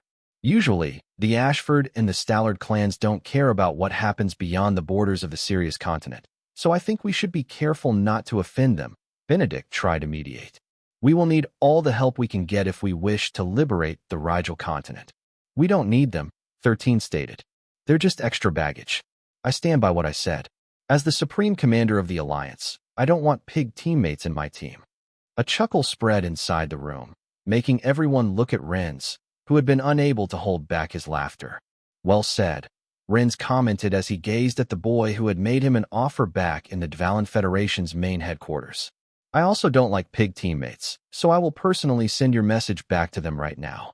The right-hand man of the Dvalin Federation tapped his communicator and connected it with the patriarchs of the Ashford clan and the Stallard clan. The 2 monarchs from these 2 clans had passed the role of patriarch to their sons, giving the latter free reign over their respective business in Pangaea. Their fathers were more focused on expanding their domains in Solterra, in preparation for the time when Pangaea would be overrun by the Djinns and Magians. However, the declaration of the One made the monarchs change their plans. This was why they ordered their family to cooperate with the other monarchs and members of the 10 prestigious families. Half a minute later, 2 projections appeared from Renz's communicator, showing 2 middle-aged men who were looking at 13 with narrow eyes. Arthur Leventis, it seems that your grandson doesn't appreciate the olive branch we have extended to the Dvalin Federation, Scott Ashford stated. Just a little foal who gained a bit of fame dares to talk back to his elders, Tyler Stallard commented. It seems that the Leventis family doesn't know how to properly educate their young. Arthur was about to retort, but someone else beat him to it. Hey, it seems that the two of you are having a big misunderstanding here, 13 said, making everyone in the room look in his direction. We don't need cowards. If you don't want to die, then don't bother coming here. You ungrateful brat. It seems that you really don't understand who you're dealing with, Scott Ashford said icily. Of course, I don't know who I am dealing with, 13 replied with a smirk. Since when did I know the name of nobodies? You know me, but I don't know you. We're not on the same level, okay? Ha ha. This brat indeed has guts, Tyler Stallard grinned. Very well. Since you don't want our help, then we won't send you any. Sure. Bye-bye. 13 waved his hand, and then made a gesture for Renz to cut the connection, which left Benedict looking at 13 as if he was seeing him for the first time. Are you mad? Benedict asked. Those are the patriarchs of the two monarch clans. I'm not, 13 replied as he tinkered with his communicator. But, after this expedition is over, they would have no choice but to reach out to me. 13 didn't want the Ashford and Stallard clan to join the alliance because it would just complicate things. These two clans were known for using strong-arm methods in order to get the bigger share of the pie when it came to resources. The teenage boy planned to monopolize all the resources in the Rigel continent in order to build his own personal army. He was fine with the Dvalin Federation and the central government getting some shares. But he didn't want the Ashford clan and Stallard clan to dabble in his business. It's still too early for them to get in my way, 13 thought. I still need to do a few things before I can contend with these two forces. 13 had already laid out his plans, but it would take time for them to grow. For the time being, he was careful in selecting his allies, which was why he had extended an olive branch to Renz because he believed that he would be the perfect accomplice in the things that 13 planned to do in the Rigel continent. Chapter 398 The Perfect Opportunity 398 The Perfect Opportunity Inside the Dvalin Tower. It has come to our attention that you've rejected the Ashford and Stallard family's offer to send their armies to the Rigel continent, Wendell said as he looked at the projection showing 13, who was in the middle of a scouting mission somewhere in the southeastern region of the Rigel continent. That's right, 13 replied. Can you tell us the real reason why you rejected them? Trevor Remington inquired. Their reinforcement will increase our chance of success, so I think that turning down their offer is a bad idea. The decision-makers of the Dvalin Federation and the Aldebaran continent, as well as the central government, were all invited to the meeting. Some of them were participating through projections, while others were physically present in the tower to conduct their emergency meeting. The Ashford and Stallard families are opportunistic hyenas, 13 answered. They'll put as minimal effort as possible, then ask for big returns for their services. In simpler terms, they will ask for a bigger slice of the pie, and it will likely be a portion of the Rigel continent. The Dvalin Federation has dedicated years, manpower, and resources to one day reclaim their lands. We already have the support of the Aldebaran continent, as well as the central government. We already have more than enough manpower for the mission. Do you really want to ask for more? Are you sure you want to share the pie with those two clans? If you're not careful, they might backstab you, you know. Wendell and Trevor frowned because the term backstab was a very sensitive issue for them. Of course, 13 knew about this, which was why he deliberately chose his words, to make the two monarchs understand their current situation. While Wendell and Trevor were still hesitating, the teenage boy decided to throw breadcrumbs that would make them understand the benefits of not having the Ashford and Stallard clan in their alliance. FreeWebNovel.com. Since they won't be included in our counterattack, that means that they also won't have the rights to claim any resources from the Rigel continent, 13 stated. This is just a rough guess, but I believe there are still deposits of Imperium in the northern regions. If they get wind of it, I'm sure they'll insist on the mining rights of those mineral deposits to be turned over to them. After hearing 13's words, Wendell glanced at his brother, Renz, waiting for his input. Imperium is a very important resource, and it's something we badly need, Renz said. However, it doesn't change the fact that this mission will be extremely dangerous. Are you certain that our current manpower is enough to conquer the north? As long as everyone follows my orders, you will have nothing to worry about, 13 answered. Out of the 8 kings sharing control of the Rigel continent, only 5 remain. Your dreams of reclaiming your lands are within reach, so you should no longer have any reason to hesitate. The teenage boy's words were like a wake-up call to the Xylen Federation, making them clench their fists tightly. Xylen was right. Only 5 kings remained, so this was not the time to hesitate. They should strike while the iron was still hot and trust that the legendary rookie would lead them to victory. How about the Earth Dragons? Wendell asked. You said that you will deal with them. Have you come up with a strategy against them? Yes, 13 nodded. But I still need time to complete my preparations. At most, I will need 5 to 7 days to complete my preparations. Don't worry. I will only give the order to attack when I am certain that the Earth Dragons will not leave their territory. I don't plan on sending the Alliance to their deaths. We still have to deal with Signy. I can't have the bulk of our forces getting annihilated in this expedition. Everyone breathed a sigh of relief after hearing Xylen's statement. What they were worried about was having to fight a Pyrrhic battle. Even if they managed to emerge victorious, it wouldn't be worth it if the losses they received were too great for them to recover. Lastly, while you guys are waiting for me to finish my preparations, please check the second list I sent through your communicators. If you can procure them before the battle starts, then much better. The second list of monsters 13 wanted to capture also had 20 monsters. Although the first list was still not yet completed, thanks to the joint effort between the Aldebaran continent, the Xylen Federation, and the central government, 12 of the 20 monsters had already been secured. These monsters were now on their way to the city that belonged to the Elrod clan in Solterra.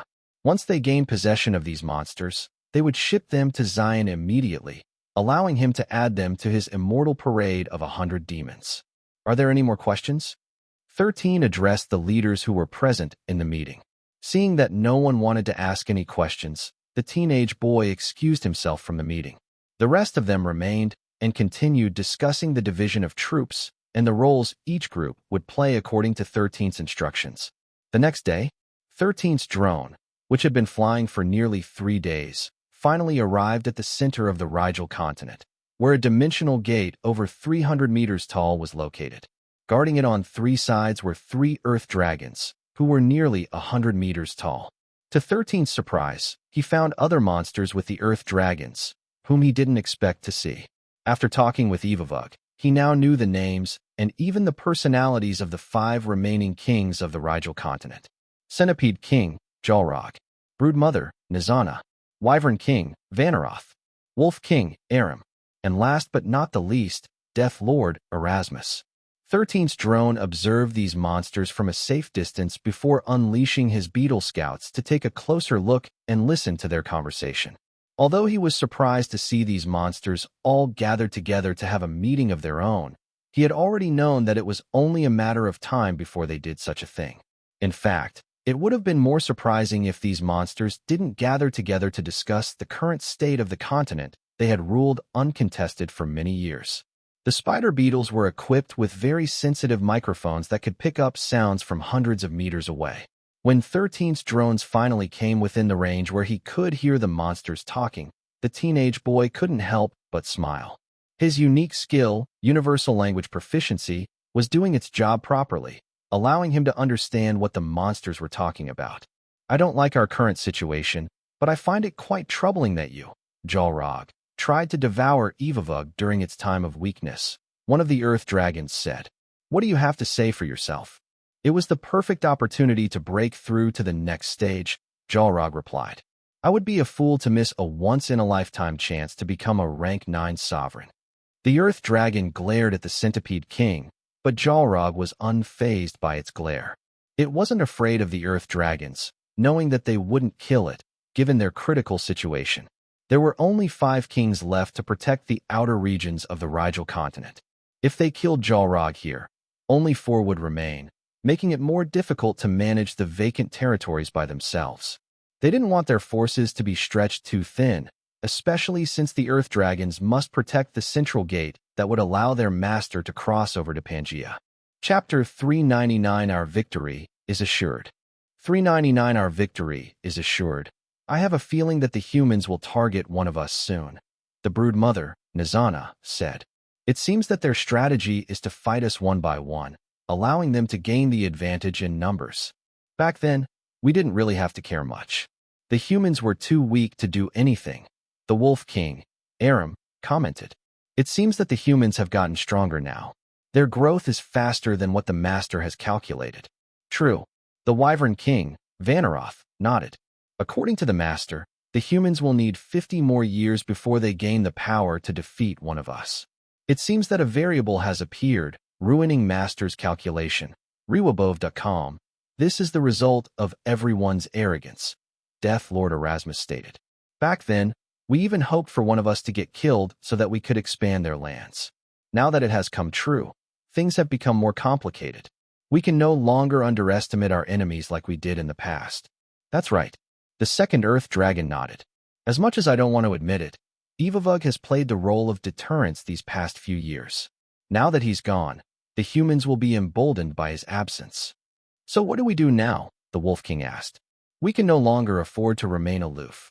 If they target us one by one, we will be done for. How about we move closer to the center of the continent? The Broodmother proposed. That way, we will be able to cover a shorter distance if we need to reinforce each other when the humans attack. What? Are you saying that we need to abandon our current territories and stick together like cowards? The Centipede King asked. It seems that the years have only made you weak, Nizana. The time has changed, Jalrog, the Broodmother replied. Zed, Amos, and Evavug have already fallen. It will be foolish to think that the humans are still the weaklings you once bullied in the past. Right now, they still wouldn't dare approach the center of the continent because of us, one of the Earth Dragons said. At most, they will just settle for the outer regions, like they did in the past. Don't forget our main mission in this world. We are to hold and protect this dimensional gate so that Master can cross over and conquer this world. The gate needs 5 more years to mature before it can allow a Magian Prince to pass through. As long as we can hold on until then, we will have already completed our mission. Cowards, the Centipede King screeched. Zed and Amos were defeated because the humans used underhanded tricks to win against them. If only Zed and Vanaroth joined forces and directly attacked the Dvalin Federation, we wouldn't have this problem right now. You're blaming us? The Wyvern King sneered. You could have destroyed the human base anytime you wanted, but you were too busy waiting for Evavug to show any sign of weakness because you wanted to devour it. Admit it, you selfish insect. You've been hoping that the humans would weaken one of us so that you can go for the kill. The Centipede King chuckled but didn't affirm or deny the Wyvern King's words. Can you two cut it out? The Death Lord stated. If only we had the corpses of those 3, then this wouldn't be a problem. Even if they are dead, I can just revive them. After all, that's the role given to me by Master and the reason why I was sent here in this world. Too bad, the humans are just as greedy as this selfish insect, the Wyvern King said. So what do we do now? Do we all retreat near the center and let the humans take over the outer regions?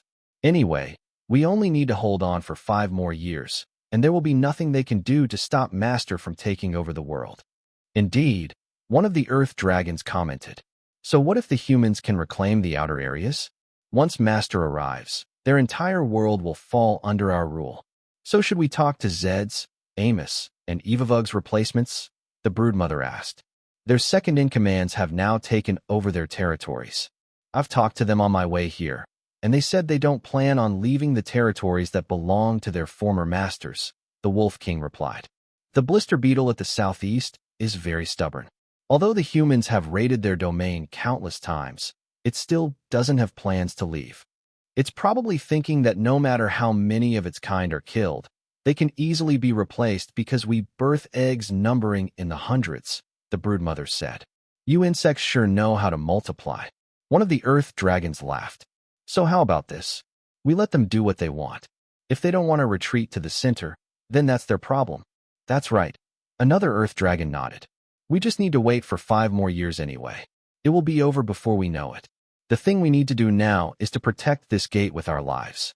As long as there's no wild variable, our victory is assured, even if the humans become even stronger in that span of time.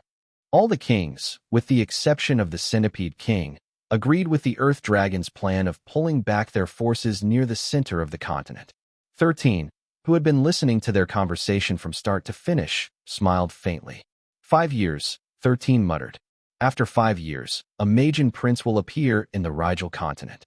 This news was incredibly bad news for the people of Pangaea. Right now, They were already having trouble with rank 8 and rank 9 sovereigns. If a Magian prince or princess appears, all of them could kiss Pangaea goodbye. However, instead of being fearful, 13 couldn't help but chuckle. This news was truly unexpected. He already knew that the dimensional gates only needed to mature before stronger beings could pass through them. This was also the reason why he had created Nautilus and Athena. 5 years was more than enough time for him to disrupt the plans of the Jinns, so he decided to do something that would force the 3 Earth Dragons to take their guarding duty more seriously and leave the remaining kings to their fate. Chapter 400 Sowing Discord. For 100 Sowing Discord, if only I managed to devour Evavug and its egg back then, things would be different. The Centipede King, Xylen, grumbled to himself as he dug deep underground. The others will now be more wary of me, and I won't be able to push my plan into motion. The humans are also getting more and more active as of late.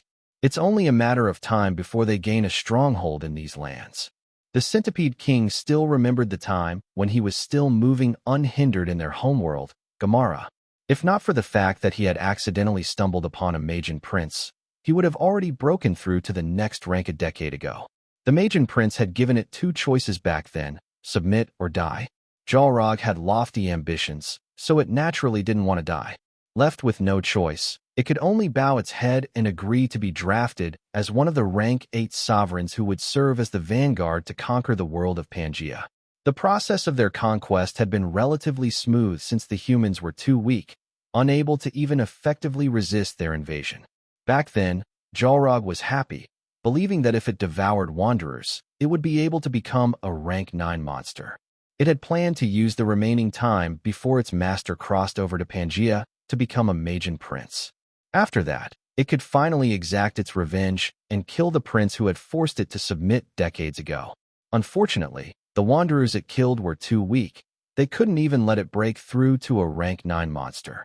It wanted to devour its comrades, but with the rank 9 Earth Dragons stationed to monitor their movements, the Centipede King was forced to halt its plans.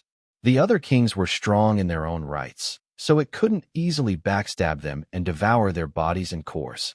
There had only been one target that it could kill without fail, and that was none other than Evavug.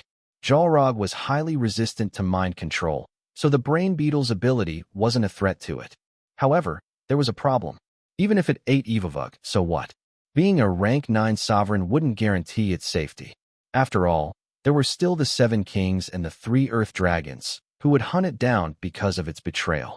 So Xylen forced itself to endure. However, it all changed when it sensed something unexpected. It felt a powerful fluctuation spread underground, coming from Evavug's territory. That was when it realized that the brain beetle was about to give birth to an egg. It was also the moment that Xylen realized that the moment it had been waiting for had finally arrived.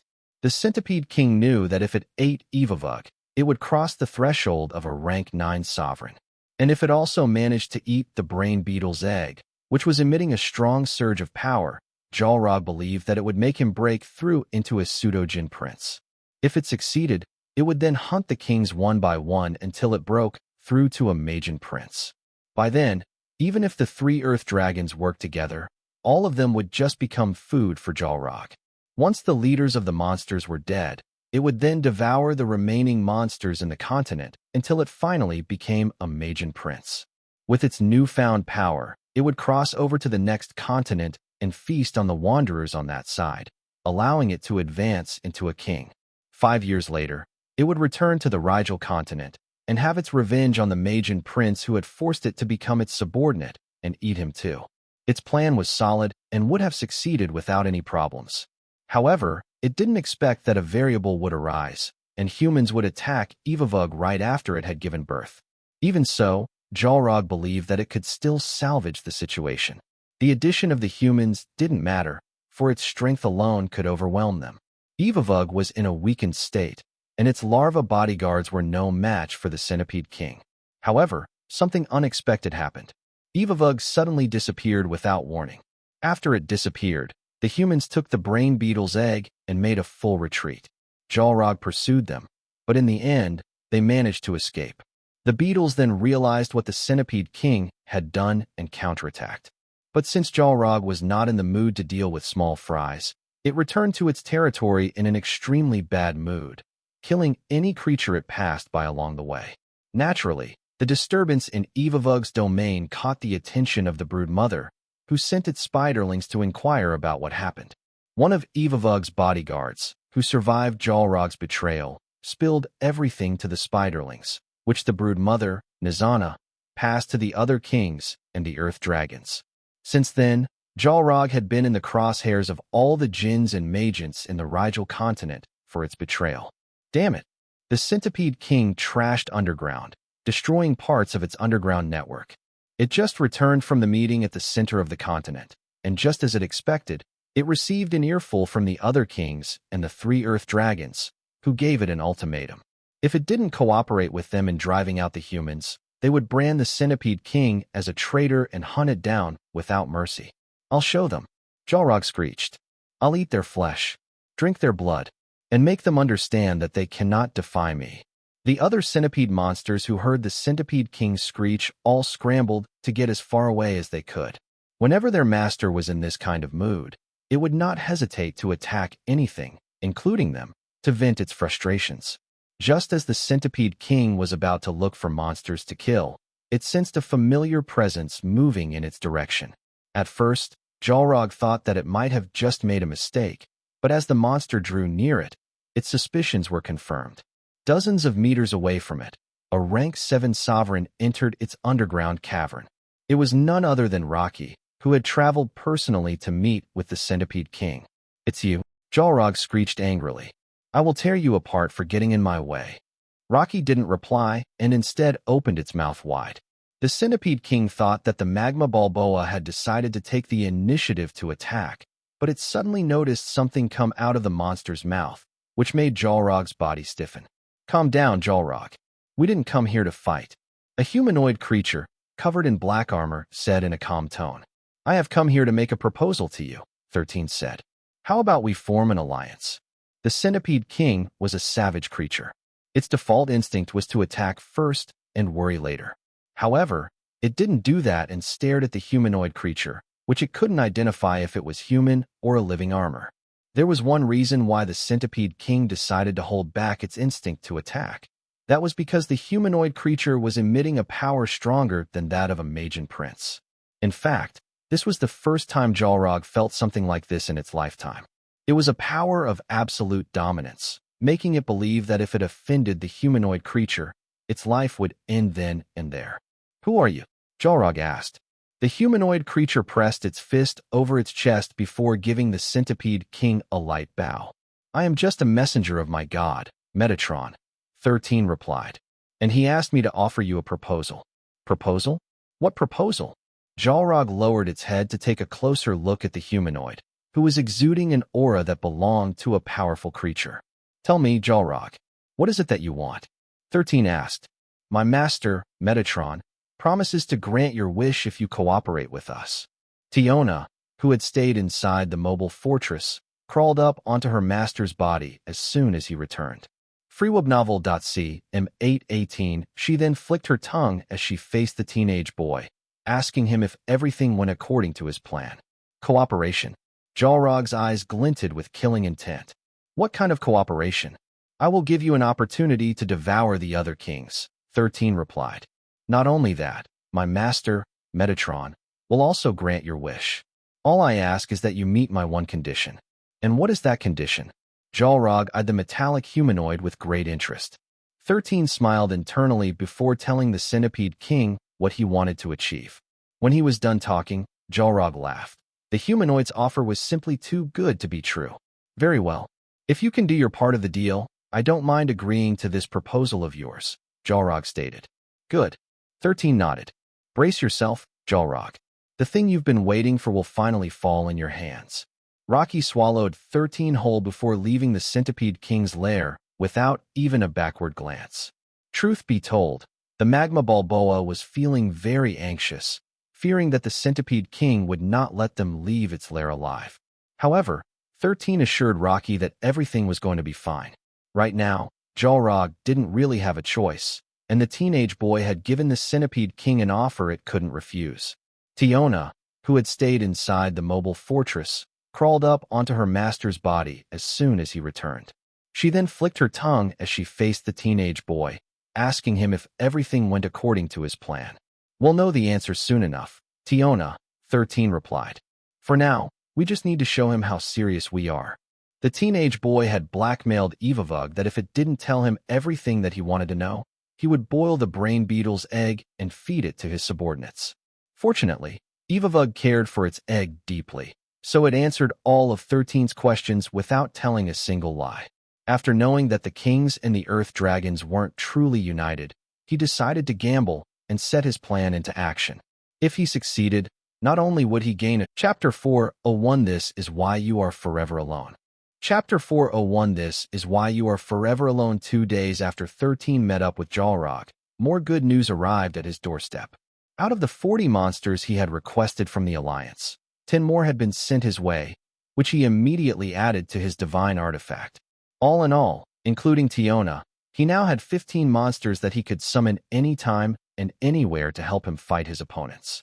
It also meant that there were now 15 abilities that his private army could use, such as Kiss of Death, Mirror, Breath of Petrification, Perfect Camouflage, Telekinesis, Enhanced Senses, Enhanced Reflexes, Enhanced Speed, Unblocked Passage, Teleportation, Telepathy, FRU, a Webno, L.Co, Aquatic Breathing Barrier, Healing Wind, Adamant, and Body. Even if all the monsters under his command were only rank 1 monsters, this set of skills was more than enough for them to fight above their current rank. Once 13 had filled up the 100 monster quota of his divine artifact, his monster army would be a force to reckon with, allowing him to fight against stronger opponents even if he were alone. But 13 still had another option. He could simply capture more monsters in the Rigel continent and temporarily add them to his collection, maximizing the effects of his divine artifact. The teenage boy could easily kick out these monsters whenever he wanted, so he wouldn't suffer any loss from filling up its slots temporarily. This was a win-win situation for him, for it would allow him to fight with his full potential once their mission began. In fact, he planned to go on a hunting expedition with Rocky and Hans right after he finished his meeting with his subordinates. 2 days from now, we will launch the expedition to recapture the northern regions of the Rigel continent, 13 stated. I don't need to tell you how important this upcoming battle is. The entire world is paying close attention to the events happening here in the Rigel continent. In fact, battle reporters will be accompanying our forces to report the battle in real time. The members of the 69th Battalion and the Valkyries didn't expect that reporters would also come to broadcast their battle, which made them anxious. The teenage boy, who didn't know what his subordinates were thinking, continued his speech after a brief pause. Our victory will also be their victory, 13 declared. And our loss will also be their loss. But we will not lose, we will win, and it will be a resounding victory. So tonight, eat and drink to your heart's content. Talk to your families and assure them that you will come back to them safely. When tomorrow comes, prepare your weapons, sharpen your blades, and rest properly. I'll meet you all on the second day, so make sure that all of you are ready by then. 13 saluted, and everyone else reciprocated his gesture. Dismiss, 13 ordered. As soon as he finished giving his order, he approached Hans, who summoned his giant hawk and took off to the skies with his young master. There were only 2 days left before the battle started, so 13 needed to add as many monsters as possible to his immortal parade of 100 demons. Meanwhile, the Dvalin main headquarters was bustling with activity. All the warships were being double-checked to ensure that all of them had sufficient ammunition for the upcoming battle. 13 had relegated Renz to handle the final preparations for the battle, and the latter was doing his best to accomplish the task that had been given to him. Chapter 402 Did I get infected by the Xylen disease? Chapter 402 Did I get infected by the Xylen disease? The blood wolf, who had been crippled by Hans, roared in anger as it was being absorbed by the black flag in 13's hand.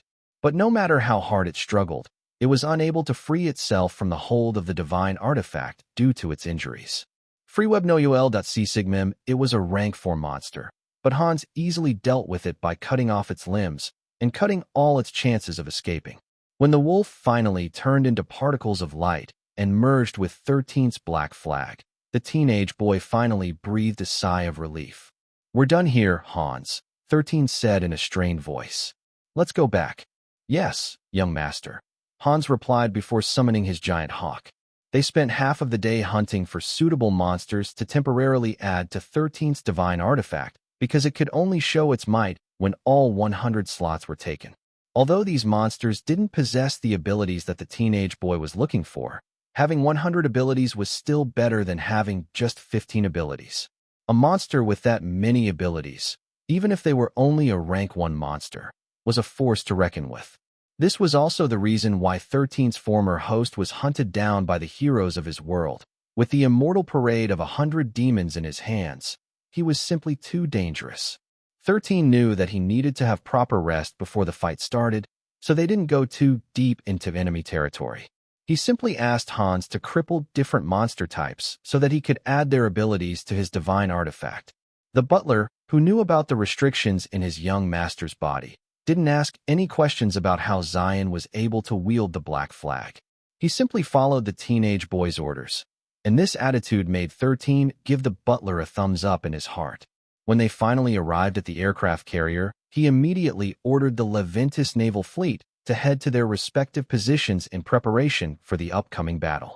He also ordered everyone to take a proper rest so that they would have enough strength when they were ordered to mobilize in both land and air. 13 set up his alarm, planning to sleep for at least 8 hours. As the supreme commander of the operation, whether they would succeed or not depended on his orders. Let's sleep, Tiona, 13 said as he lightly patted the black snake who was coiled up in his chest. Tomorrow, we head to battle. Tiona nodded and obeyed her master's order. She had seen how her master had worked tirelessly behind the scenes in order to ensure that the number of casualties would be reduced to its limit. Contrary to the teenage boy who was soundly sleeping in his room, there were many people who were unable to sleep a wink. Shauna was one of them. The saintess of the hero party was unable to sleep because she was feeling too anxious. The impromptu battle that had taken place in the Xylen port still haunted her in her dreams. It was bloody, and she tried to help as much as she could, but she was simply too helpless. Shauna had fought alongside everyone and healed as many injured as she could. But when the Birdman crashed on the port and stood several meters away from her, she felt as if her heart had stopped beating. The Birdman had only given her a sidelong glance back then and focused its attention on the teenage boy standing only 3 meters away from it. The rank 8 sovereign reached out to crush the boy's neck, treating him like an insignificant insect. Hi. Bye. But, despite the screams, roars, and screeches around her, she had heard those 2 words clearly. Before she knew it, the rank 8 sovereign vanished without a trace. The only one left standing was Xylen Leventis. With the disappearance of the monster's leader, the tide of battle quickly shifted in favor of the Xylen Federation. After the battle ended, Shauna remembered the stories her sister had told her about Xylen Leventis. Rihanna had nothing but praise for the boy. However, her sister's excessive awe towards Xylen irritated Shauna to no end. But after seeing that scene, that death-defying scene where a boy who was 3 years younger than her faced death in the eye yet survived, she finally understood why her sister only sang praises for him.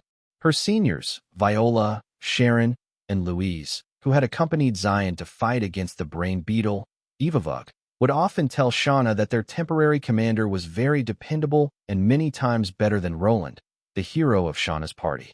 They even added that if there would come a time when she had to choose between the two, she should choose Xylen because he was the better choice than Roland. Shauna hadn't said anything back then, but she also believed that what they said was the truth. She had been with Roland and knew how strong he really was.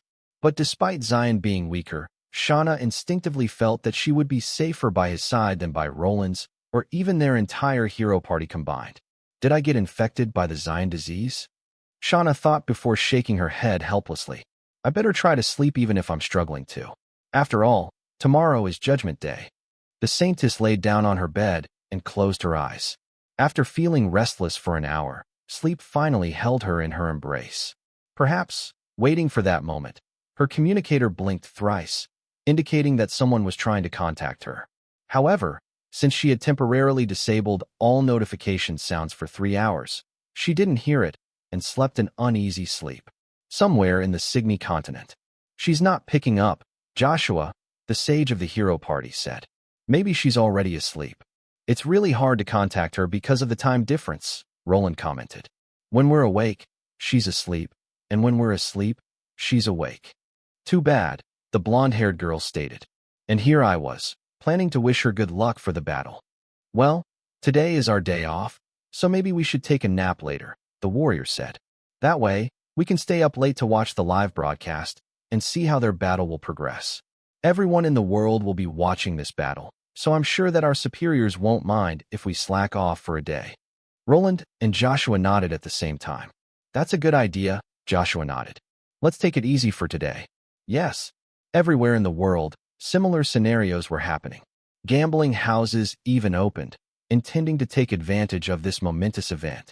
Some bet that the expedition would fail, while others bet on its success. It would not be an exaggeration to say that the entirety of Pangaea was paying close attention to this event, which was only half a day from starting. Meanwhile, while all the wanderers were waiting for the battle to start, the monsters of the Rigel continent were also starting to move. The Centipede King, Xylen, eyed the movement of its forces as well as the forces of its allies. It had shared the information that the wanderers would launch an expedition that would reclaim the northern regions of the continent in a few hours. At first, the kings didn't want to believe the Centipede King because its credibility had dropped after trying to devour Evavug in the past. But after Xylen stated that if the humans did indeed launch an attack, and they didn't heed its warning, it would no longer participate in any battle to drive them out in the future. In the end, the kings and the Earth Dragons decided to trust Xylen and ordered their forces to march toward the northern regions in preparation for the humans' attempt to reclaim their lands. Due to their territory being the farthest from the north, the Wyvern King and the Death Lord would arrive a bit later than the rest. Evavug's forces, which were now under the control of the Rank 7 Blisterbug, were also moving toward the north because the Earth Dragons ordered it so. The Centipede King watched these events unfold with anticipation and looked forward to the completion of its deal with the messenger of the god of the apocalypse, who promised to grant its wish of gaining power beyond its wildest dreams. Chapter 403 As good as his own private property. Chapter 403 As good as his own private property. If you're just making this up, we will kill you, the Wolf King stated. You already broke our trust once. Don't think that you can get away with doing it a second time.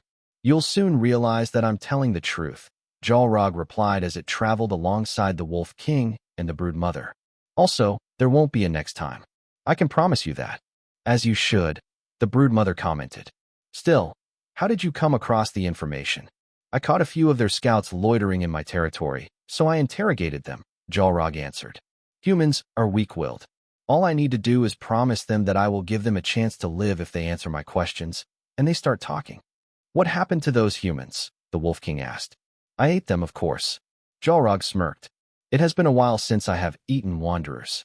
The Wolf King and the Brood Mother didn't ask more about the matter because whether the Centipede King was telling the truth or not would be known the next day. For now, they hastened their paces because traveling with the bloodthirsty centipede was something that made them uncomfortable. The Centipede King didn't mind and allowed its two comrades to march ahead of him until they could no longer be seen. Yes, there won't be a next time, Xylen mused. Because by tomorrow, both of you will be mine. After making sure that there weren't any other monsters nearby, Xylen dug deep underground to meet up with the magma balboa near its lair. A few minutes later, it arrived at their meeting place and eyed the Rank 7 Sovereign, the servant of the creature who went by the name 13. Aside from the Wyvern King and the Death Lord, almost everyone is amassing their armies in the north, Xylen said. Are you sure your master can keep his end of the bargain? Rocky nodded. Yes. Good. Xylen nodded back. We'll see if our interests really coincide with each other. I'm looking forward to tomorrow's battle. The Centipede King's eyes glinted with killing intent as it remembered the faces of its comrades. All of them hated Xylen for what it had done to Evavug, but the Centipede King didn't give a damn about what they were thinking. I will devour all of you anyway, so why should I care about the opinion of food? Xylen thought before leaving Rocky behind, with a sinister smirk plastered on its insectoid face. The Magma Balboa, who was doing his best to not feel intimidated by Xylen's oppressive aura earlier, finally relaxed after the Centipede King was gone. Rocky was currently on standby and waiting for 13's further orders. It had just finished setting up dormant mines in the north an hour before meeting up with Jalrog.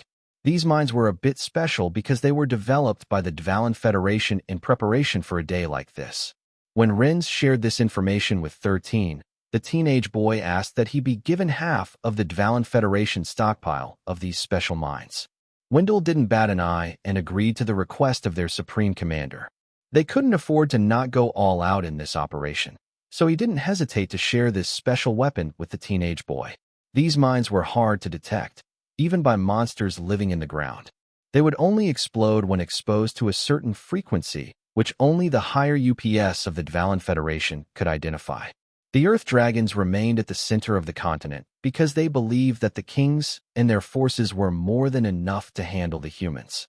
They had driven them out in the past, and they were confident that they could do it again. At least, that was what they believed. As the hours passed, the sun finally rose from the east and shared its light with the world. 13 woke up from the sound of his alarm clock and yawned loudly. He had a good night's sleep, and he even dreamed. However, for some reason, he couldn't remember what he dreamed about. Well, I guess it's not that important, 13 thought before getting up from the bed to take a quick shower. He knew that he might not get a chance to freshen up later, so he decided to take a bath while he still could. The water was cold, but it didn't matter to him. Its low temperature only made his mind sharper and more awake. After wearing the clothes he had prepared to wear that day, 13 headed to the cafeteria and saw that the 69th Battalion and the Valkyries were already there to eat. The moment they saw him, all of them stood up to give him a salute, which he returned in a casual manner. "Eat up, and make sure that you'll be able to last for half a day's battle," 13 declared. "Feel free to bring some energy bars, because anything can happen." After saying those words, 13 went to eat with Tiona, feeling at ease. His soldiers were paying close attention to their commander, but they couldn't see any signs of anxiety in his facial expression. It was as if the teenage boy was just about to take a stroll somewhere in the Rigel continent. He didn't look like someone who was about to command the allied armies of the Dvalin Federation, the Aldebaran Alliance, and the central government. After spending many months with him, the 69th Battalion had fully recognized Xylen Leventis as a very capable commander. The Valkyries, who had recently joined them, felt the same. They had suffered greatly due to the incident at the Dvalin port, and Marion had even written her letter of resignation. But after Ivavug was defeated, 13 gave all the credit to the Valkyries, allowing them to regain their honor and dignity. So in their eyes, Xylen Leventis was a special existence that allowed them to atone for their past mistakes. 13, who was unaware of the overflowing respect and gratitude that the people in the cafeteria had for him, ate happily while he communicated with Jubii, who was commanding the Nautilus far out into the sea. An all-out attack on land, air, and sea was about to begin in a few hours, and if everything went according to his plans, a good chunk of the Rigel continent would be as good as his own private property. Chapter 404 Judgment Day Part 1. Chapter 404 Judgment Day Part 1. All armies from the Dvalin Federation, the central government, and the Aldebaran forces, who had come to participate in the mission to liberate the northern regions of the Rigel continent, gazed at the teenage boy standing in front of them. He was none other than Xylen Leventis, the supreme commander who would command them on the battlefield. This feat was unprecedented. Not only was he the first in the history of the world of Pangaea to gain this much authority, but he also achieved it at an extremely young age. When he had only been 7 years old, rumors of him fighting and winning against a Magian prince spread. When he was 10, he had defeated an army of Artemians who had intended to establish a stronghold in the world of Solterra. And now, at 13 years old, he had orchestrated the defeat of 3 out of the 8 kings of the Rigel continent. Until now, the rumors of what happened during his earlier years were still doubted by many. However, the accomplishments he recently achieved been verified by not only the Dvalin Federation and the leaders of the Aldebaran continent, but also by the central government itself. And now, this teenage boy currently stood on the platform, and in front of everyone, he addressed the united armies under his banner. "I am not someone for long speeches," 13 said as he rested his hands on his waist. "All of you already know what we're going to do today." Despite the countless gazes that were locked onto his body, he was calm and collected, speaking with confidence. "Many of you will die," 13 declared. "Sacrifices will be made. However, I will guarantee that before the sun sets on the horizon, I will have led you all to victory." An eerie silence spread in the surroundings as everyone's gazes became even more fixated on the legendary rookie of Pangaea. "Wanderers, this is just the beginning of your journeys," 13 said as he scanned the armies below him. "It's time for us to show the Jinns and Magians that we are no longer the weak humans that they have bullied in the past. It's time to show them that humanity is now ready to fight back. It's time to show them that they should think twice before trying to conquer our world." 13 raised his right fist and shouted his declaration. "Soldiers, comrades, today we stand on the brink of history. Before us lies a challenge that will test our courage, our strength, and our unity. But remember this, we are not just fighting for ourselves. We are fighting for our families, our friends, and our world. The enemy we're about to face is formidable, but they do not possess the heart and spirit that each one of you carries. They may have numbers, and they may be vicious, cruel, and merciless, but we have something far greater. We have resolve, we have honor, and we have each other. Look at the person beside you. This is your brother, your sister, your family in arms. We fight not as individuals, but as a united force. Our strength lies in our unity, our determination, and our unwavering belief in the cause for which we fight. Today, we will write our own story, a story of bravery, of sacrifice, and of triumph. We will show the world what it means to stand tall in the face of adversity, to reclaim what is ours as we make our stand. Wanderers, let us move forward with courage in our hearts and fire in our souls. For our families, for our homeland, for each other, let us march into battle and show these hateful monsters what we are made of. Victory awaits us. Let's go and claim it. Yes. Are you with me? Yes. To death. Death. Death. Death. Somewhere in the Aldebaran continent, Alessia, who was watching her son on the television, covered her lips as tears streamed down her cheeks. She had never felt so proud in her life as she felt today. Her son, who had single-handedly made their lives better, was now about to make history. Seeing Xylen stand there, wearing the uniform of the Supreme Commander of the Alliance, Alessia couldn't help but remember that day in the hospital when he looked so fragile, so weak, and so helpless. In the span of 8 years, her son had grown to be an outstanding individual, someone that their family was very proud of. "Bwada," Rhea shouted as she pointed at the TV. "Bwada." Remy smiled faintly as she hugged her little sister from behind. "That's right, Rhea," Remy said. "That's our brother." Gerald, who was in his smithy and working very hard to finish his latest creation, glanced at the television and grinned. "Show them, son," Gerald stated. "Show them how our family does things." Renz walked up behind the teenage boy and gave him a respectful bow. "Commander, our forces are ready to advance," Renz said. "Your orders?" 13 smirked as he sat on the makeshift throne that was carried on top of the platform. 69th Battalion, Valkyries, advance," 13 ordered. As soon as he gave the order, the 69th Battalion and the Valkyries took to the skies from their aircraft carriers and led the charge. "Aerial squadrons, sortie," 13 declared. Countless flying monsters of different kinds flew high in the sky and followed the 69th Battalion and the Valkyries, engaging in their assault formation. The moment the 69th Battalion arrived at the airspace of the northern regions, countless flying monsters, who were part of the Birdman's remaining forces, all rose up to meet them. "Vulture formation," 13 ordered. As soon as the order was given, all the flying monsters that belonged to the Alliance dove down from the sky. The Jinns and Magians, who had come to engage them in combat, were momentarily caught off guard by the unexpected move of their enemies. "All warships, open fire," 13 shouted. A thunderous roar answered 13's command as hundreds of warships fired their main cannons and launched their missiles, aimed at the flying enemies, giving their enemies a welcome they didn't expect. In just the span of a few seconds, the sky was covered in a thick mist of blood, made from hundreds of monsters exploding out of the sheer firepower that assaulted their bodies. Christopher, who was leading the 69th Battalion, and Marion, who was leading the Valkyries, flew a few meters above ground, circling back to the sea and leading the aerial squadron to safety. Their only purpose was to serve as bait in order to lure the flying monsters that were being led by a rank 7 Great Eagle. When Zed suddenly disappeared, His subordinates had lost their pillar of support. Although someone was leading them in battle, the great eagle wasn't as well versed in commanding the other monsters, leading to the destruction of their formation. Christopher, who had seen the great eagle from a distance, aimed his sniper rifle and pulled the trigger. A dark bullet pierced through the giant eagle's body, but the giant monster was unfazed by this sneak attack from 13th's right-hand man. Mission accomplished, Christopher reported.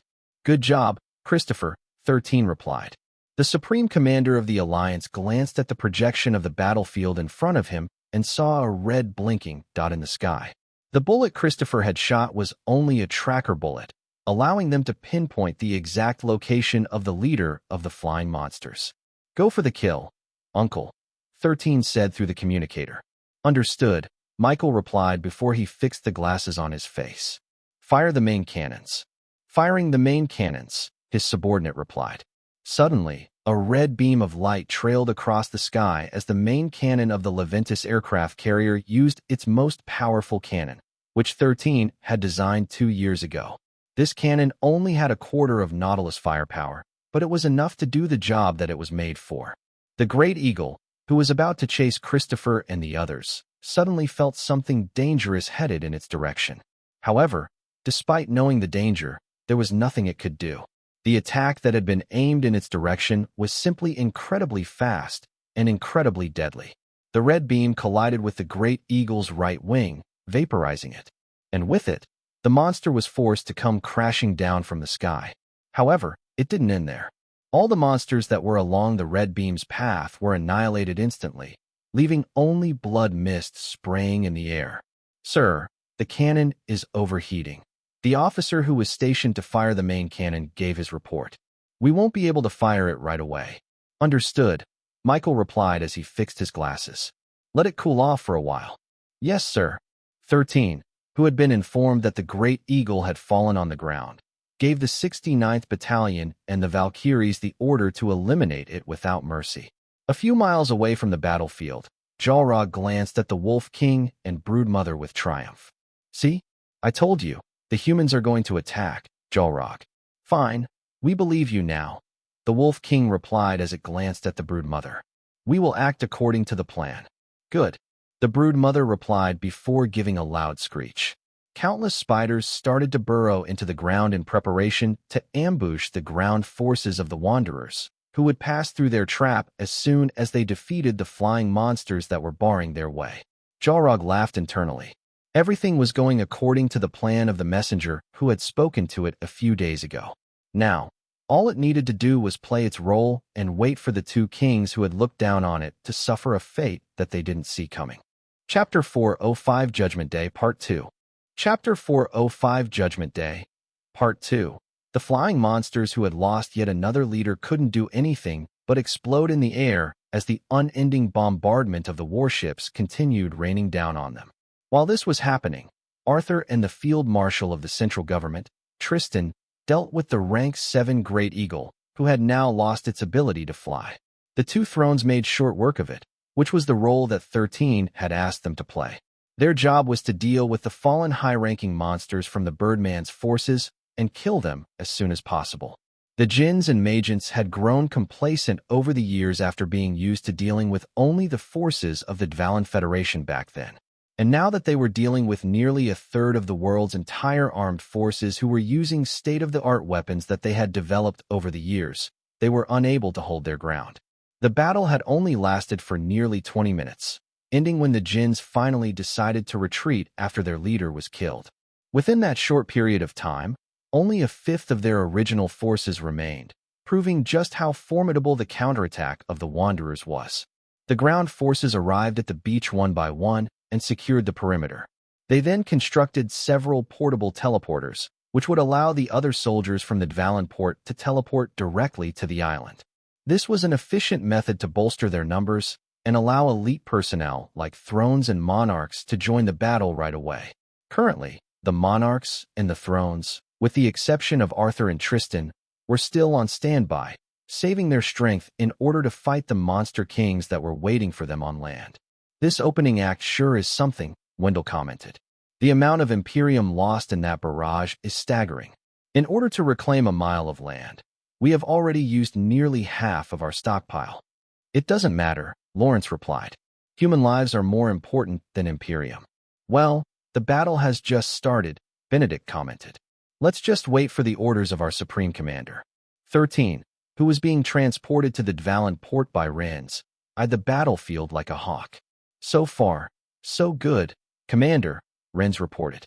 We haven't suffered any casualties yet, but our Imperium reserves had just passed the halfway mark. I'm afraid that we won't have enough ammunition to fend off the hordes of monsters that are waiting for us on land. Don't worry, 13 replied. What we have is enough. The teenage boy then tapped his communicator and ordered the warships to stop firing their cannons. As soon as the order was given, the aerial forces of the Alliance once again rose up to the sky and surveyed the surroundings. Only death and destruction could be seen, and countless craters littered the ground. We are reporting live at the Rigel continent, one of the reporters said as his cameraman showed the world the results of the opening half of the battle to their viewers.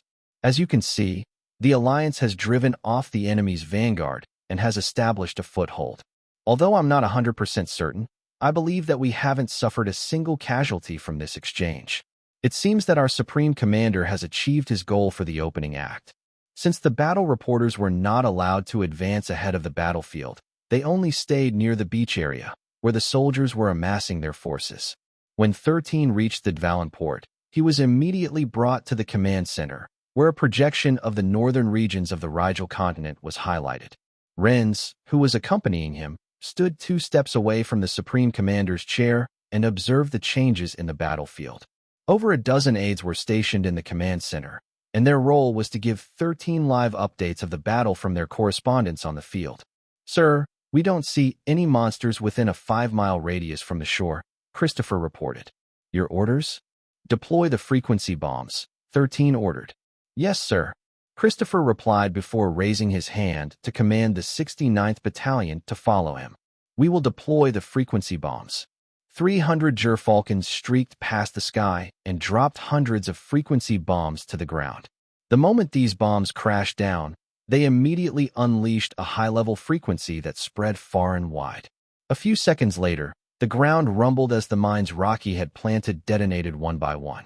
The spiders, who were waiting in ambush, screeched in pain and surprise as they were caught up with the explosions, which they had not seen coming. The brood mother, who was at the center of the spider formation, hurriedly gave the orders to rise up to the surface so that not all of his subordinates would be killed under the ground. Jalrog had said that this was the perfect spot to ambush the Wanderers when they started to advance deeper into their territory. The brood mother didn't believe everything the king's centipede had said, but after it had sent the scouts and confirmed that this was indeed an ideal location for an ambush, it ordered all of its forces to hide under this wide stretch of land. The trap they had set was perfect, and the brood mother believed that the battle would end the moment their prey walked upon their trap.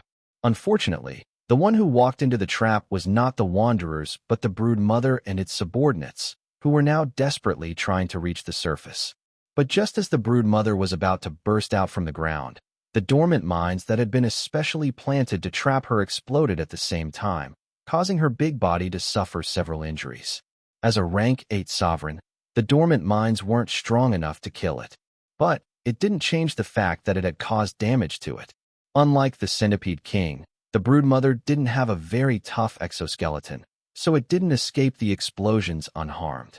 However, as soon as it rose to the surface, it was met with a bombardment by the 69th Battalion, the Valkyries, and the aerial units of the Alliance. Arthur and Lawrence also joined the battle, making the brood mother screech in pain and anger. Before even facing their enemies, more than half of its spiderlings had perished due to the mines that had detonated underground. Also, their enemies were flying too high in the air, so none of its attacks could reach them. The brood mother could only watch in anger as more of its subordinates perished with each passing second. Meanwhile, away from this commotion, the 3 earth dragons, who were in touch with the brood mother, suddenly tensed and hurriedly created an earth wall that was dozens of meters thick. A second later, a beam of light crashed over their defenses, forcing the 3 rank 9 sovereigns to work together to prevent the attack from reaching the dimensional gate that they were protecting. The dome of earth they erected only lasted for a few seconds before it shattered, sending one of the Earth Dragons, who was as big as a fortress, flying backward.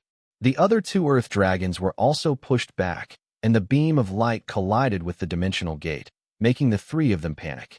The dimensional gate, which was originally over 200 meters tall, shrank until it was only 100 meters tall, the same size as the Earth Dragons. Despite suffering minor injuries, the three Earth Dragons hurriedly took a defensive position, facing the direction where the beam of light was coming from. "The main cannons have overheated," Jubii, T1 said. "We will not be able to use them anytime soon." "It's fine." Jubii, who was watching the result of the attack of Nautilus main cannons through Athena's surveillance from space, smiled faintly. "We have accomplished our mission. Those Earth Dragons will be too scared to leave their spot. They are no longer a threat to Master." 13 had ordered Jubii to target the dimensional gate, even if the main cannons of Nautilus melted in the attempt. Right now, he needed to keep the Earth Dragons occupied for at least a few hours so that they wouldn't be able to give orders to their forces who were busy fighting in the north. At the same time that the main cannons of Nautilus targeted the dimensional gate, a black snake emerged from the ground, just behind the location of the broodmother. Suddenly, a black flag materialized behind her, and 99 monsters emerged from it. At Tiona's hiss, all of these monsters used the Mirror Slime's mirror ability, instantly doubling their number in a heartbeat. After the flag disappeared, the monsters activated perfect camouflage, then made their way toward the brood mother from behind. They were 13's secret forces who would play a major role in tilting the balance of the war in their favor. Chapter 406 Judgment Day, Part 3. Chapter 406 Judgment Day, Part 3. The broodmother didn't expect that its well-laid-out ambush that was supposed to decimate the enemy forces the moment they advanced would completely fall into ruin. Their plan was perfect and had no gaps. After the Wanderers advanced at its position, the Wolf King would attack them from behind with a pincer attack, giving their enemies no path of escape. The remnants of the deceased Manticore King would then join this assault, immediately doubling their land forces. But that wasn't all. The Centipede King and its Centipede army would kill any survivors who managed to escape and completely wipe them out. After that, the Wyvern King, who would arrive next, would wipe out all their enemies' flying forces, completely decimating their ranks. The Death Lord wouldn't even need to do anything and simply watch from afar. This was the plan that they had agreed upon, and they thought that, with it, they could wipe out the humans who still dreamed of reclaiming their lands. However, their expectations didn't match reality. Seeing its subordinates die around it, the broodmother couldn't help but screech in anger. On top of that, its reinforcements from the Wolf King were nowhere to be found. "Foolish monster," 13 said arrogantly as he lightly tapped on the projection in front of him. "Such childish strategies are outdated." The place where the teenage boy had tapped was the exact location of the broodmother, who was currently at the center of the chaos caused by the Chaos Mines. "Alpha Team, pull out," 13 ordered. "Uncle, please launch Mephisto." "Understood," Michael replied. All the flying forces of the Alliance, which 13 had given the general codename Alpha Team, immediately retreated without hesitation. A moment later, the aircraft carrier of the Leventis family launched a missile that 13 had given the codename Mephisto. It was a weapon customly created in order to specifically target the kings of the Rigel continent. Due to the massive resources that were needed to construct such a missile, the Leventis family had only made 2 of them. Renz and the members of the Alliance, who weren't informed about this weapon from the Leventis family, could only look at the trail in the sky that was created by the missile. The broodmother's senses tingled, informing it that something that could threaten its life was fast approaching. It then immediately coated its body in a steel-like mineral, raising its defenses to its limit. "Foolish spider," 13 sneered. "Do you really think that your petty trick could defend you from Mephisto?" A blinding flash of light erupted, covering the entire battlefield in white for a brief moment. Renz, who was standing beside the teenage boy, shuddered as he looked at the flying military drones, which were monitoring the battlefield in real time. A dust cloud that rose up several miles into the atmosphere blocked everyone's vision. Arthur, who was riding on his flying serpent, ordered it to disperse the dust cloud so that he could see the result of their family's 2-year effort. What he didn't know was that the missile alone wasn't enough to kill a rank 8 sovereign that easily. 13 made sure that the entire missile was covered with rune magic, allowing its damage to increase several folds. Even if the blueprint for the Mephisto missile was stolen or shared with the public, the result wouldn't be the same. Everyone's gazes landed on the spider that was at the center of a giant crater. A good chunk of its body was blown apart, and only 3 of its legs remained. Even though it survived, it had received a fatal injury, which would end its life after a few minutes. A loud cheer erupted in the surroundings as Renz and the staff at the command center all raised their hands in triumph. The same thing was happening all around the world as everyone witnessed that one of the remaining kings of the Rigel continent had been defeated. "Commander, we did it!" One of the staff shouted as he looked at the teenage boy with awe. "We defeated it.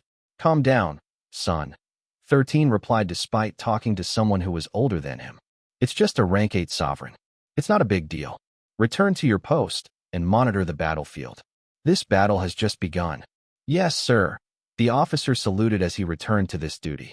He didn't even mind being called son by the teenage boy who could easily pass off as his own child. "You're too humble, Commander," Renz commented from the side. "I'm not being humble, Renz," 13 replied. "Watch closely because you will be doing the same in the future. As I said earlier, this isn't really a big deal." The second-in-command of the Dvalin Federation smiled faintly and nodded his head. If other people dared to say that in front of him, he would have slapped them silly and ordered the officers in the command center to kick them out. However, he didn't dare to do that to the teenage boy, who seemed to be playing a game of chess against a complete beginner. What everyone didn't know was that 13 genuinely thought that this one-sided battle was not a big deal. If he had been given more time, he would have made a more powerful version of Mephisto and other armaments that would have made everyone cough up blood due to how much resources it required to make them. 13 had been too busy working on Athena and Nautilus, so he left the missile's creation to the Leventus family. Aside from adding rune magic to the finished product, he didn't do anything more than that. While the image on the screens projected that the brood mother was no longer capable of fighting, a flying serpent descended from the sky and headed straight to it. Arthur, who understood that the brood mother was on its last legs, didn't think twice and attacked with the intention of giving it the finishing blow. But before he could do that, the ground under the brood mother opened up, making its giant body fall. The centipede king, who had been waiting for that exact moment, dragged its comrade deep underground and left the battlefield in haste. Everyone was surprised about this sudden development because they didn't expect that another king would appear to save its comrade. 13, on the other hand, only smiled faintly before giving his next set of orders. "Alpha Team, head northeast and deal with the Wolf King," 13 ordered. "All warships, aim your cannons at the coordinates that I will be giving you. Wait for my orders before you fire." "Understood." "Yes, sir." A series of acknowledgments reached the command center as Christopher and Marion led the aerial forces of the Alliance to deal with the ground forces that belonged to the Wolf King and the remnants of the King Manticore's army. The soldiers, who were still amassing on the beach area, remained on standby. While they could have helped the Alpha Team to eliminate the Wolf King and its followers, 13 didn't plan to make unnecessary sacrifices on his side. What he wanted everyone to see was a one-sided massacre of the Djinns and Magients, whom everyone had thought to be near invincible.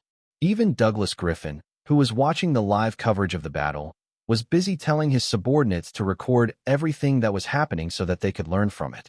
The monarch of the Cygni continent believed that as long as he and his advisors studied Xylen's strategy, they would be able to replicate it and use it against the same monsters who would be invading their lands very soon.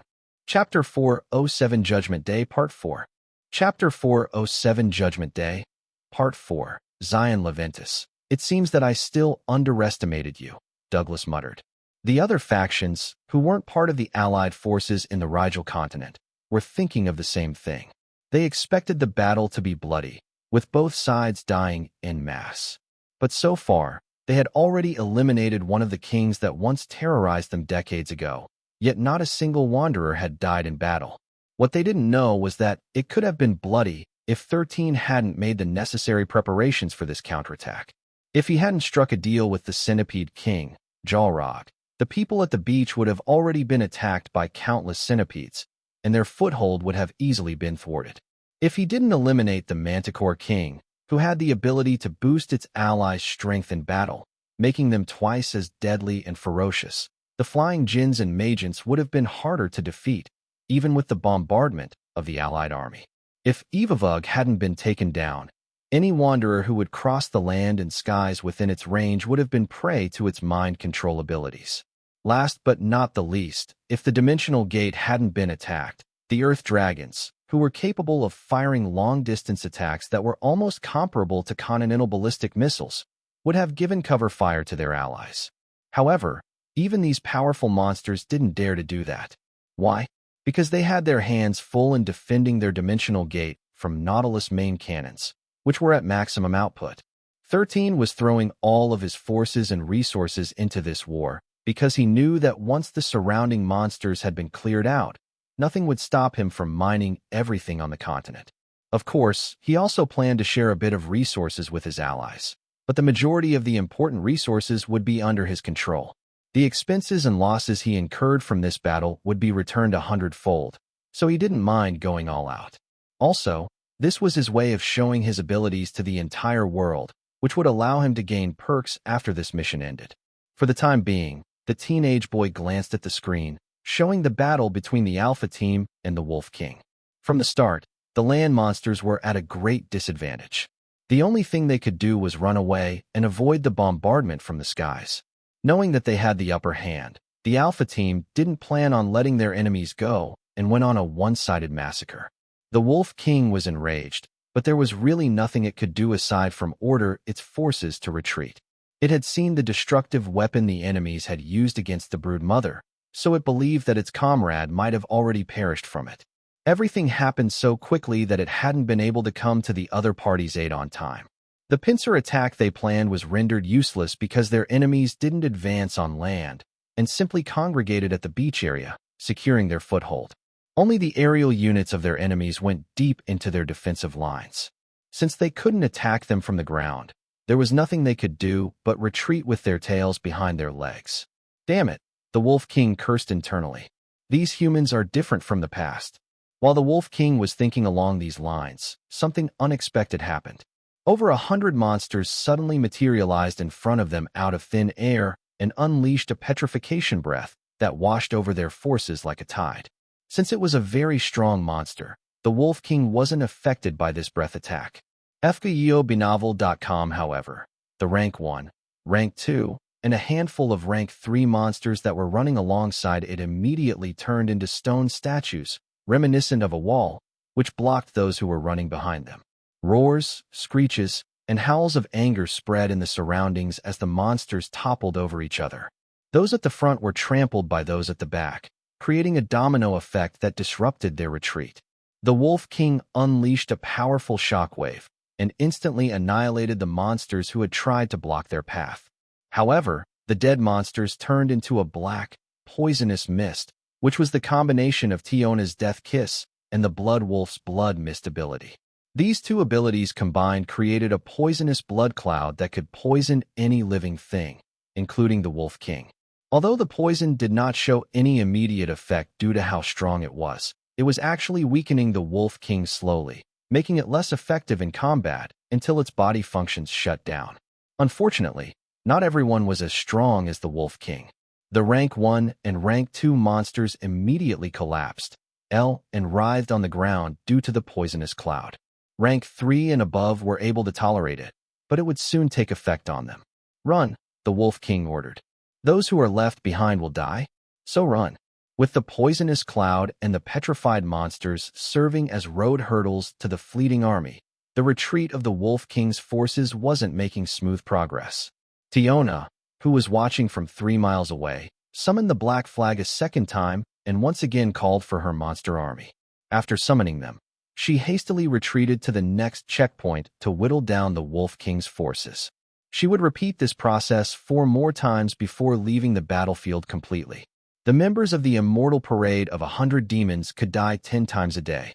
After that, they would enter a 2-day cooldown before they could be summoned again. 13 told her that he would need half of the flag's lives to wrap things up, so Tiona was only allowed to have her subordinates die 5 times. The Alpha Team, who saw the chaos that was happening on the ground, weren't surprised by the sudden change in the battlefield. Their supreme commander had informed them that there would be monster rebels who would hinder the enemy forces and that the allied armies should treat these monsters as friendlies.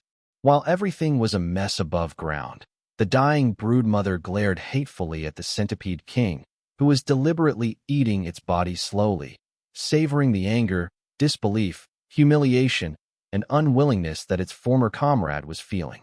"You won't get away with this, Xylen," the broodmother screeched. "You will die a dog's death." "I won't," Xylen replied. "I will eat you, then that stupid wolf. After that, the stupid wyvern will be next.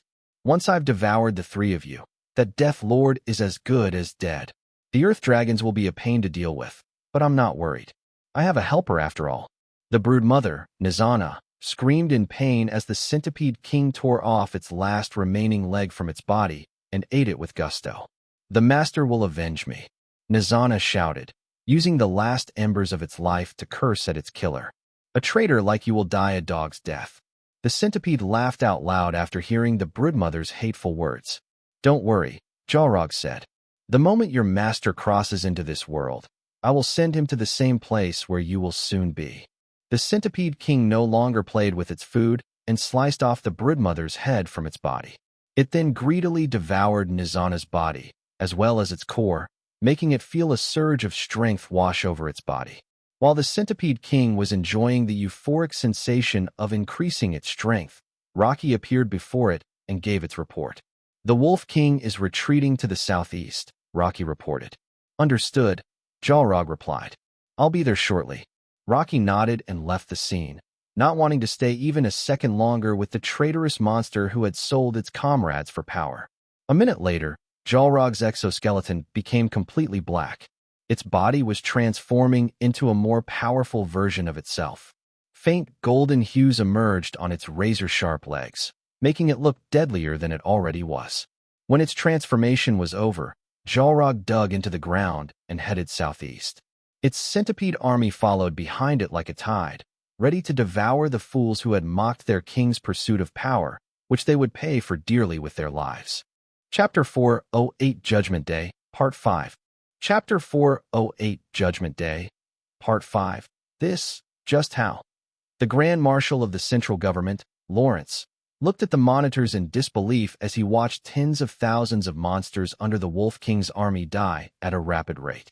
At first, it wasn't noticeable due to how numerous they were. But soon, the flying drones, which were closely monitoring the battlefield and were following these monsters from the sky, noticed that the monsters were decreasing at a rapid rate. Of course, the Alpha team, who were responsible for sniping them from the sky, played a role in diminishing the low-ranking monsters. However, even they couldn't achieve what was happening right before their eyes. Since the military drones were flying at the rear of the monster army, they couldn't see Tiona's team decimating the monsters from the front.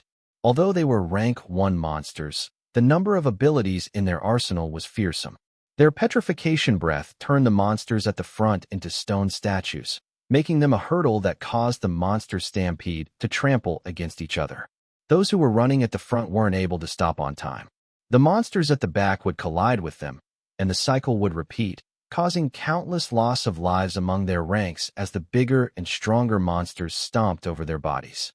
The worst part was that when someone from Tiona's army was killed, they would explode into a poisonous blood mist that would spread in the surroundings, latching onto the monster army and killing the weaker monsters among their ranks. Those who were lucky to survive would manage to run a bit more before once again facing the same thing all over again, stacking the effect of the poison. Since they were running, the blood of the monsters was pumping very quickly inside their bodies. This allowed Tiona's poison to travel faster and attack them from the inside. FREOWebnovel.com. Those who reached their limit would later collapse or slow down considerably, allowing the Alpha team, who were attacking them from the sky, to finish them off quickly.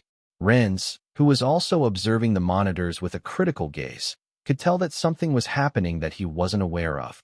However, he soon noticed something that wasn't obvious at first but became more apparent as time went on. The Alpha team is hurting the monsters to run in a certain direction, Renz thought. If my guess is right, this has something to do with the monster rebels that Xylen previously mentioned. Maybe they are thinning the enemy's ranks from the front. Since the military drone couldn't fly faster than the monsters could run, Renz and those who had reached the same conclusion couldn't confirm their guesses.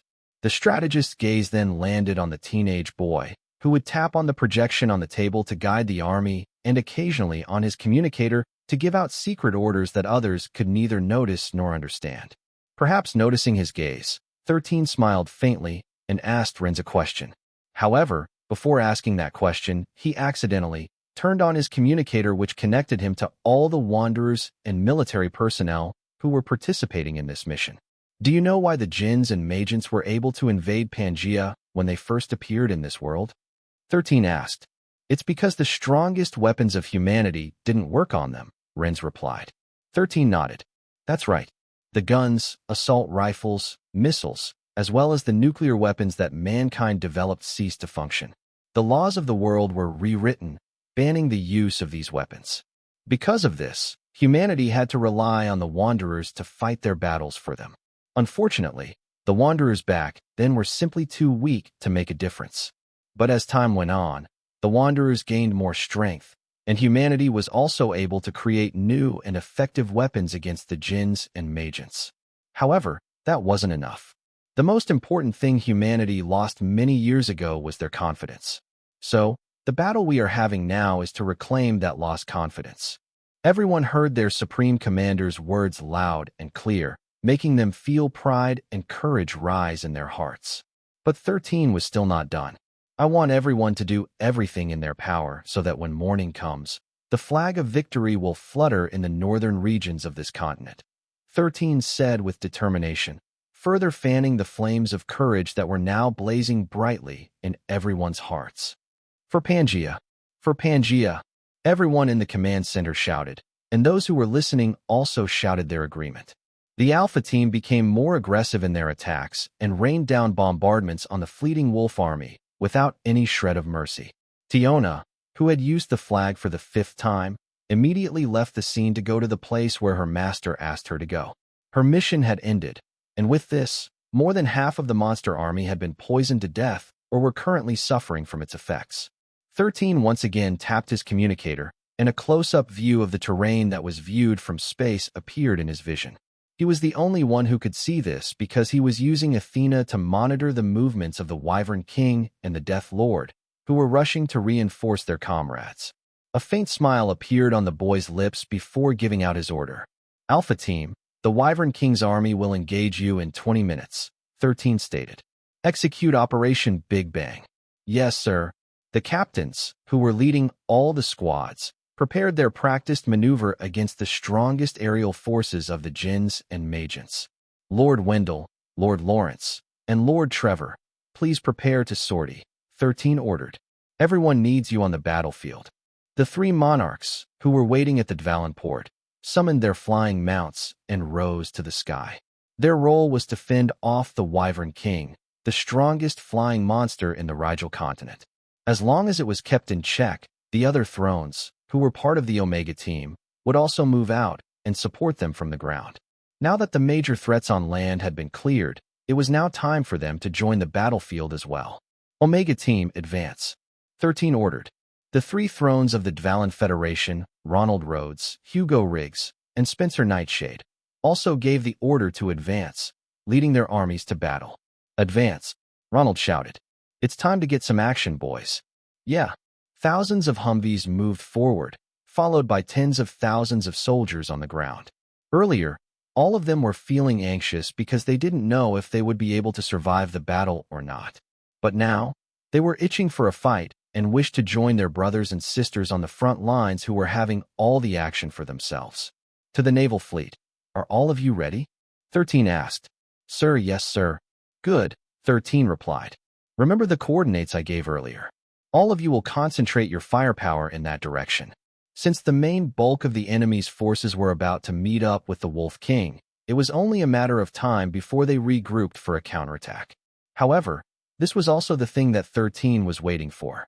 He had cast the dice, and whether it would be a winning throw or not would only be known when the Wyvern King finally entered the battlefield. Chapter 409 Judgment Day, Part 6. 409 Judgment Day, Part 6. Jalrog, Nizana, and Aram should have dealt with those puny humans by now. The Wyvern King, Vanaroth, thought as he led his mighty army to join its comrades on the battlefield.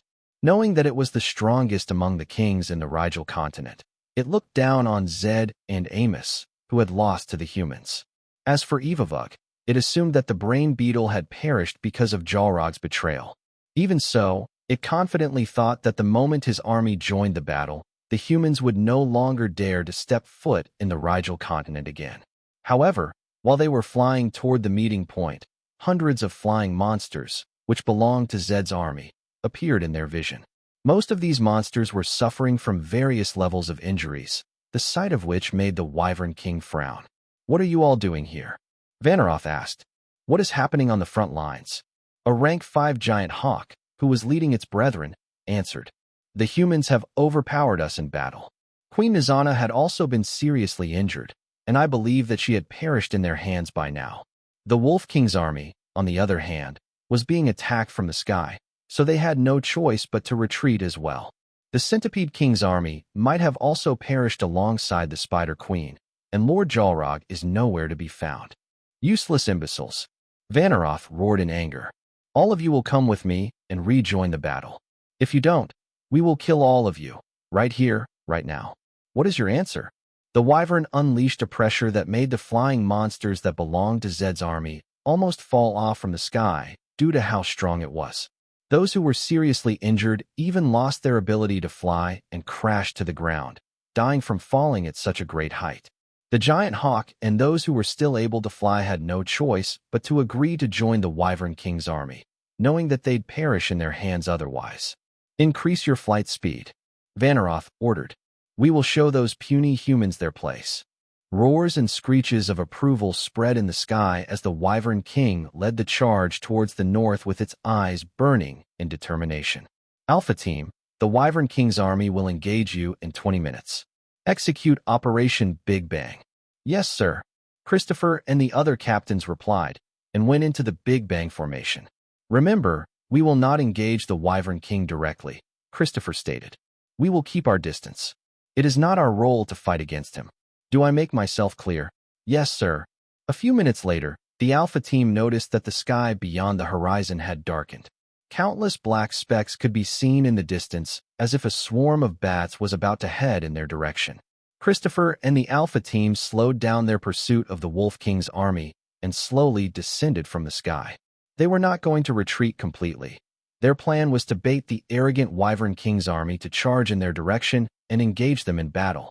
The 3 monarchs had also arrived at the scene, hovering just a few meters above the Alpha Team's formation, serving as their sword and shield against the strongest king in the Rigel continent.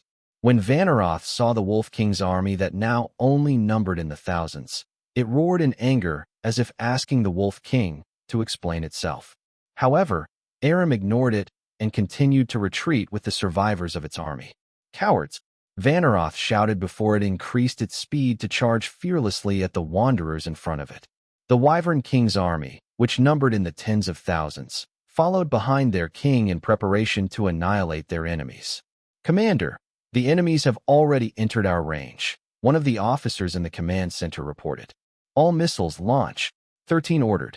Far out into the sea, the warships unleashed countless long-range missiles towards the continent. The Dvalin port, which had also been modified to become a floating fortress, also fired their missiles on the coordinates that their supreme commander had given them. The Alpha Team, as well as the monarchs, watched as countless missiles trailed above their heads and charged at the army that was headed in their direction. Soon, a thunderous explosion reverberated across the sky as countless flying monsters got caught up in the powerful explosions around them and fell to their deaths. "Alpha Team, retreat," 13 ordered. "Monarchs, serve as the rear guard and make sure that the Wyvern King doesn't break through your defenses." Fume.com, yes. The Alpha Team hastily retreated because their flying mounts wouldn't last long in fighting against the Wyvern King's army, because their mounts were already exhausted. They would need to rest for a while before they could once again effectively engage their enemies in battle.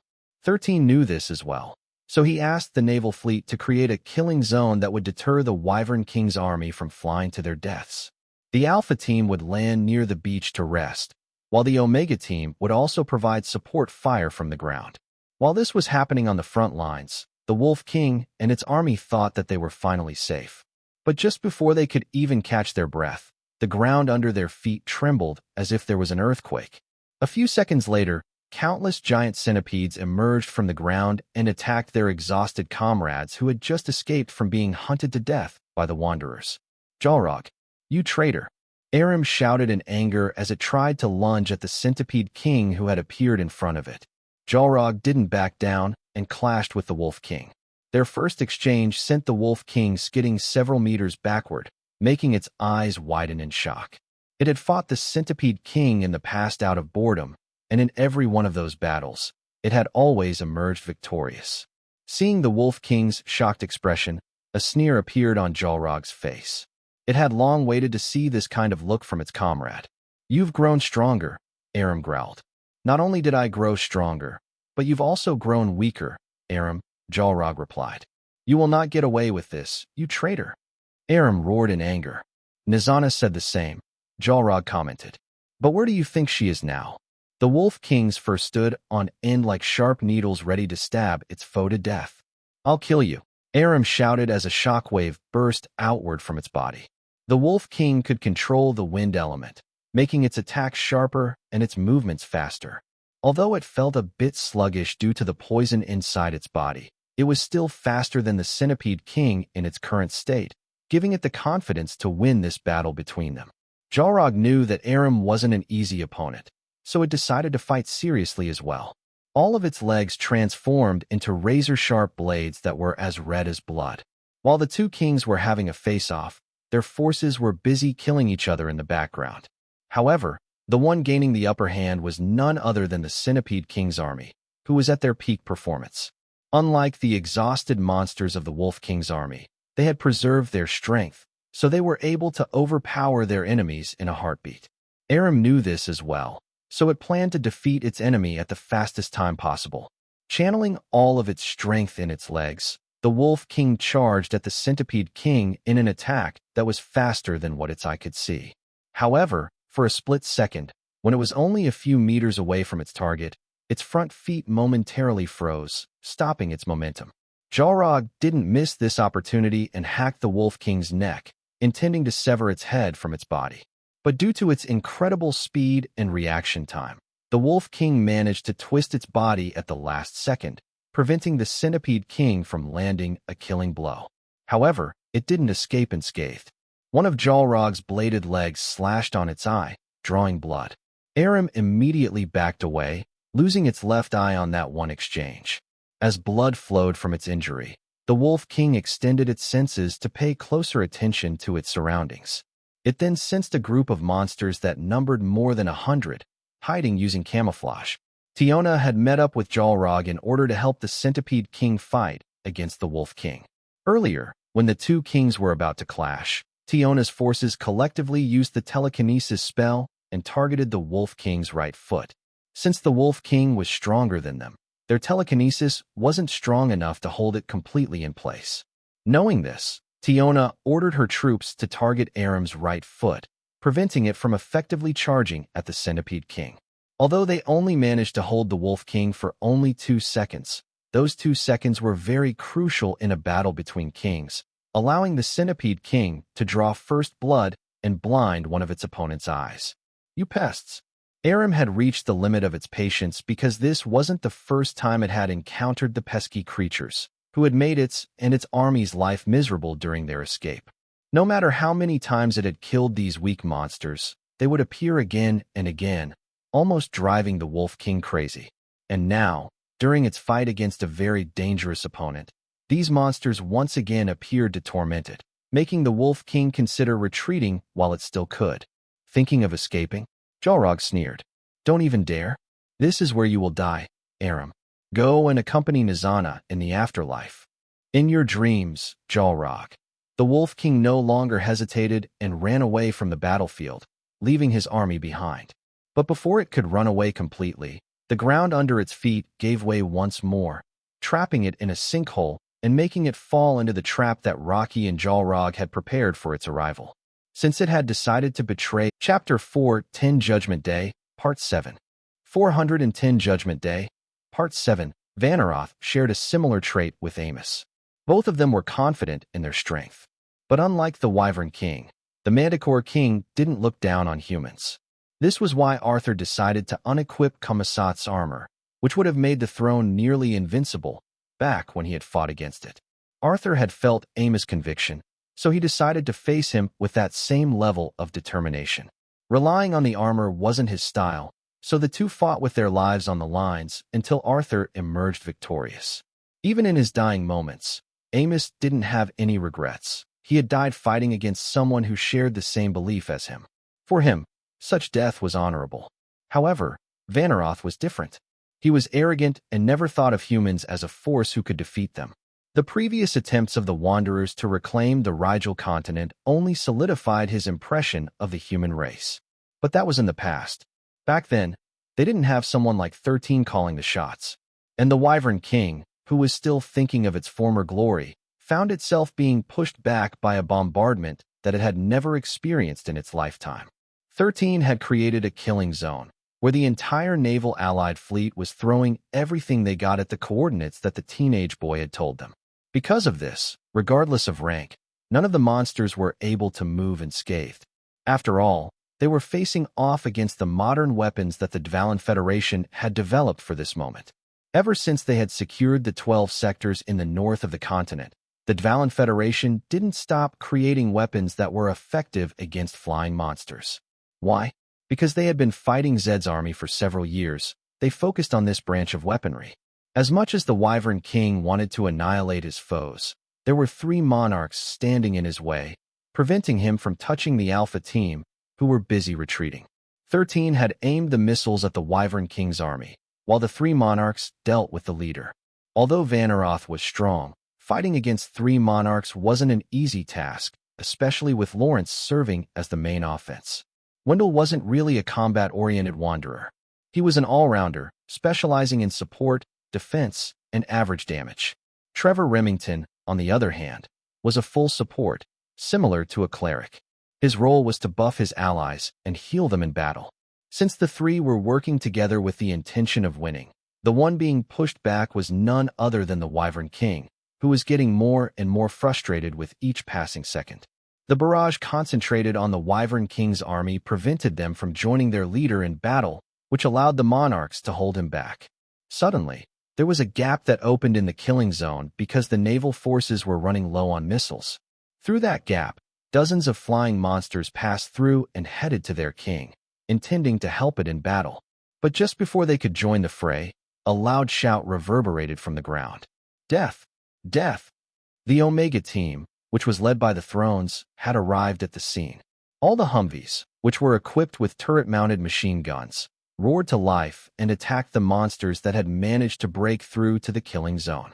The Wanderers, who had long-distance sniping abilities, also helped shoot down the enemies, creating a second killing zone, which made Vanaroth roar in anger.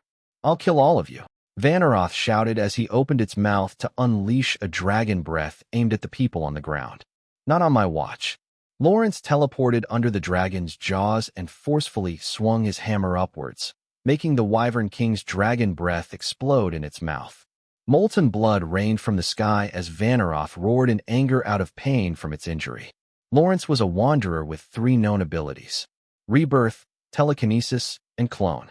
He was able to fly anytime he wanted with his telekinesis, so even without a mount, he could fight against the Wyvern King evenly.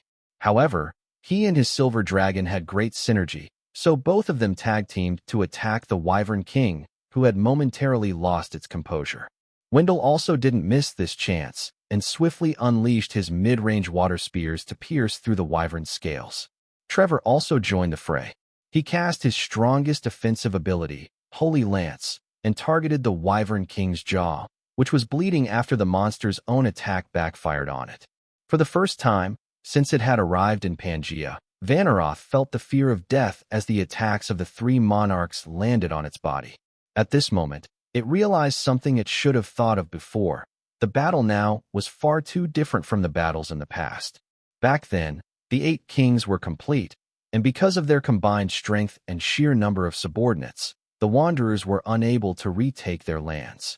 But now, this battle started with 3 of the kings no longer around. Zed, Amos, and Evavug played their roles, and they played them effectively.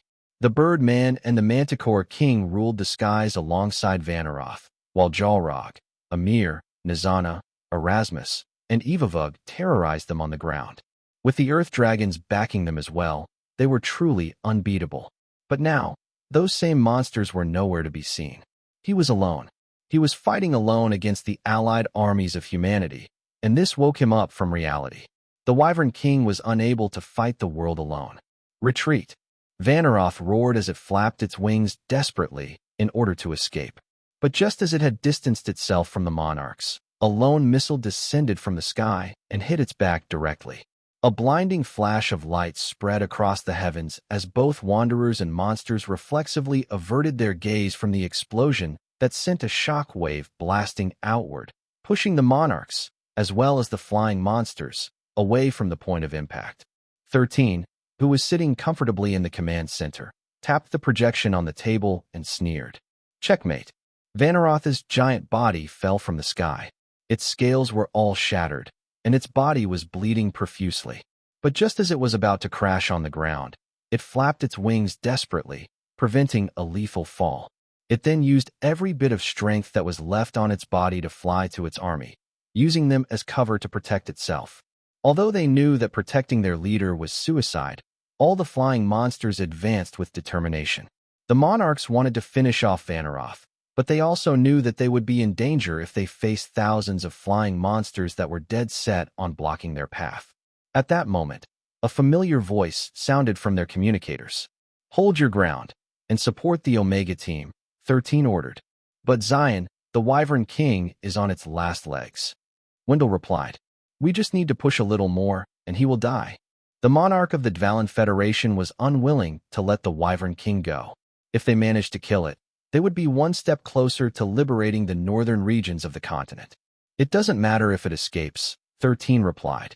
Follow my instructions and support our ground forces. We are so close to winning. Don't throw it away just because you are unable to control your emotions. All you need to do is listen to what I say, and I will give you the victory you have been yearning for all these years. But if you really wish to deal with the Wyvern King, then go ahead and do it. I'll wash my hands and let you take responsibility for the countless lives that will be lost because of your stupidity. Everyone in the command center turned to look at their supreme commander anxiously.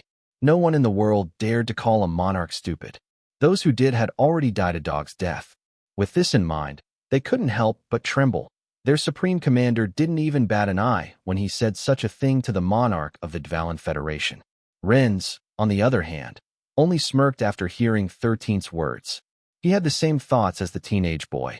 If his brother really went after the Wyvern King, instead of holding their ground, that would definitely go down in history as the reason why this mission failed. Wendell clenched his fists and took a few deep breaths in order to calm his emotions. Boy, you really don't know how to hold back, huh? Wendell said in an icy tone. Are you not afraid that I won't pinch you to death after this mission ends? Freewub noveled CM. I'm not afraid of incompetent people, 13 replied. If you can really do that, then go ahead. It will be your funeral, though. Benedict, who was on the special line used by monarchs, thrones, and the commanders of the expedition, couldn't help but suck a breath of air. Although I hate Arthur, this grandson of his is right down my alley, Benedict muttered. Good thing my granddaughter, Leah, is of the same age as him. I better lay down the plans now while there's still time. The thrones of the Dvalin Federation, who was right beside him, couldn't help but think the same way. If they had someone like Xylen in their family tree, then they could die happy, knowing that their bloodline would prosper for years to come. Chapter 411 Judgment Day, End. 411 Judgment Day, End. Lawrence patted Wendell's shoulder in order to help calm him down. The boy is right, Lawrence said. Running after the Wyvern King now is not worth it. We need to prioritize our people's safety. Wendell took a deep breath before nodding his head. I know. Hot blood just got into my head a while ago, Wendell replied. That commander of yours is really fearless. If not for the fact that the operation is going smoothly, I would have definitely given him a good nagging. Lawrence only chuckled before flying toward his silver dragon. As long as you don't smack his head and beat him up, You are free to give him a good nagging, Lawrence stated. Right now, we need that brain of his, so make sure that it won't be damaged. We have Trevor here. I'm sure he can heal that kid easily, can't he? Wendell glanced at his friend, who only responded with a faint smile. Don't risk it, Trevor replied. Just like what the Grand Marshal said, we can't afford to damage Xylen's brain right now. But enough talk. They're coming. Get into position. Good. Wendell raised his trident and summoned countless water spears above his head. I'll vent out my anger on these bastards. With the three monarchs and the thrones protecting their ground forces from the flying monsters, the most the army had suffered were moderate injuries. None of the injuries were fatal, and all the injured were hurriedly taken back to the rear, where the 69th Battalion and the medics tended to their injuries. While his army was dying to allow him to escape, Vanneroth flew desperately as his blood dripped on the ground ceaselessly. With its severe injuries, its flight was erratic. But after flying for nearly 20 miles away from the front lines, its body finally gave in and crashed on the ground. I can't die here. Vanneroth tried to prop itself up from the ground. I can't die in this place. It had lofty ambitions of breaking through to the next rank and becoming a rank 9 sovereign. Even if it had to crawl, it would do everything in its power to escape. At that moment, it saw something moving in its direction. Due to its injuries, its sight was also blurry, so it was unable to identify whether the newcomer was a friend or foe. The Wyvern King no longer had the strength to fight, so it did the only thing it could do, and that was to look at whoever was coming. Has the front lines been broken? A familiar voice reached the Wyvern King's ears, making it sigh in relief. Erasmus, it's you. Vanneroth felt as if it had finally gained salvation after hearing the Death Lord's voice. It is indeed I, Erasmus replied. Now, tell me what happened on the battlefield. The Wyvern King nodded and narrated everything that happened. From the news of Nizana's death to Aram's escape, as well as its defeat against the Wanderer army, the Wyvern King said it all. We can't beat them by ourselves, Vanneroth said. We need to retreat to where the Earth Dragons are. As long as we regroup with them, we will be able to think of a plan on how to handle this situation. Erasmus nodded. You're right. I'll take it from here. You can now rest. The Wyvern King, who thought that the Death Lord would carry its body back to safety, suddenly felt a searing pain in its chest. Why? Vanneroth asked in disbelief. It's because you are no longer needed, Erasmus replied as it pushed his death blade deeper, making the Wyvern King scream in pain. A few seconds later, it collapsed on the ground, its blood dyeing the surroundings red. The proud and arrogant Wyvern King died an unwilling death, and its eyes slowly lost their luster. When its heart finally stopped beating, the Death Lord placed its hand on Vanneroth's head and chanted, Arise. A few seconds later, the Wyvern King rose up from the ground and roared loudly. The Death Lord jumped on its back with the intention of using its former comrade as its mount. Erasmus glanced in the direction of the battlefield, where countless flashes of light illuminated the dark, cloudy sky. Go, Erasmus ordered. The undead Wyvern King flapped its tattered wings and rose toward the sky. It didn't fly in the direction of the battlefield. Instead, it flew in the opposite direction, intending to regroup with its undead army. Fighting against the Wanderers at this point in time was a foolish move, so it decided to order its army to retreat and return to the center of the continent, where the Earth Dragons were currently at. 1707 Deep Underground. The Wolf King fought tooth and nail against the Centipede King, but it was at a great disadvantage. It relied heavily on its speed, but since the underground tunnels were cramped, it had no choice but to fight with a disadvantage against Jalrog in order to return to the surface. Unfortunately, that was easier said than done. Aram literally had its back against the wall. As its injuries increased, its movements became a lot slower. Jalrog, what's the point of fighting against each other? Aram shouted in desperation. We are allies. Have you really betrayed our master? Betrayed our master? Jalrog sneered. I never recognized that person as my master. Because of him, I was forced into this godforsaken place. But I guess I still need to thank him. Thanks to him, I will finally be able to achieve my goals out of his reach. Thank you, Aram. Because of you, I will grow stronger. You and Nizana finally became useful for once. Damn you, arrogant insect. Aram roared as its entire body glowed in a greenish light. Since you wish to kill me, Let's die together. The Wolf King finally decided to burn its own life force in order to bring the traitor with him to the other life. However, Xylen, who had already consumed the brood mother, didn't back down and clashed against the Wolf King. It coiled its body around Aram's body and dug its razor-sharp legs into it, drawing blood. Aram ignored its injuries and bit down on Xylen's neck, drawing blood as well. Tiona's army used that opportunity to lunge at the two beast kings and detonate themselves, creating a blood mist that engulfed both of their bodies. Xylen sensed that the blood mist was poisonous, but instead of being afraid, it only laughed in its heart. It had a very strong resistance against poison, so it wasn't worried in the slightest. In fact, it even thanked the sacrifice of its allies. Thanks to them, not only would the poison kill the Wolf King faster, but it would also allow him to leave the battlefield while it still could. 5 minutes later, the Wolf King's strength finally gave in, allowing the Centipede King to overpower it. "Goodbye, Aram," Xylen said as it bit on the Wolf King's neck. "Send my regards to Nizana in the afterlife." The Wolf King, who no longer had the strength to resist, finally died. Xylen didn't hesitate to devour the Wolf King's body, tearing its flesh and drinking its blood. Tiona, who saw everything from start to finish, slithered away and regrouped with Rocky. She had fulfilled her duty well, and it was now time for her to return to her master's side. 13, who had been watching the battle unfold through Tiona's eyes, yawned briefly before taking a sip from the hot chocolate that was served to him a minute ago. "Sir, all the enemies are retreating," one of the staff reported as tears streamed down the side of his face. "We are victorious. We won." The officer had lost his family when the Jinns and Magians invaded the Rigel continent. Because of this, he decided to dedicate his life to fighting against them. His only wish was to return to his hometown, where he would properly erect a grave for his family.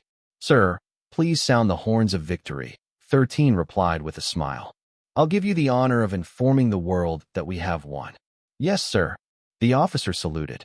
All the officers in the command center all stood up in unison and saluted their supreme commander before clapping their hands. FREOWebnovel.com. A few seconds later, a loud horn reverberated from the Dvalin port, passing through the speakers within the Allied army, which reached even the front lines. When the soldiers heard this, all of them shouted in joy and erupted in cheers.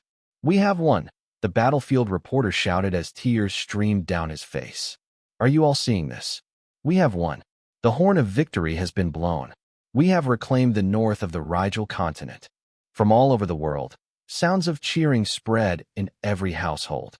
Even in the distant Aldebaran and Signy continent, everyone was shouting in joy, spreading the good news to every corner of the world. They really did it. Douglas Griffin laughed out loud after hearing the shouts of the people in his own command center. Although there was still the threat of the other surviving kings and the 3 Earth Dragons, it didn't stop everyone from celebrating. 13, who could hear the loud shouts from the window of his command center, smiled as he stood up. He then walked past Renz and patted the latter's waist. "I'll wait to hear your answer until tomorrow," 13 replied. "I hope you make the right decision."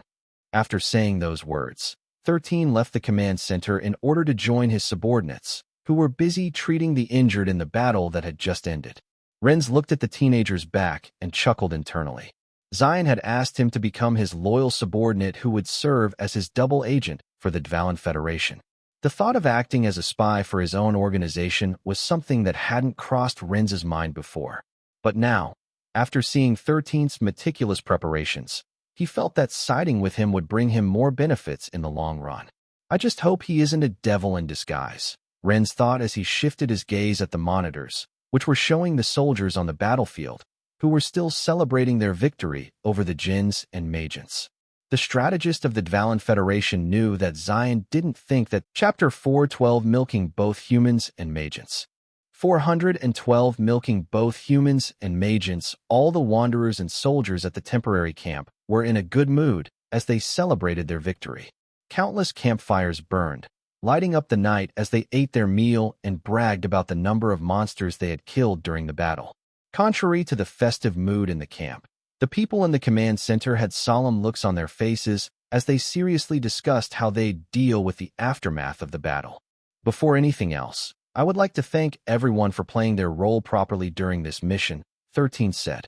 I just looked at the report an hour ago, and aside from having hundreds of people suffering light and moderate injuries, no one was seriously hurt or died in battle. The teenage boy glanced at everyone with a smile. But the battle is not over yet, 13 stated before tapping his communicator. A projection of the resources that were used during the earlier battle appeared in front of everyone. We have exhausted 90% of our missile stockpiles and over 60% of our cannon shells, 13 said in a serious tone. Currently, we are in no position to pursue our opponents because we lack ammunition. The faces of everyone inside the room instantly became solemn after seeing the report that their supreme commander had presented to them. However, all is not lost. 13 glanced at his grandfather, who was swirling the wine in his cup. Although it would take time for us to resupply and create more ammunition, there is a faster way to resume our combat readiness. As for the details, I would like to ask my grandfather, Arthur Leventis, to say his proposal to all of you.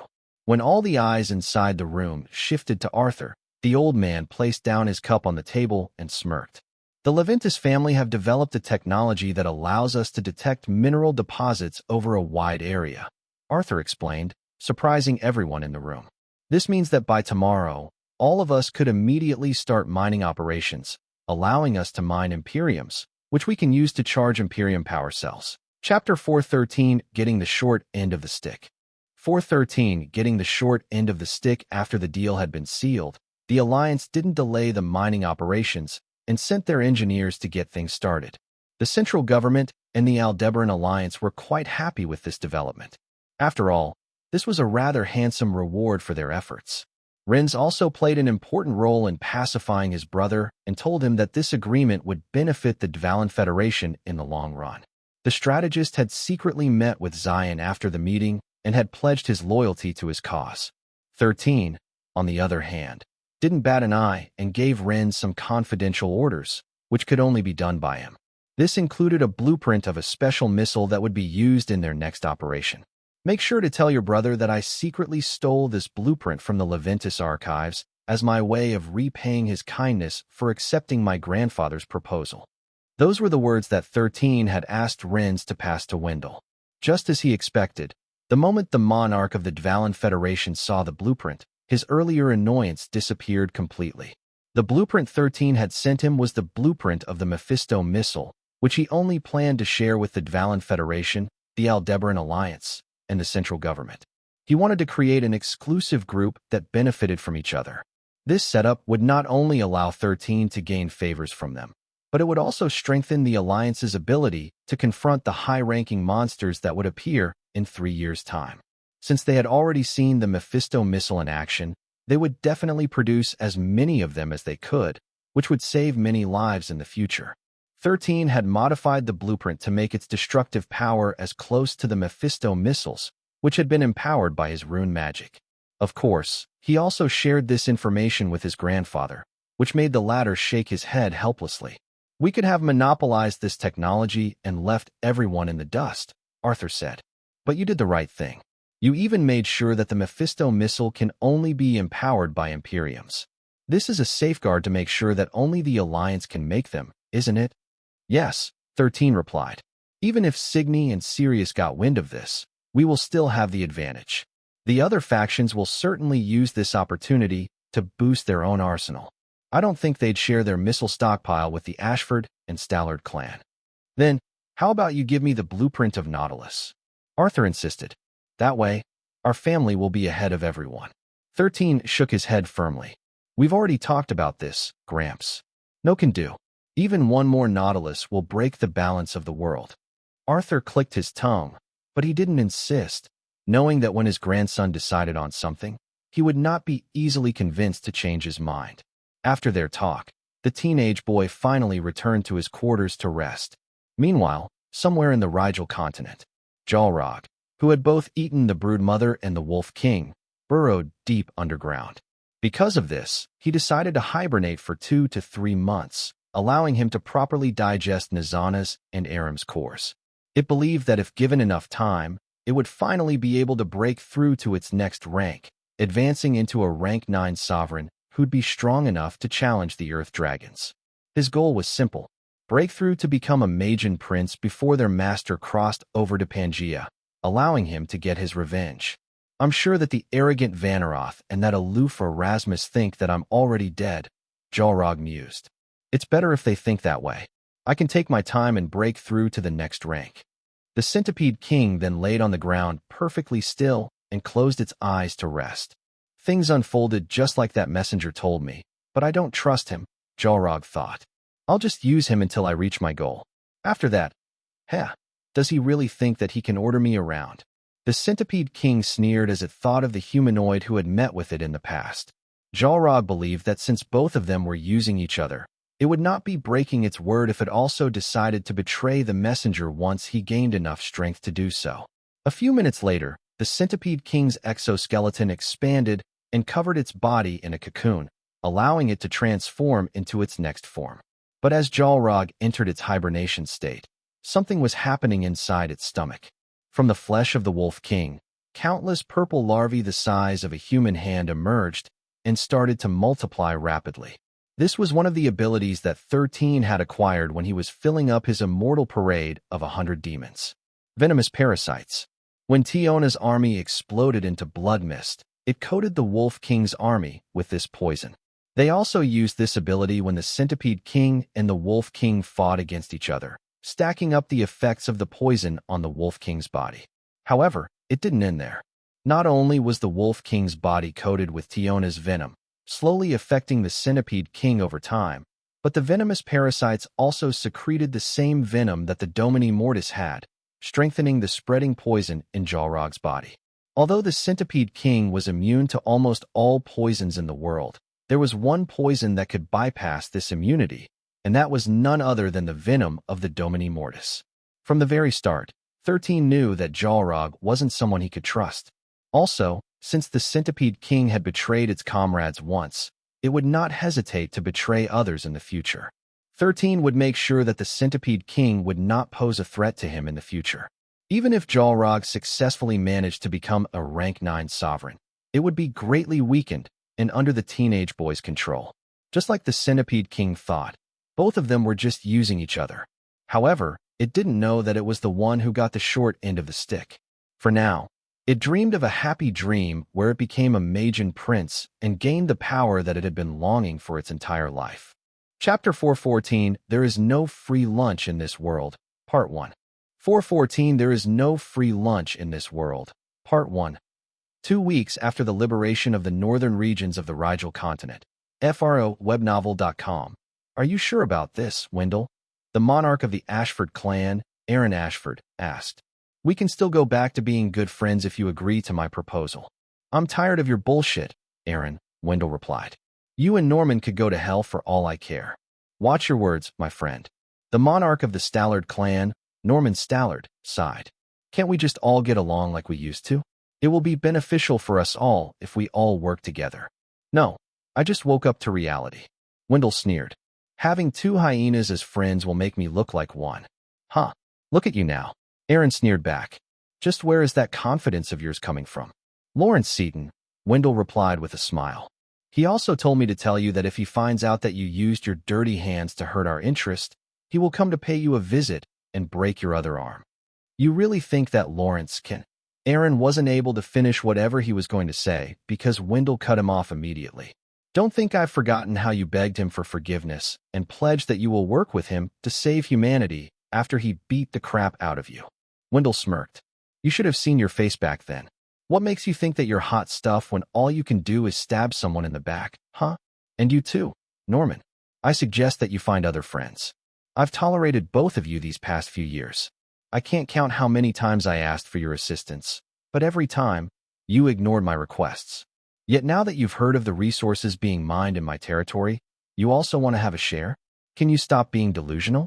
I'll say this once. Get your filthy hands off my continent, or I'll convince Lawrence that we don't need a backstabbing monarch in this world. Wendell gave the 2 people the middle finger before cutting off the connection.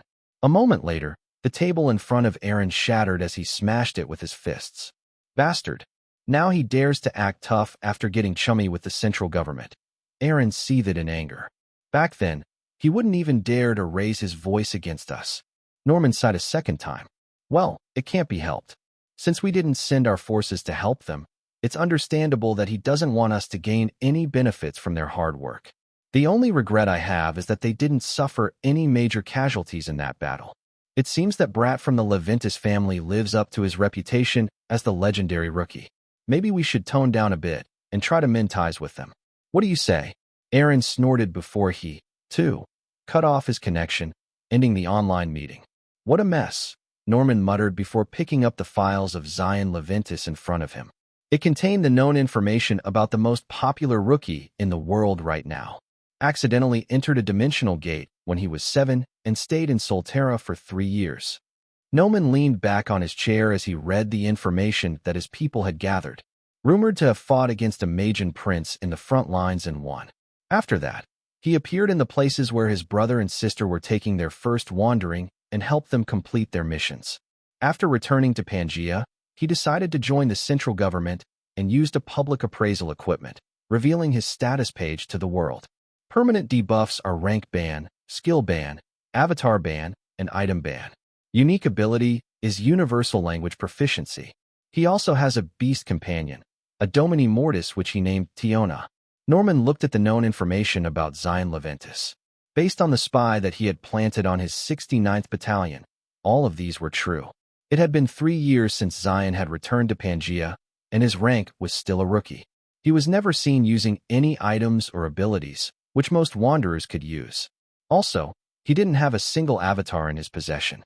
Even so, Norman had to admit that the person whom many called the weakest wanderer in the world behind his back had surpassed the achievements of monarchs like him. But Norman felt that something was wrong. There was no way someone like Xylen could achieve what he had achieved if he didn't have some kind of secret. I'll uncover your secret when we meet in the Signy continent.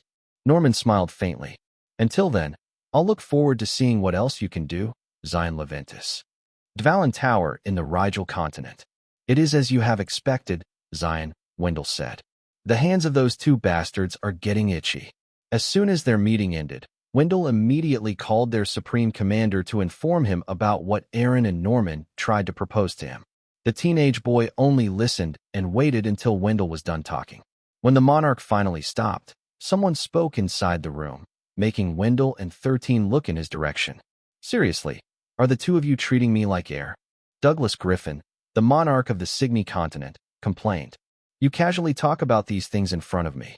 Are you not afraid that I will tell this to Aaron and Norman? No, Wendell replied in a heartbeat. Even if you tell them, what can they do about it? 13 answered calmly. Also, the main reason why Lord Wendell didn't hold back in telling us this information is because he wants you to become an accomplice. Damn right you are, Xylen. Wendell smirked before shifting his gaze to the monarch who had flown for nearly a day from the Signy continent to talk to them in person. Now, Douglas, why are you here again? I'm here to talk business and cooperation. Douglas, who didn't like to drag things out, answered. Right now, I need resources. However, since I know that the Dvalin Federation will not give us anything because you need the raw materials to create machinery and ammunition, I can only negotiate with the Leventis family. With Arthur? Wendell arched an eyebrow. You don't plan to talk to Trevor and Lawrence? Douglas shook his head. The central government will use all the resources they gain to boost their own armies. As for the Aldebaran continent, 4 people need to share that 25% split that you have agreed upon. I doubt that they will agree to sell their resources to me, which means this only leaves the Leventis family. Since they don't need much, I plan to ask Arthur to sell us 15% of his shares. Okay. 13, who was sipping his tea on the side, replied casually. I'll convince my grandfather to sell you the 15% shares of our resources. I'll also convince him to let you buy it at a discounted price. Wendell and Douglas exchanged a glance at each other before the monarch of the Signy continent chuckled. I was expecting that I will need to negotiate at a disadvantageous position when I get here, Douglas commented. I didn't expect that it would be this easy. I even got a discount, but I know that there is no free lunch in this world. The monarch narrowed his eyes at the teenage boy, who was sitting in front of him and still wearing his pajamas. If other people were to do this to him, he would have already slapped them into meat paste and gotten over it. But he didn't dare to do that to the boy whom he planned to ask for help when it was time for his continent to face the Jin invasion. which had been his greatest fear as of late. Chapter 415, There is no free lunch in this world, Part 2. 415, There is no free lunch in this world, Part 2. So, what do you want from me? Douglas asked. An arm and a leg, 13 replied. Can you give that to me? fkewebnovel.com? Are you talking about my arm and leg? Douglas arched an eyebrow. Of course not, 13 replied. I want the arm and leg of the Black Dragon of Destruction, the one you guys killed 300 years ago. Give that to me, and I'll even throw in the blueprint of Mephisto as a freebie. When Douglas and Wendell heard 13's words, their gazes became solemn. When the Black Dragon of Destruction was defeated, the 5 monarchs split its body evenly. Aaron Ashford took the dragon wings for himself. Trevor Remington got its head and tail. Douglas Griffin and Wendell Elrod each got an arm and leg, while Norman Stallard received its body. As for Lawrence, he got its core. The Black Dragon was a rank 9 sovereign, but it wasn't an ordinary rank 9 sovereign. No, it was a pseudo-prince, and the monarch clans had done everything in their power to research many ways how to properly use the dragon parts in their possession. Their blacksmiths had managed to create peak gold-grade equipment with the monster parts that they received. However, since the Black Dragon was over 100 meters tall, the materials they had left were still aplenty, allowing the monarch clans to completely arm their elite forces with gold-grade equipment. You can't have both, Douglas said after careful consideration. Choose one, an arm or a leg. I will only give one to you. 13 chuckled internally. This was part of his plan. He deliberately said that he wanted 2 dragon parts, knowing that Douglas would try to bargain and reduce its number to 1. Fine, 13 replied. Give me the arm or what remains of it. I'm sure you already used the scales, and maybe 2 or 3 claws from it. So, I'll be nice and just take what's left. Douglas breathed in relief internally because they had indeed almost used the entire arm for their equipment. Only the leg part was untouched, so he was more than happy to give the teenage boy what was left of the arm of destruction, which belonged to the dragon that 13's former host sacrificed his life to kill. For 13, getting a piece of that dragon held a sentimental value worth more than its true value. Right now, no one in Pangaea could craft armor above the gold grade.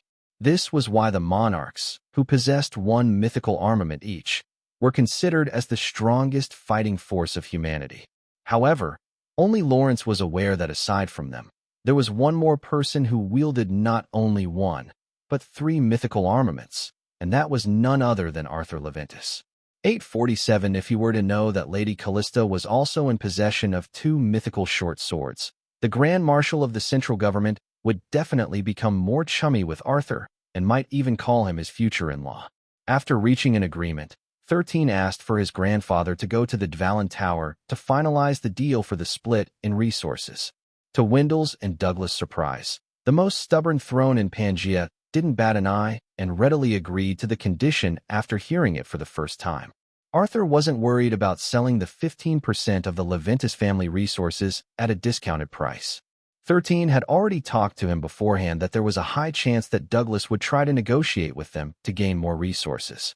Arthur wanted to object at first, but when the teenage boy told him that he would exchange it for the body part of the Black Dragon of Destruction to create a mythical weapon, the patriarch of the Leventis family immediately changed his mind. Since he knew that his no-good grandson could gather resources without alerting the Alliance, they would still get more than what they currently needed.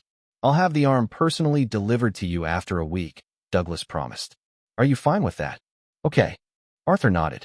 After shaking hands with each other, 13 left with his grandpa and left the 2 monarchs to discuss other means of cooperation between them. How many can he make with the arm? Arthur asked. It's too early to tell, 13 replied. It really depends on what is left of the arm. Bones is fine, scales is good too, but we need the claws the most. Arthur no longer said anything because this was not the place to talk about such an important matter. I know you don't want to give me Nautilus, but can you give me something else? Arthur asked. You already shared Mephisto with Douglas and the Alliance. We need to create more advanced weapons to be competitive. 13 smiled faintly before nodding his head. Very well. Let's talk in my room. Seeing that his grandson didn't reject his proposal, Arthur's mood became better. Once they were away from the prying eyes and ears of the people around them, the 2 started to negotiate with each other. So you want something that is a scaled-down version of Nautilus? 13 inquired. Yes, Arthur replied. Something with advanced stealth capabilities that cannot be detected by radar. How many do you plan to build? 13 asked. As many as possible, Arthur answered. You're going to go bankrupt, Gramps. How can I possibly go bankrupt with you around? Just give me what I need. 13 shook his head before taking out something from his dimensional storage.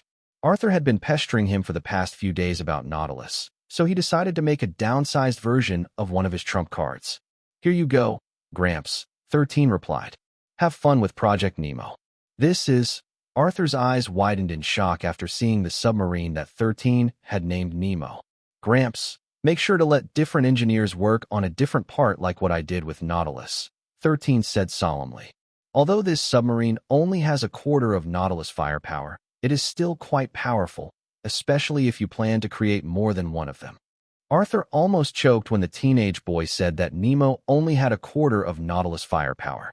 The blueprint in his hands was already extremely powerful, which he believed could potentially take out a rank 8 sovereign on its own.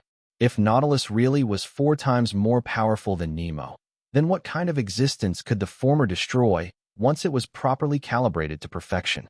Xylen, you said that this voyage of the Nautilus here in the Rigel continent is just a test run so you can do some modifications to it, right? Arthur asked. Right. 13 nodded. Then, what is Nautilus doing right now? Arthur inquired. Since the war started, he hadn't seen any support fire coming from Nautilus, which puzzled him greatly. Ah, that. 13 smirked. Let's just say that it is busy keeping 3 Earth dragons busy. Arthur hissed as he sucked in a cold breath because things were finally falling into place. Ever since they had captured the North, the Alliance had been worried that the Earth dragons might make a move to attack them. However, they hadn't seen any signs of that happening and wondered if they were just regrouping for a massive counterattack. You mean to say that Nautilus is dealing with the Earth dragons? Arthur asked in disbelief. On its own. 13 smiled mischievously before placing his finger over his lips. Don't tell anyone, okay? Arthur looked at his no-good grandson before shifting his gaze on the blueprint in his hands. This boy really is born from my genes, Arthur thought. He is as smart as me when I was his age. At that moment, Arthur finally made a decision. He would make sure to reinstate Gerald as a member of the Leventis family because he didn't want Xylen to go anywhere. Little did he know that Gerald's family had no interest in returning to the Leventis family.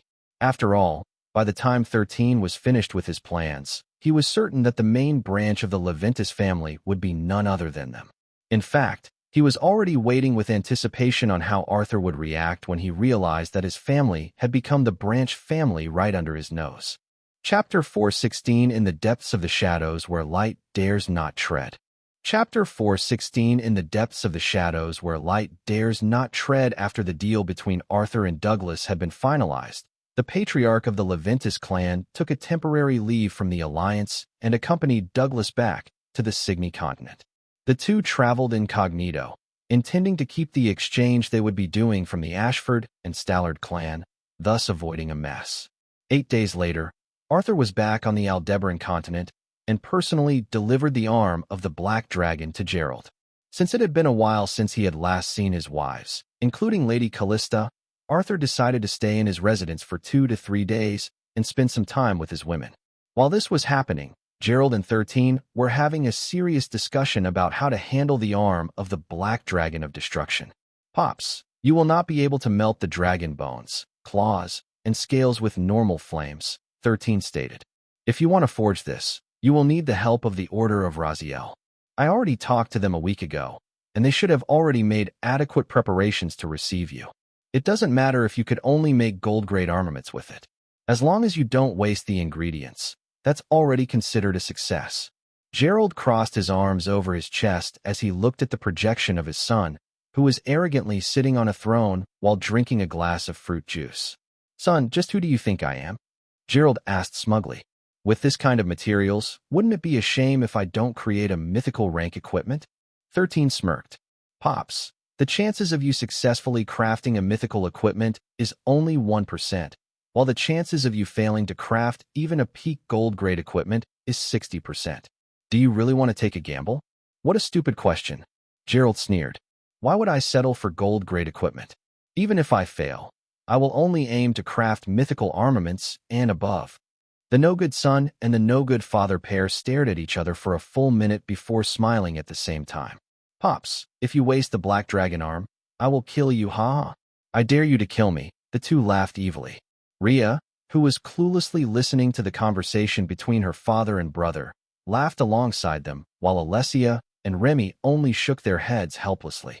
Pops, just settle for gold grade, okay? You still have skill issues. How dare you talk to your old man like that? Skill issue? Your mother and I had been at it for 60 rounds when she conceived yo. Arg. Alessia smacked Gerald's head with her fist before dragging him away to a corner. Remy and Rhea blinked their eyes because they had no idea what their father was talking about. While Alessia was busy grinding her husband's head with her hands, Rhea and Remy talked to Xylen and told him how they were doing. The talk between the siblings was harmonious. It was as if Gerald's earlier comment was never spoken. When the henpecked husband finally returned, the smugness he had earlier had disappeared without a trace. Seeing his father's defeated look, 13 sighed before nodding his head. Fine, 13 replied.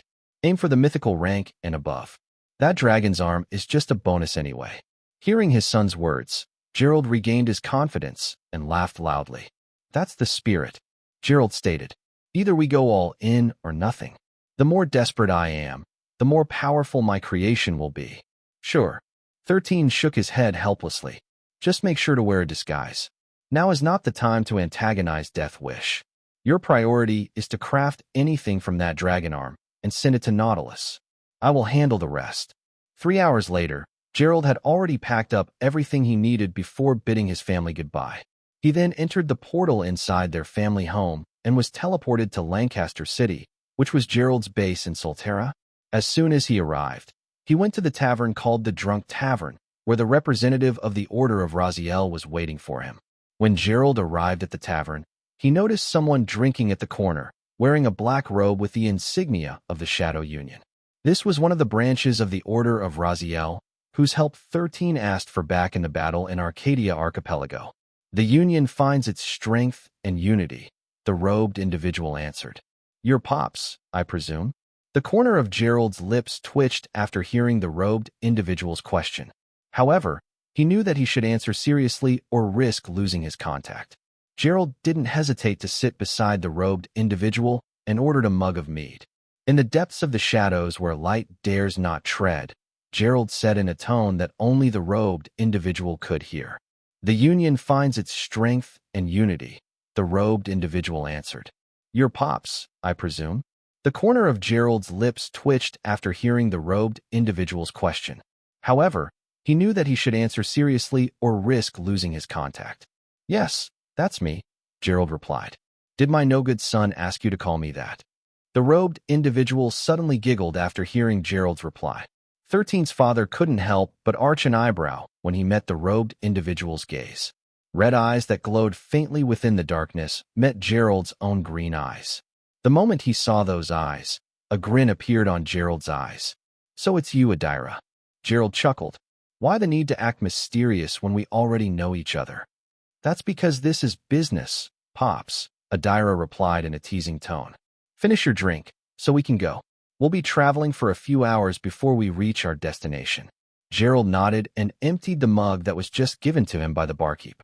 After paying for his drink, the two left and entered the teleportation gate. After an hour of constantly jumping from portal to portal, they appeared in a city that was under the control of the Shadow Union.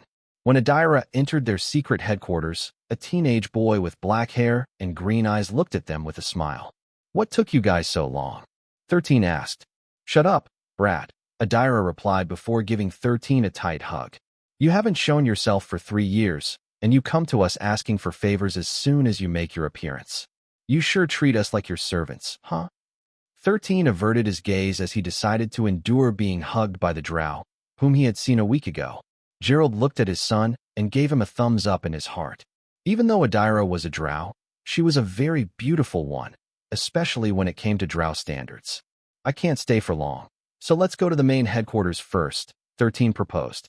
Adira clicked her tongue before reluctantly letting go of the boy. Let's go to the courtyard. The drow dragged 13, and Gerald followed with a faint smile on his face. This was the first time he saw his son being dragged around like this, and it lifted his mood. When they arrived at the courtyard, Rocky's head poked out of the ground and swallowed Gerald and Adira. 13 then clapped his hands together and used his artifact that allowed him to teleport to a place once a day. He brought his father to the main headquarters of the Shadow Union, intending to borrow their forge, which housed the flames of Sylvana, one of the few unique flames in the world that could melt even the bones of a rank 9 black dragon. Chapter 4:17 Courting Death. Chapter 4:17 Courting Death. After sending his father to the main headquarters of the Shadow Union, 13 returned to Pangaea through the Order of the Apocalypse. The teenage boy could return to Solterra at any given time if he first teleported to the Order of the Apocalypse and asked Metatron to open a gateway to the place where he intended to go to. However, he could only use this special service once a week, and there was also a limitation. He could only be teleported to villages, towns, or cities that were not under the influence or control of the Wanderers, like the human kingdoms ruled by the 5 monarchs and 10 prestigious families. Since he was short on time, he decided to use this method to send his father to the main headquarters of the Shadow Union. After the battle in the Arcadia archipelago, his relationship with the Order of Xylen improved good enough that he could ask favors from them. Also, since he will not return to Solterra for an indefinite period of time, he made sure to leave letters addressed to Taiga and his brother, Anwer. The 2 Tigerkins were busy increasing their influence and strength while he was away. What 13 didn't know was that Taiga was currently traveling with Mikhail and Shasha, helping them with their quests. Their meeting was purely coincidental. Taiga happened to be training in the region where the brother and sister had been sent for their mission. Because he had no idea that his hero servant was currently on Cloud 9 because he was helping Shasha with her mission, 13 returned to Pangaea after asking Adira to send his letters for him. But as soon as 13 returned to Pangaea, his communicator received a message telling him to watch the news. Xylen, watch Channel 9. Those 2 bastards are up to their dirty tricks again. The sender of the message was none other than Wendell, so 13 decided to open the television to see what the monarch was talking about. Immediately, the faces of Aaron Ashford and Norman Stallard appeared on the screen. A joint press conference. 13 arched an eyebrow before sitting on the couch to see what the 2 hyenas were up to. Humanity has managed to take the first step to push back the Jinns and Magians from the Rigel continent, Aaron stated. As such, the Ashford clan and Stallard clan also decided to join their war efforts to finally put an end to the tyranny of the monsters that have stolen our lands, honor, dignity, and even future. 13 chuckled because he already understood what the sleazy bastard wanted to do. So, you want to use the media to manipulate the will of the people. 13 smirked. Not bad. The teenage boy already knew where this was going, but he still decided to watch the farce that the 2 monarchs were trying to pull. We have been too busy fortifying our forces in the Signy continent, so we were unable to send our army to the Rigel continent, Norman stated. But now, since everyone must join hands to remove the threat to the world, we decided to send our personal armies to reinforce the Dvalin Federation from their plight. I believe that together, we will be able to do great things and finally put an end to the Jinn tyranny. We do this not for our own benefits, but to give humankind the peace and safety that they had longed for centuries. 13 praised Norman's eloquence in his mind. Among the monarchs in Pangaea, Norman Stallard had always been the best at speaking, so he was usually the one who made the important announcements from the monarch clans. Since we will be joining the allied armies, we will also let the current supreme commander, Xylen Leventus, command our armies to battle, Norman added. With his strategies and our might, we will prevail. Norman raised his closed fist, making his subordinates cheer and clap their hands. Our naval forces are traveling to the Rigel continent as we speak, Aaron declared. We ask for everyone's support in our endeavors. Long live Pangaea! Long live Pangaea! Long live Pangaea! Long live Pangaea! The reporters, who belonged to the Sirius continent and were bribed to stir the narration of the press conference to their desired result, also clapped their hands. A faint smile appeared on 13's lips when he saw Wendell trying to contact him at this time. He accepted the call, and the projection of Wendell, Lawrence, Trevor, and Arthur appeared in front of him. Those 2 bastards are trying to strong-arm their way in, Wendell stated. What do we do? If we reject them, they will definitely make us appear bad in the eyes of the public, Trevor stated. Also, even though he said that his ships were only on their way here to Rigel continent, they are only a few hours away from the Xylen Federation. It seems that they left several days earlier before this press conference was made. They really thought things through. Lawrence and Arthur didn't comment. They only looked at the teenage boy, whose smile had widened a bit after hearing Trevor's words. On the contrary, Wendell, who had already burned bridges with the Ashford clan and the Stallard clan, was visibly worried, not knowing how he would handle the incoming uninvited guests into his territory. "Gentlemen, why are you worrying about something like this?" 13 asked. "Since they have sent us meat shields to be used as padding to the front lines, then let us accept them." "But Xylen, those bastards will definitely make a mess of things," Wendell stated. "I'm sure they will also try to get some share for the resources." 13 chuckled after hearing Wendell's statement. Resources? The only resources anyone would get in the Rigel continent were the resources he would allow them to get. Even now, if 13 wished for it, he could suck the Imperium mines dry in just a few days with Rocky's help. He wasn't worried about the Ashford clans and the Stallard clan's attempt to try to dig their own mines. Even if they ever found any useful resources, 13 would steal them right under their noses. "Let them come," 13 replied.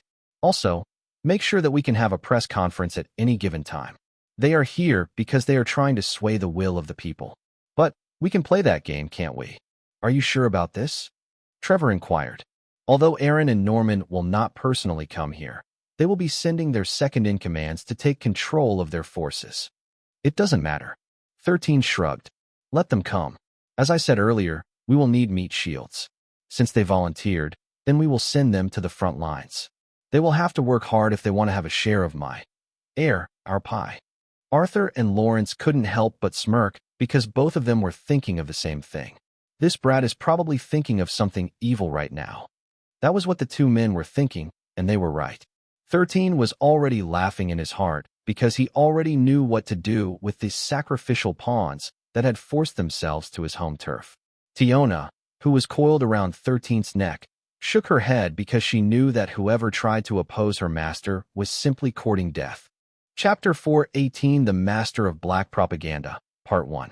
Chapter 418 The Master of Black Propaganda, Part 1. 2 days after Aaron Ashford and Norman Stallard held their press conference, their naval fleets finally arrived at the main headquarters of the Xylen Federation. They even brought their own news crew with them, perhaps to ensure that the people would see them in a good light. The moment the floating island of the Xylen Federation came to view, they even started a live broadcast. The paid reporter immediately used her expertise to cast a positive narrative, telling the viewers about how the forces from the two monarch clans rushed to their destination out of determination to help humanity repel the invaders. Even 13 was impressed by her acting and reporting skills. Impressed enough that he took note of her name so that he could brainwash invite her to work for him instead. When Seth Ashford and Alan Norman, along with some of their soldiers, stepped foot into the man-made floating fortress of the Xylen Federation, they were given a proper welcome by the members of the Alliance. Since the reporters who had broadcasted 13's first expedition were still with them, they were invited to participate in this momentous event to cover the arrival of their reinforcements. "Welcome to the Xylen Federation," Benedict greeted Seth and Alan, who were the third-in-commands of the Ashford and Stallard clans. "It's nice to see you again, Benedict," Seth said as he shook hands with the old man. "But where are the rest? Are you the only one who has come to greet us?" "Yes," Benedict replied. "Everyone is busy discussing the strategy for the next mission." Seth sneered, knowing that since they had come unannounced, none of the big shots of the Alliance wished to meet them. But since they were already there, he believed that they would have no choice but to work with them. FREOWebnovel.com. As the entourage of the Ashford and Stallard clan walked toward the base, they saw over 100 soldiers marching in their direction, with Xylen at the front. Benedict and the members of the Alliance saluted their supreme commander, while Seth and Alan merely nodded their heads in greeting. "Uncle Benedict, who are these people?" 13 asked with a smile. Benedict, who had been called uncle in front of everyone, returned Xylen's smile with a smile of his own. "These are our reinforcements from the Ashford and Stallard clans," Benedict replied. "Let me introduce to you these two gentlemen. No need for you to introduce us, Benedict, Seth interjected. Allow me to introduce myself. I am Seth Ashford.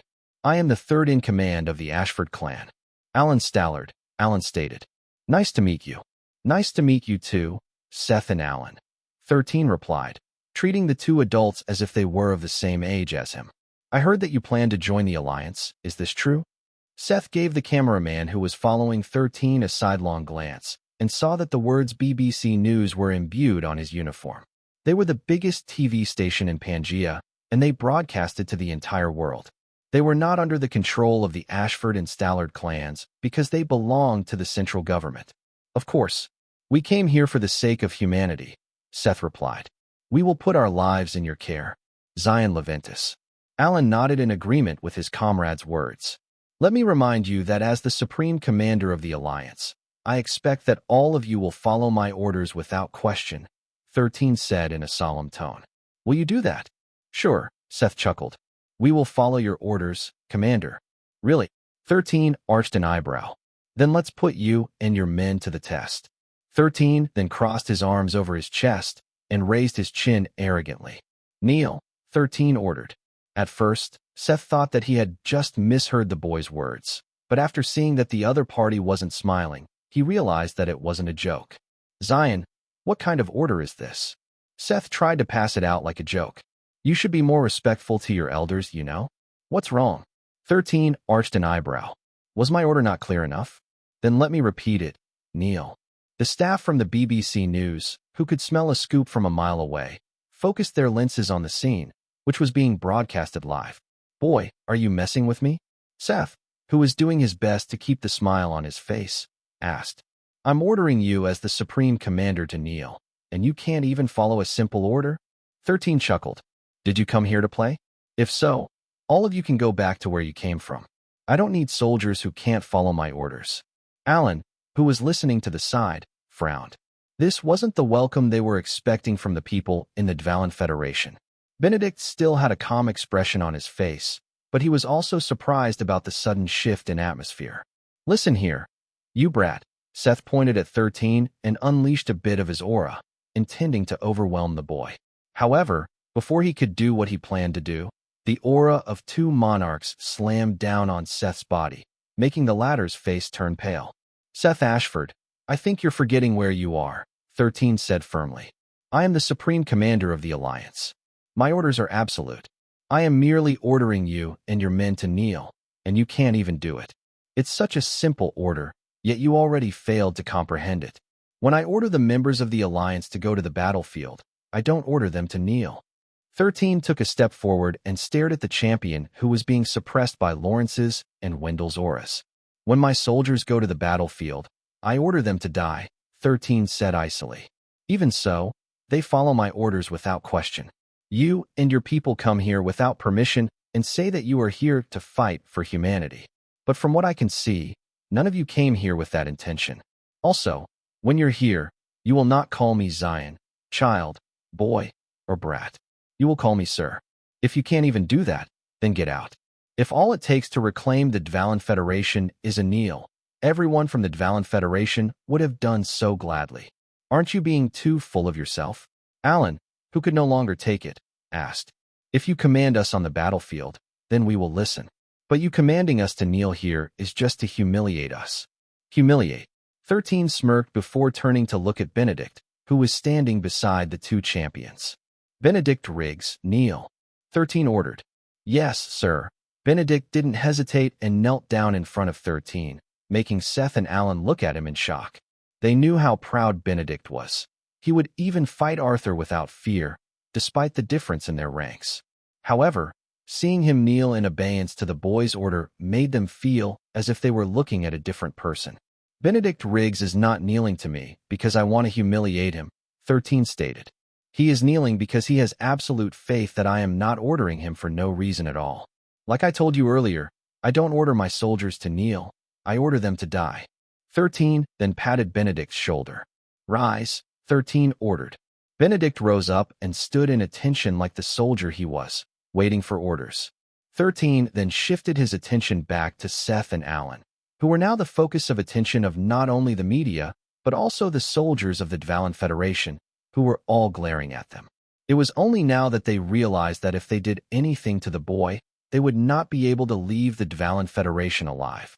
13 simply stared at the two, but his gaze contained so much pressure that the two champions felt that they only had two choices. One was to kneel, the other was to leave. Leaving was not an option. If they did that, they had a feeling that they would no longer be welcome in the Xylen Federation. Although unwilling, Seth was the first one to move and knelt in front of the Supreme Commander of the Alliance. Chapter 419 The Master of Black Propaganda, Part 2.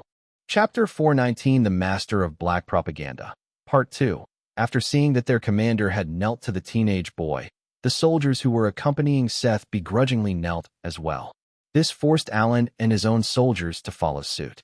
13 didn't order them to rise, and simply looked down on them arrogantly, his arms crossed over his chest. "Remember this, men, there won't be a next time," 13 warned.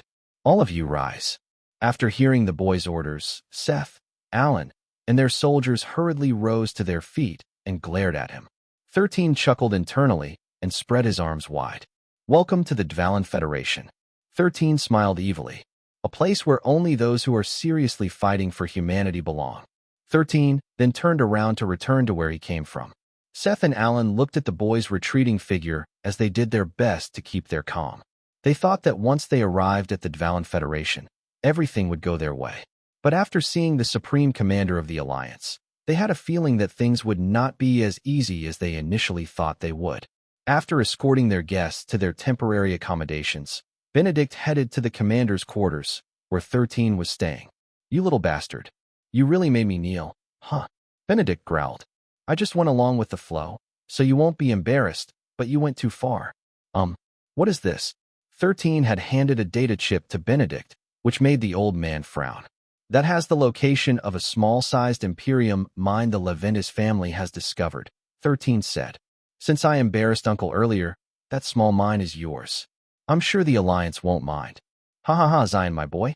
Your uncle is not really offended by what happened earlier," Benedict replied as he hastily pocketed the data chip. "It's just a small matter. In the future, don't hesitate to ask me for help. I'll gladly help you." "I know, Uncle. You're the best." 13 smirked, knowing that Benedict was just as greedy as his grandfather when it came to resources and treasures. "Still, are you sure that it is wise to offend them like that?" Benedict asked before looking at what Xylen was doing. "Of course," 13 replied. "All of them must become aware that they are no longer in their backyard. They are in our backyard." Little did Benedict know that right after the confrontation earlier ended, 13's black propaganda to tarnish the reputation of the Ashford clan and Stallard clan had already begun. Since the two clans were using information warfare to fool the general public into thinking that they were the good guys, 13 planned to use the same weapon to make them look like the bad guys. Unfortunately, no matter how great their connection to the media was, they were still too green compared to the system of cannon fodders, who had made kings, emperors, and politicians fall from grace with his black propaganda. As soon as Benedict left to share the happy news to his family about acquiring a small-sized Imperium mine, 13 began to hack the various TV stations in the world and set his plans into motion. While this was happening, Seth, who had been humiliated by the boy, was doing his best to stop himself from breaking things out of anger from what he had suffered earlier. At that moment, his communicator began to ring. When he saw that the caller was his patriarch, he immediately reined in his anger and answered the call. "Sir, we have a problem," Seth said. "Yes, we really have a problem," Aaron icily replied. "Check the news now." Seth subconsciously shuddered after hearing the monarch's command and immediately opened the TV to check the news. Breaking news. Seth Ashford and Norman Stallard started conflicts as soon as they arrived in the Xylen Federation. The breaking news immediately made Seth's face pale because he had ordered the reporters on their side to use the recording to paint Xylen in a bad light. However, before the reporters could even do that, 13 had beaten them to it and published the recordings that had been deliberately edited to turn the tables on them.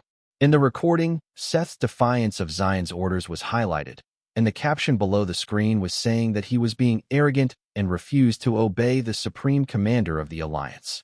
Of course, it was not only Seth being splashed with dirty water. Even Alan, who only said a few words, was painted as the bad guy, making the latter fume after he was also informed of what was happening on TV. Our reporter at the scene, Rain, has managed to book an exclusive interview with Xylen to get his reaction on the disrespect he had received from the commanders of the Ashford and Stallard clan. The news anchor said, "Thank you." Rain nodded slightly. "This is Rain, reporting for BBC." The camera panned to her and 13, who was wearing his Supreme Commander uniform. 13 had a very pained expression on his face, as if he was greatly affected by what happened earlier. "Sir, what did you feel when Seth Ashford and Alan Stallard refused to obey your orders and disrespected you in front of everyone?" Rain asked, her beautiful face slightly scrunched to match 13's mood. "It was a very mortifying experience," 13 replied. "They said that they came to help the Alliance fight against the Jinns, so I decided to test whether they were serious or not. On the battlefield, every order I make will decide the life and death of countless soldiers. I am forced to make hard decisions, which would force our soldiers to risk their lives in battle. Fortunately, during the past expedition, everyone obeyed my orders without fail. Thanks to their faith in me, we succeeded in liberating the northern regions of the continent. When the Ashford and the Stallard clan arrived, I thought their help would increase our chances of winning. I believed that all of us were going to fight under one banner. Unfortunately, that doesn't seem to be the case. My simple test to see if they are willing to obey my orders and put their lives in my hands resulted in the video that you just saw earlier. Not only did they disregard my orders, but they also challenged my authority. I think it will be better for humanity if they just return to where they came from. Soldiers like them who can't follow orders are not needed on the battlefield. They will only endanger the Alliance because of their inability to work together as a team." Arthur, Michael, and Hans looked at the TV with amused expressions on their faces. If they hadn't known how black-bellied Xylen truly was, they might have believed his acting and sympathized with him due to how raw and real his emotions looked on camera. It must have been a very disheartening experience. With furrowed brows, Rain distressedly gazed at the teenage boy in front of her, who looked very hurt. "Yes, but I believe the rest of humanity will be able to move past this setback as long as we do our best to work together to have a peaceful world," 13 said. "A world where no one needs to suffer under the oppression of the Jinns and Magians. The soldiers of the Alliance will risk their lives to make this happen. Those who don't share the same determination and conviction should not take part in our struggles. They will only be deadweights dragging everyone down. I am truly saddened that the Ashford and Stallard clan do not share our views and only came in the Rigel continent for show, even daring to disrespect our efforts in reclaiming the Rigel continent from the hands of the Jinns and Magians." Rain seemed moved by Xylen's words, her eyes teary as she said a few more words to console the teenage boy, who looked genuinely downcast. Freewebble.com's Seth, who had watched everything from start to finish, almost coughed out blood then and there when the screen replayed the scene where he said, "Listen here, you brat." The camera had captured a burst of energy, which made the teenage boy wince, highlighting how Seth tried to harm the Supreme Commander of the Alliance in front of everyone. Soon, angry comments from the netizens exploded on social media and other platforms. All of them were bad-mouthing Seth and Alan, with some of them shouting that Seth must be punished for his attempted assault on Xylen, which should be punishable by death. Right now, no one was more important in the Alliance than their Supreme Commander, so the punishment for Seth's attempt to harm him must be severe. "I don't know who is behind this, but it is too late to do anything," Aaron growled. "You better fix this now, or else." "Why, yes, sir." Seth, who knew how much was at stake, replied fearfully, "I will do my best to settle this as soon as possible." "Settle it now," Aaron said with finality, making Seth shudder. "Yes, I will," Seth answered. "I will go and find the Supreme Commander now." Just as soon as Seth left his quarters, he immediately came across Alan, whose face was just as flushed as his. Clearly, the other champion also received a good nagging from their patriarch, making him feel wronged. A glance was enough to tell them what they were supposed to do, so they hurried towards the Supreme Commander's quarters to ask for his audience. However, 13 knew that they would be coming for him, so he went to the Order of the Apocalypse to talk to Evavug and the newly born brain beetle, whom 13 had named Gwen. The teenage boy planned to use the baby brain beetle to cause some havoc on the battlefield, making sure that things would fall under his control.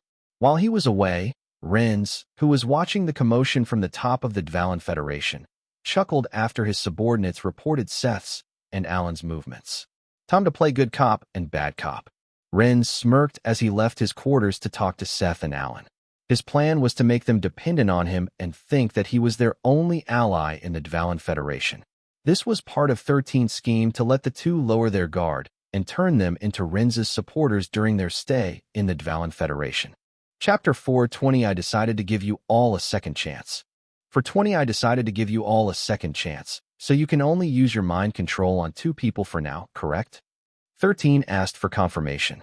Why yes, the white brain beetle, Gwen replied. Then can you mind control a throne? 13 asked. No, Gwen replied. At most, I can only control champions. Gwen had just hatched from its egg a few days ago and was forced to remain in the treasury of the apocalypse with its parent, Evavug. The 2 brain beetles were very wary of the teenage boy. However, they were in a place where they couldn't escape, so they could only stay wherever they were and meet the other party whenever he wanted.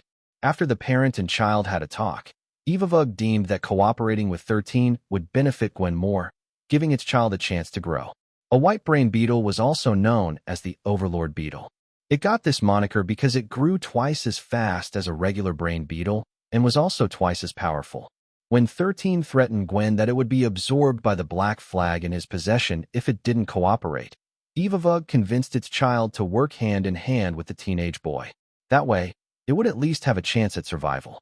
Left with no choice, the rank 2 Overlord beetle since birth agreed to cooperate with 13 and became one of his beast companions. However, Gwen was only his beast companion in name. It wasn't like Tiona, Giga Chad, Rocky, Blackie, and Hercules, who were registered in his status page as his true beast companions. What is your maximum mind control range? 13 inquired. 2 miles, Gwen answered. Since it had just been born, it was still not strong enough to control more wanderers and dominate their minds. Currently, Gwen could only target 2 individuals who had the rank of champion and below. Although its mind control abilities were limited, it was still enough for what 13 had in mind. Understood. 13 patted the Overlord beetle, making it wince from his touch. As long as you cooperate with me, I'll make sure that you become stronger. Thank you, Master, Gwen replied. Frubnov.com Evavug could only sigh in its heart. When it was still in the Rigel continent, it had already made big plans for its child. Unfortunately, those plans crumbled the moment 13 raided its lair and when it got betrayed by the Centipede King, Jalrog. Well then, Metatron, can you officially make Gwen my beast companion? 13 asked. But before Metatron could answer, Evavug interjected and asked the teenage boy if there was really a need for him to do that. She didn't doubt that Metatron could do what 13 requested. However, Evavug didn't want its child to become someone's subordinate, believing that as long as there was an opportunity, Gwen could escape from their captor's grasp and become strong on its own. Unfortunately, the brain beetle was dealing with the wrong person. Like I said earlier, you only have 2 choices. 13 smirked at the white beetle in front of him. Either you become my beast companion, or you become part of my immortal parade of 100 demons.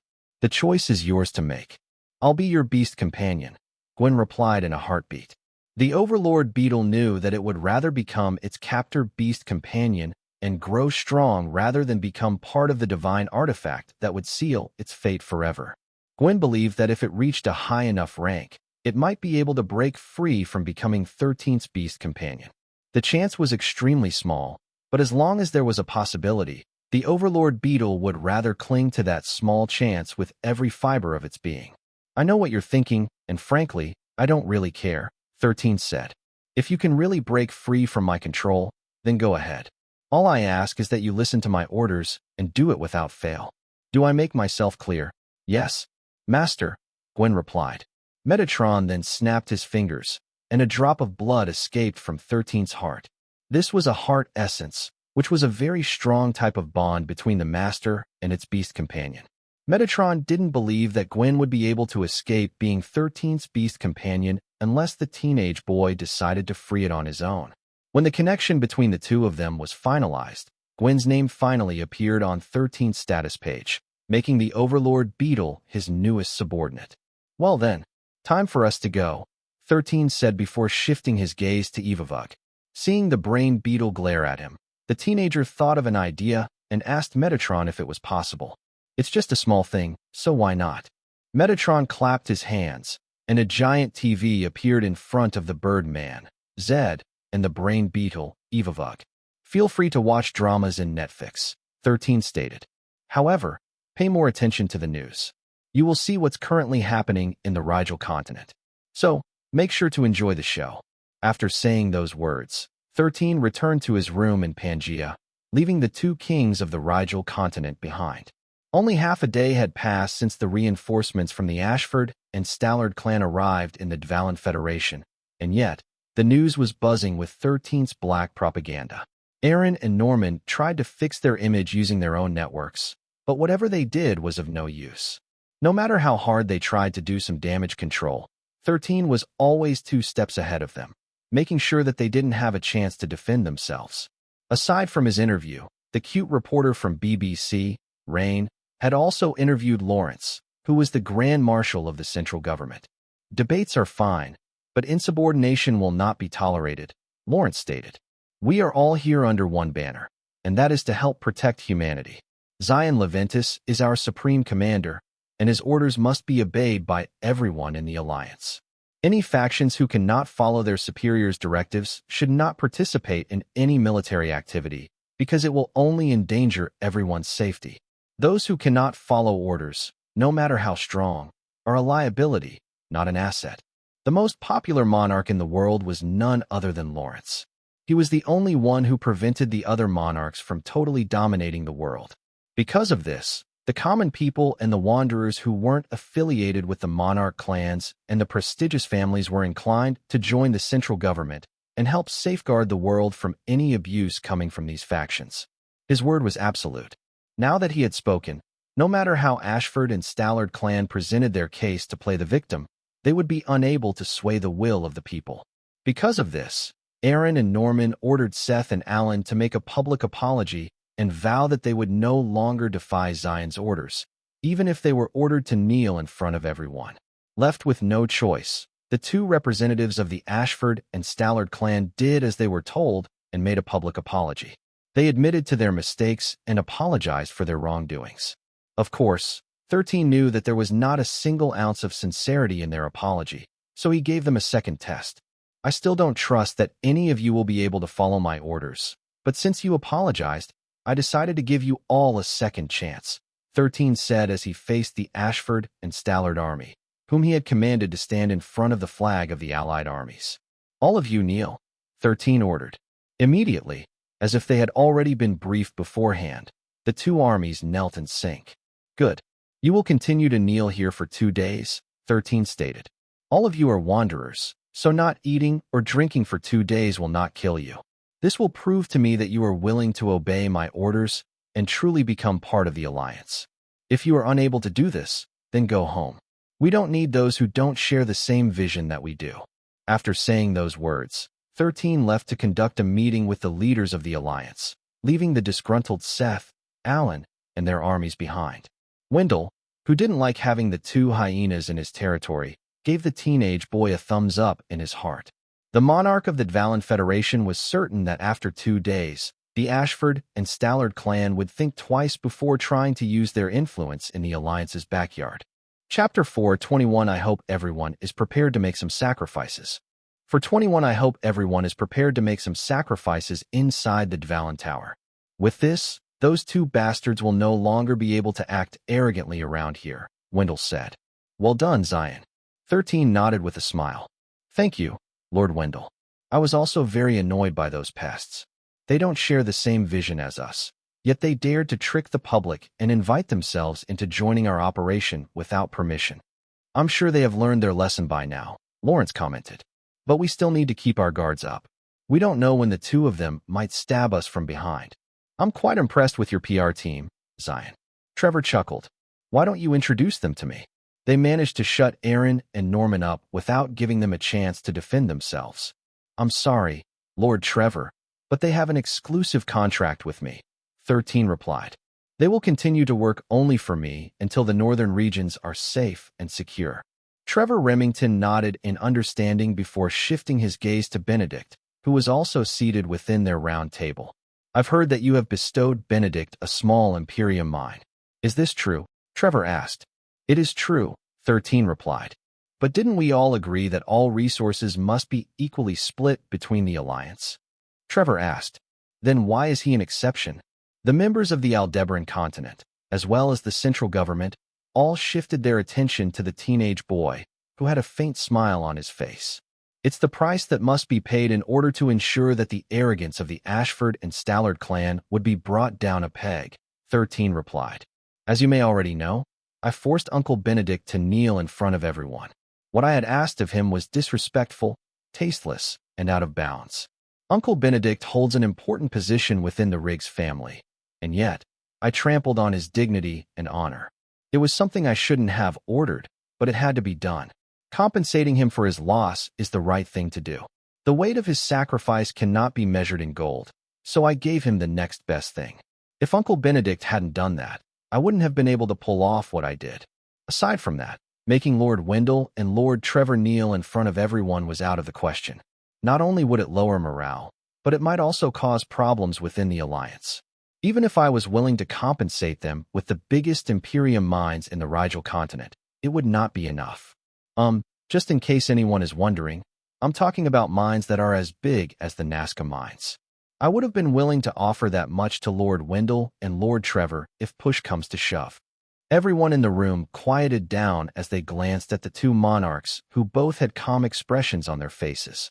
However, deep inside, they were thinking that kneeling for a few seconds in exchange for something similar to the biggest Imperium mine that was currently being shared by the entire Alliance was worth it. Wendell lightly coughed before smiling at their supreme commander. If there is an opportunity to bring down the Ashford and Stallard clan, I am willing to cooperate with you, Xylen, Wendell said. I think you did the right thing by rewarding Benedict. That is indeed the proper way to compensate him for his sacrifice. I feel the same, Trevor commented. Do not hesitate to ask me for help next time. I will cooperate with you to the best of my abilities. The leaders inside the room could only shake their heads helplessly. They also wouldn't mind kneeling for a few seconds if an Imperium mine was involved. Imperiums were said to only form in places with high concentrations of djinns and magents. This was why the Rigel continent was the best place to mine this precious ore. The djinns and magents had inhabited the place for many years. Let's move on to our next agenda, 13 stated. I have decided to launch our next operation 10 days from now. Although it would be troublesome, we need to allow the Ashford and Stallard clan to participate in the expedition.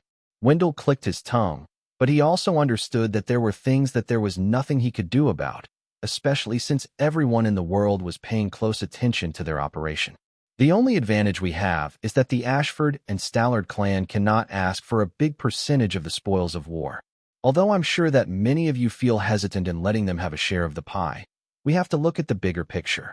The teenage boy's words were firm, making everyone nod their heads in agreement. Our goal is to liberate the northern regions and come to a compromise with the Earth Dragons, 13 stated. As long as we are able to make them agree to a ceasefire agreement, we can shift our attention to the Cygni continent and prepare for another invasion. I hate to say this, but this is a fight against time, gentlemen. The sooner we end this war, the better. Is everyone in agreement? The leaders all nodded their heads, letting him know that they were on the same page as him. Good. 13 tapped his communicator, and a projection appeared at the center of the round table. Our drones have finally located the location of the Death Lord Erasmus. The Wyvern King is with him, but based on the images we received, it seems that Vanaroth has been turned into an undead wyvern. This is both good news and bad news for us. The good news is that its strength had diminished after becoming an undead monster. The bad news is that it is still a strong monster and shouldn't be underestimated. There are also no signs of the Wolf King and the Centipede King. They might be dead, but it's better for us to assume that both of them will also appear when the fighting starts. The teenage boy had no intention of telling anyone that the Wolf King was already dead and that he and the Centipede King had an agreement. 13 and Jalrog understood that both of them were only using each other for their own gains. Their alliance was not firm, so anything could happen during the battle. Please create as many Imperium-powered equipment as you can during that time, 13 said. We will be relying on those weapons for the time being because we are low on missiles and artillery shells. This will probably be our greatest battle as of late, and I hope that everyone is prepared to make some sacrifices. Everyone in the room understood that it was impossible to have no casualties during the war, so they had already prepared themselves for some sacrifices. Freewebnovel.c Sigma. After discussing a few more important matters, the meeting ended after 3 hours. 2 days later, Seth and Alan were finally relieved of their punishment and were allowed to eat, drink, and rest with their men.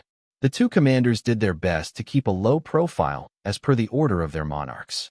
Although there was a bit of tension in the surroundings, the days passed swiftly because time waited for no one.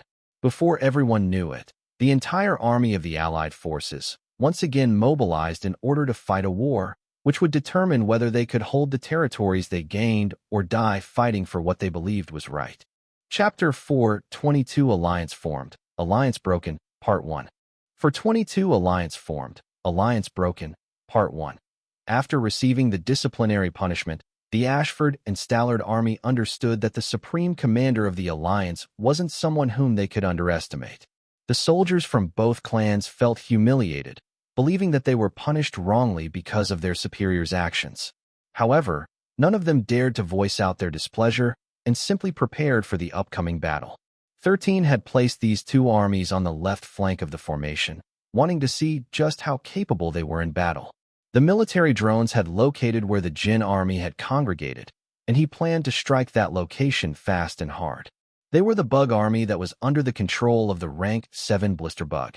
Because of their fast reproduction rate, they were stationed on the front lines, serving as fodders to hold back the alliance for as long as possible. They weren't exceptionally strong, but they were quite numerous. Right now, the majority of the weapons being used by the alliance were powered by Imperium. These energy-based weapons were quite powerful, but very costly to use. Using them against the bugs would be a waste from 13's point of view, so he decided to use a different method. Team Alpha advance. 13 ordered. The aerial units of the Alliance that were high above the sky prepared to use their long-ranged abilities against the bugs. They didn't use any of their ammunition this time, and solely relied on the mages who were blessed with elemental abilities. Their goal was to only stir the hornet's nest, so that 13 could estimate just how many bugs were hiding under the ground. Just as expected, the moment the Alpha team started killing the low-ranking monsters on the surface, countless bugs emerged from the ground and took off to the skies in order to face them. The Alpha team hastily retreated as part of 13's plan. Their mission was to lure the enemy out of their hiding place and bring them to the location where the army lay in ambush. The sheer number of flying bugs in the sky was enough to block off the light of the sun, covering the surroundings in darkness. Unleash the flash fire missiles, 13 ordered. Immediately, the submarines of the Xylen Federation fired a barrage from the sea, targeting the coordinates their supreme commander had designated. 50 missiles collided with the monster army, turning the sky into a blazing inferno and spreading the flames to the nearby monsters, which burned and incinerated some of them. The flash fire missiles created a wall of fire in the sky, which would last for half a minute before dissipating. This weapon was very effective in handling swarms of monsters both on the ground and in the sky. Unfortunately, the 50 missiles that the Xylen Federation had used were the last batch of missiles in their stockpile. Even so, 13 didn't bat an eye as he ordered them to use the missiles against the bugs because it was the perfect counter for them. These kinds of monsters were very weak to flames, and their bodies burned easily. Even the blood of these insects was flammable, making the effect of the flash fire missiles even more intense, allowing it to spread in a wider range. Seth and Alan, who were watching from the left flank of the army, watched the blazing sky with a solemn gaze. After the initial surprise was over, countless flaming bugs passed through the wall of flames and flew in their direction. The majority of these monsters were rank 4 and above, and most of them had suffered moderate to serious injuries. Team Bravo, engage them as soon as they come within your firing range. 13 ordered.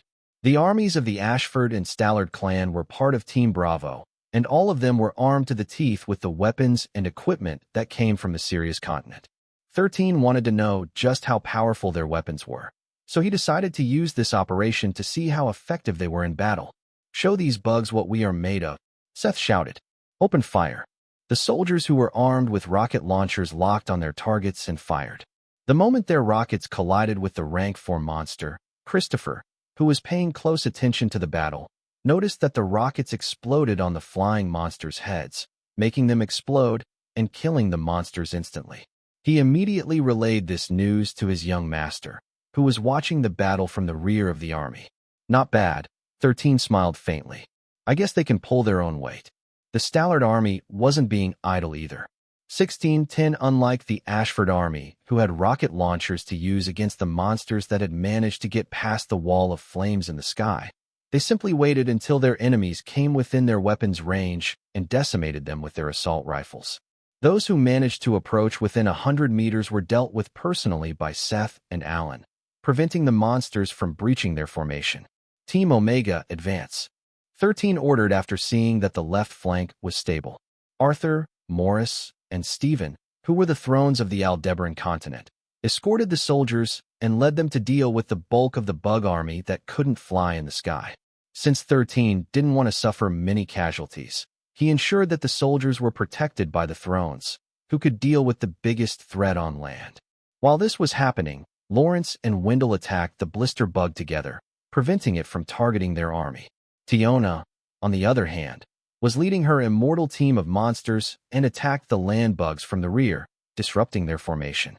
Rocky, who was burrowing under the ground, carefully targeted the rank 5 and rank 6 monsters, making them fall into the sinkholes he had made, dealing with them swiftly and effectively. The bulk of the insect army was composed of rank 1 to rank 3 monsters. Their strategy was simple: swarm their enemies with overwhelming numbers from the land and the sky. This strategy used to be extremely deadly, especially with their leader, Evavug, leading the charge. Without the brain beetle, the bug army was merely a swarm of bugs that was a pain to deal with solely because of their numbers. A few hours later, the battle finally ended. Freewebble.com, just like the high-ranking officers of the Alliance expected, there were no casualties due to the immediate response of the medics and the 69th Battalion, who had immediately taken the injured to the rear to get medical assistance, allowing them to fight another day. But just as everyone was about to take a breather, the military drones detected an army of undead monsters about to attack them from the left flank of their formation. However, the bad news didn't end there. Goblin riders and orc riders, all of whom were mounted on dire wolves, charged at the right flank of the army, attempting a pincer attack. Just as everyone was thinking that the situation couldn't possibly get any worse than that, the ground shook as if an earthquake was happening. A moment later, countless centipedes emerged from the ground and crawled toward the Alliance en masse. The centipede king, Jalrog, who hadn't been seen for a long time, finally appeared, leading its army into battle. But as if Murphy's Law was in full effect, a ferocious roar reverberated across the sky as the undead wyvern, Vanaroth, dove down from the heavens. Riding on its back was none other than the Death Lord, Erasmus, who served as the commander of the Djinns and Magians, tasked by the Earth Dragons to deal with the pests that were trying to reclaim their territories. Chapter 4:23, Alliance Formed, Alliance Broken, Part 2. Just as the Alliance was thinking about what to do next after being surrounded by monsters on all sides, a calm voice sounded from their communicators, making them regain their composure. Shift to Plan Z. As soon as the order was given, the soldiers retreated in haste, running as fast as they could. Their Supreme Commander had created different strategies for different situations, and Plan Z was one of them. When this plan was in effect, all the infantry on the ground would retreat in haste, while the Monarchs, Thrones, and Team Alpha would cover them from the land and sky. The naval fleet in the sea would then unleash all their long-ranged missiles, aiming at the locations their Supreme Commander would designate. 13, who was inside his Humvee located at the rear of the formation, ordered Colbert to retreat to the second line of defense, which he had prepared 2 days ago. The soldiers who were running away as fast as they could would occasionally turn their heads to the back to see what was happening behind them. They saw the 3 monarchs and the thrones, alongside the aerial units of the army, hold their ground, buying time for the army to retreat. Those who looked back longer inevitably noticed that the support fire coming from the sea only targeted the giant centipedes, the goblin riders, and the orc riders. The undead army was untouched, and this was also the monster that they were currently fighting. Xylen and Erasmus eyed each other for a few seconds before they, too, joined their soldiers in battle. Monarchs, please deal with the Centipede King. Thrones, deal with the Death Lord. FRUEOL.com. Team Alpha, support the ground forces as they retreat. Yes, sir.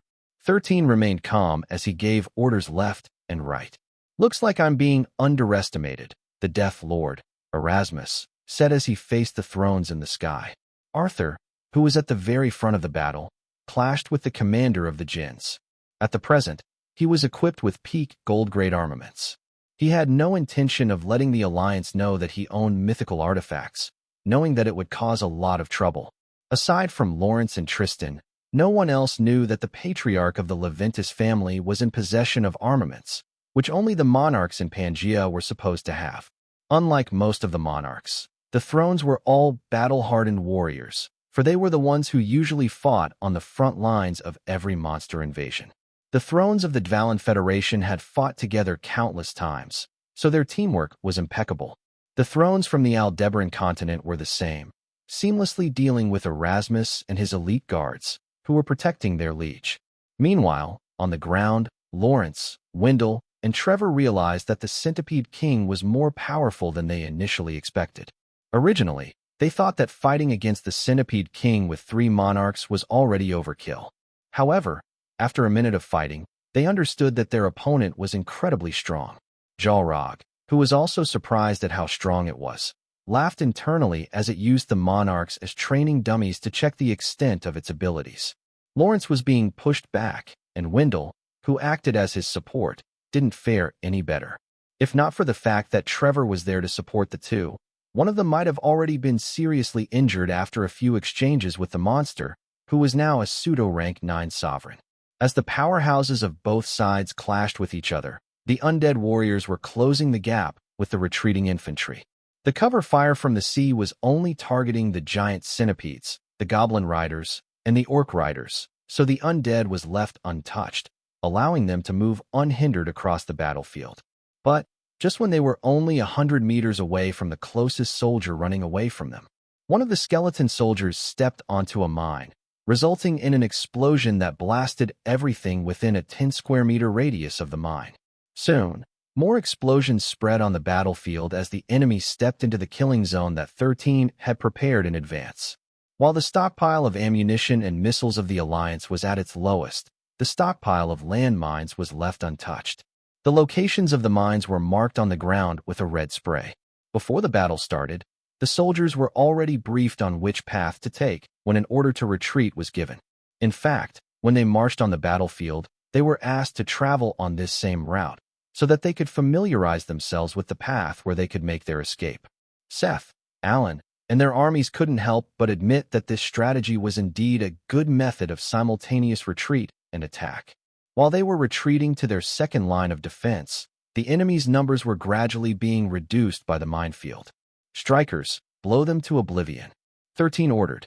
The tanks and artillery units, who were waiting for their turn to unleash hell, all bombarded the undead army with shells that blasted them to pieces. While this was happening, Lawrence contacted 13 directly and told him that they could no longer hold back the Centipede King. Monarchs, Thrones, and Alpha Team, retreat, 13 commanded.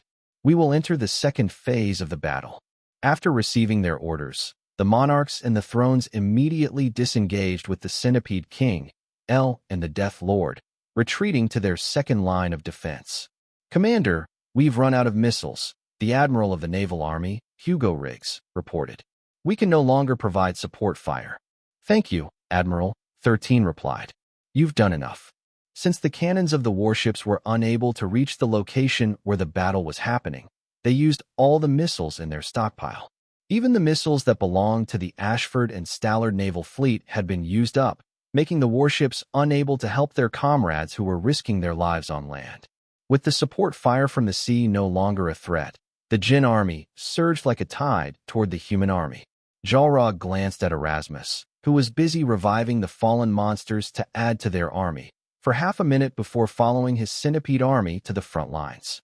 Since the Death Lord was mounted on the undead wyvern, Vanaroth, the Centipede King deemed that the time wasn't right to show its true colors. For the time being, it would just play along with the Death Lord's plans to wipe out the Wanderers until the perfect opportunity presented itself. Chapter 424, Alliance Formed, Alliance Broken, Part 3. How is this possible? Seth couldn't help but look in disbelief at the scene that was happening in front of him. Right after he and his army safely retreated to their second line of defense, the undead army attacked them in swarms. However, despite their overwhelming numbers, the undead were unable to push forward. The reason for this was the great pillar of burning light that turned almost all undead who passed through it into ashes. Those who were able to pass through this barrier of light would continue to burn with holy flames, which left them disoriented. These lucky or unlucky undead would then be blasted by artillery and tank shells to oblivion, decimating them completely. This is a miracle done by the Saintess, Marion muttered as she looked at Shauna, who was chanting while holding her staff. Behind her, 100 wanderers who also possessed holy magic were channeling their power to her, amplifying her spell. Behind this 100 wanderers was a mobile generator powered by Imperium. This equipment continuously supplied the wanderers and Shauna with ether, allowing them to keep the grand spell, Magnus Exorcism, active. While Shauna was doing her best to hold back the undead army, 13 was busy issuing orders from his Humvee. "Do not waste your ammunition on the undead behind the pillars of light," 13 ordered. "Only attack the ones that manage to get past it." The young man then glanced at the projection in front of him and saw the countless blinking dots that were about to merge with the undead army. "You sure are impatient, Xylen," 13 muttered as he gazed at the centipede army that appeared on the battlefield. This was not part of his agreement with the Centipede King. "You're even willing to sacrifice your minions for this farce." The Centipede King wasn't supposed to appear in this battle. They had agreed for Xylen to only appear when the Alliance had pushed deeper into the center of the Rigel continent, where the Earth Dragons resided. There, they would tag team against the weakened Erasmus, allowing the Centipede King to deal him the killing blow. "It seems that he's in a rush," 13 thought. "Well, it doesn't really matter. I also prepared for this kind of scenario." After tapping his communicator twice, the sound of whirring reverberated on the battlefield. Dozens of attack helicopters flew over the undead army and went past them. All of them were carrying some kind of container, which 13 planned to use at a later time. However, since Xylen's centipede army posed a serious threat to the Alliance, the Supreme Commander of the Alliance no longer had the leeway to hold back. The moment the helicopters flew above the centipede army, the bottom of the containers opened, and the liquid stored within them was sprayed at the ground, drenching the centipede army. "What's that?" Alan, who was right beside Seth, asked. "I don't know," Seth replied. "We haven't been briefed about this." This strategy was something 13 had come up with before the commanders from the Ashford and Stallard clan arrived, so it was only normal that they hadn't heard of it. Just in case Xylen broke their agreement and used his centipede army to attack him, he would unleash a chemical weapon that specifically worked against insect-type monsters. Upsilon. This was one of 13's original concoctions, and he had asked his grandpa, Arthur, to have this made when he returned to the Aldebaran continent to pass over the dragon arm to Gerald.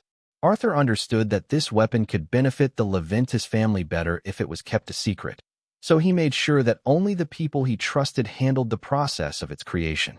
Fewabnov.co, this biological weapon was called No Bugs, No Life, and just like its namesake, it was incredibly effective against insect-type monsters.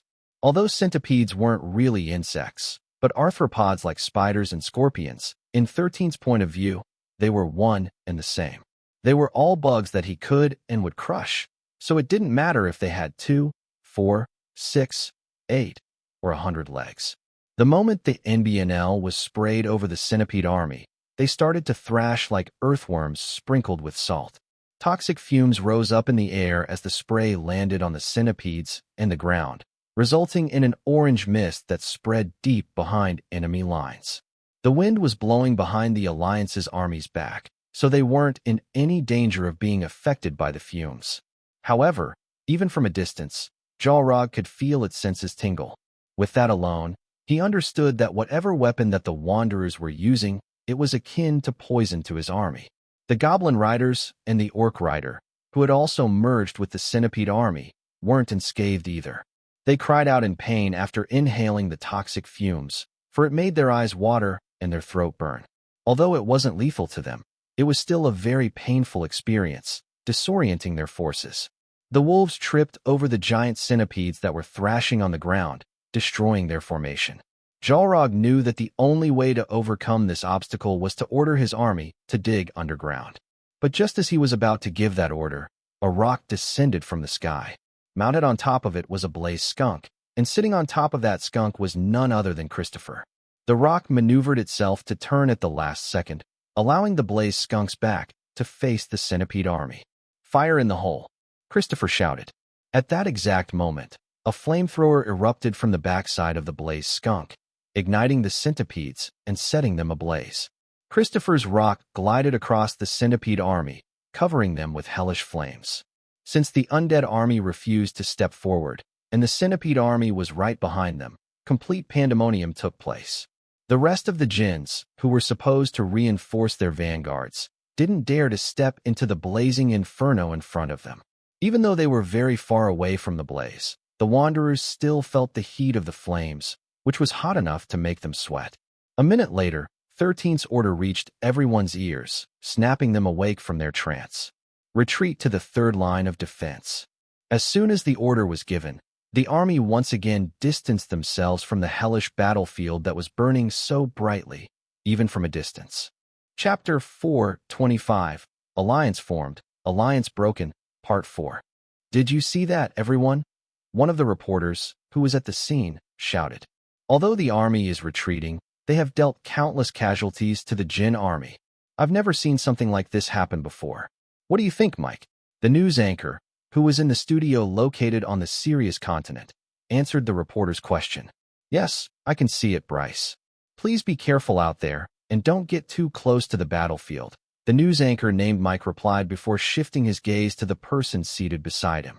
"I have here with me a retired military officer who has served in the army for nearly 40 years. Sir, what do you think of this strategy being used by the Supreme Commander, Xylen?" The retired officer smiled before answering the news anchor's question. "Well, Mike, I will admit that this is also the first time I'm seeing such a strategy," the retired military officer who goes by the code name Blue Jay answered. "However, I will do my best to dissect what the Supreme Commander has just done." The people, who were tuned to the channel, waited with bated breath as Blue Jay explained what he thought of 13's strategy. "As far as I can tell, the strategy used by the Supreme Commander is a combination of hit and run and scorched earth tactics. From the very start, the army hadn't engaged the enemies in close combat, only using ranged attacks to fight them. When the enemy advances forward, they will strategically retreat. However, as they retreat, they make use of certain elements in the battlefield, allowing them to continuously kill their enemies and decrease the enemy's numbers." Blue Jay paused as the replay of the army retreating was displayed on the screen. They saw how the undead tried to run after the retreating soldiers. However, these monsters found themselves entering a minefield, blowing their vanguards and disrupting their formation. These gave the soldiers time to arrive at their destination. When the undead army finally managed to escape from the minefield, a pillar of light suddenly bloomed in front of them, turning them into ashes. As you can see, this kind of tactic is impossible to pull off unless it was prepared beforehand, Blue Jay explained. "I have every reason to believe that the Supreme Commander has anticipated this scenario, and thus implemented his counter against the enemy forces pursuing his troops." "Indeed." Mike nodded. "According to our reporter on the field, this spell is called Magnus Exorcism, and it is being cast by none other than the Saintess, Shauna Summers. Our reporter earlier also saw a generator behind her, which seemed to be supplying her with ether." "That's right," Blue Jay commented. "With that setup alone, you can tell that this is already a planned counterattack. Now, those helicopters earlier used some kind of chemical to douse the giant centipedes, making them writhe and thrash. From that reaction alone, it seems that this chemical was made especially for them. Clearly, a lot of thought has been put into this strategy." Then the scene of how Christopher set the centipede army was shown, making the news anchor praise the young man for his boldness and bravery. "That young man's name is Christopher Rotumbus. Mike stated as he read the information given to him by the staff. He is one of Xylen Leventis' captains, and there are rumors flying around that he is the Supreme Commander's right-hand man. This is the era of the next generation. Blue Jay smiled faintly.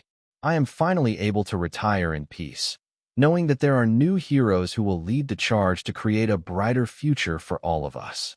Indeed. Mike nodded. Now, the army is retreating for a second time. Do you think they will retreat a third time? I don't know, Mike, Blue Jay answered. While I think they might do it again, I am leaning more on the possibility that the Alliance will make their stand and hold the line. What makes you say that, Blue Jay? Just a gut feeling. Square root, epsilon, upsilon dot. While the news anchor and the retired military officer discussed the possible strategies that Xylen Leventis would make at this stage of the battle, the young man in question handed Shauna a soda can. The Saintess was currently riding in 13's Humvee because this was the safest place where she could rest after keeping the Magnus exorcism active earlier. Although the Imperium generator readily supplied them with ether, it didn't change the fact that it placed a lot of mental strain on keeping such a wide area of effect spell active. You did well, Shauna. 13 praised as the Humvee continued to move. You lasted longer than what I expected. It's the least I can do since everyone is doing their best, Shauna answered. How many have we killed? At least a third of the enemy forces, 13 replied. Erasmus still hadn't used his flying undead monsters. I'm sure he has a reason for not bringing them to the battlefield. Only a third.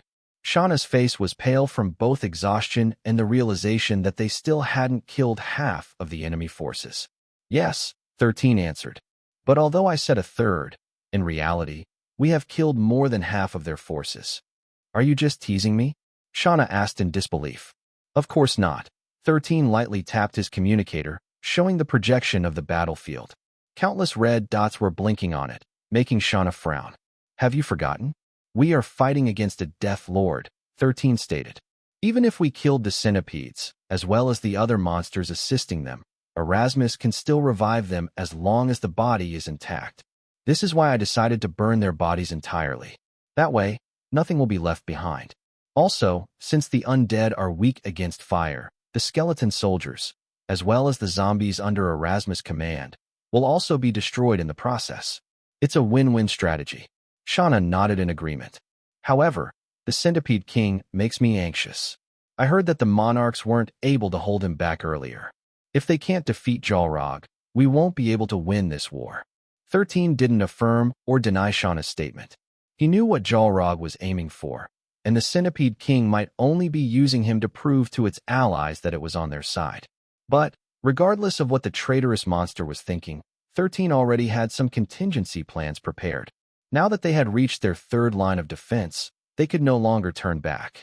This was the place where the Alliance would stand their ground and face the two kings of the Rigel continent, who were both the second last hurdle that they had to fight before facing the Earth Dragons. 13 knew that a lot was at stake in his decision, so he gave a mental order to Tiona, who was monitoring the battlefield from a safe place. Tiona summoned the flag and asked one of her subordinates to talk to the Centipede King and ask why it had broken their agreement. Depending on Xylen's answer, 13 would enact one of his plans.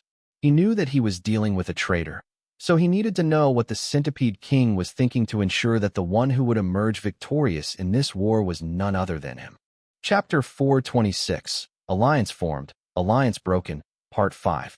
Is this the effect of that spray earlier? Xylen wondered to himself as he assessed the current situation around it. When the Centipede King and his army appeared on the battlefield, 13 asked Tiona to command the venomous parasites inside Xylen's body to inject their venom simultaneously. During the time that it was undergoing its evolution deep underground, the venomous parasites hadn't been idle and busied themselves with incubating their eggs, increasing their numbers inside Xylen's body. Due to their incredible birth rate, the Centipede King's entire body was already dominated by these hidden killers. The only reason why Xylen still felt fine was because these venomous parasites were still on standby mode. But since it had made its appearance on the battlefield, 13 deemed that it was time to put his insurance in place and commence his plans. While Xylen was starting to feel sluggish, it noticed a shadow blood wolf appear beside it. The wolf growled as it relayed Tiona's message to Xylen. Our agreement is still in effect, Xylen replied to the wolf. But the earth dragons were getting suspicious, so I had to make an appearance. Tell your master that this is now the perfect opportunity to do that plan. As long as the opportunity arises, I will keep my word. Having heard the Centipede King's reply, the wolf activated its perfect camouflage and disappeared. Tiona immediately relayed Xylen's answer to her master, and the latter nodded in agreement. Thank you. Tiona, 13 replied through their connection. Go to Rocky and wait for my signal. We only have one chance. Tiona hissed in agreement and went to look for Rocky, who was hiding deep under the ground. Now that the Alliance had reached their third line of defense, 13 immediately contacted the Monarchs and the Thrones through the private line they had set up for special missions. Please listen carefully, 13 said. If everyone follows my orders, we might be able to end this battle today. What I want everyone to do is, 13 explained the strategy that he had devised after hearing Xylen's answer. Since the Centipede King wanted an opportunity, then he would grant its wish and serve it on a silver platter. Are you sure about this? Wendell asked. I trust you, believe me, I do. But this is quite sudden. Just how long have you? That's not important. 13 cut off Wendell's question because it would just lead to more trouble later on. Just trust me. If you follow the plan, then we will win. If any of you become greedy, then we will definitely lose. I'm warning all of you. Stick to the plan or risk losing everything we've worked hard for.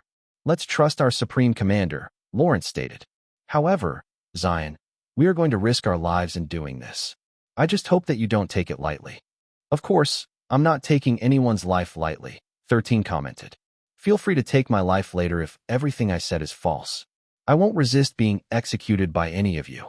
However, I cannot stress how important it is that you follow this plan to the dot. We only have one chance. If we fail, we will have no other opportunity. The Earth Dragons will also not sit idly, so we either win today or everyone packs up and leaves. A moment of silence descended on the private line before a sigh coming from Trevor Remington reached everyone's ears. Let's do it, Trevor said. But remember this, Xylen. If any of us dies, you will pay for it. Understood. 13 nodded. After 13 gave his orders, everyone moved into position. Shauna and Colbert, who were both listening to the meeting, couldn't help but feel a tingle run down their spines because they didn't expect that their Supreme Commander had formed a pact with their enemy. If people were to know about this, then things could get really bad, really fast. Make sure not to tell anyone, okay? 13 placed a finger over his lips after he cut off the connection with the leaders of the Alliance. This will be our dirty little secret.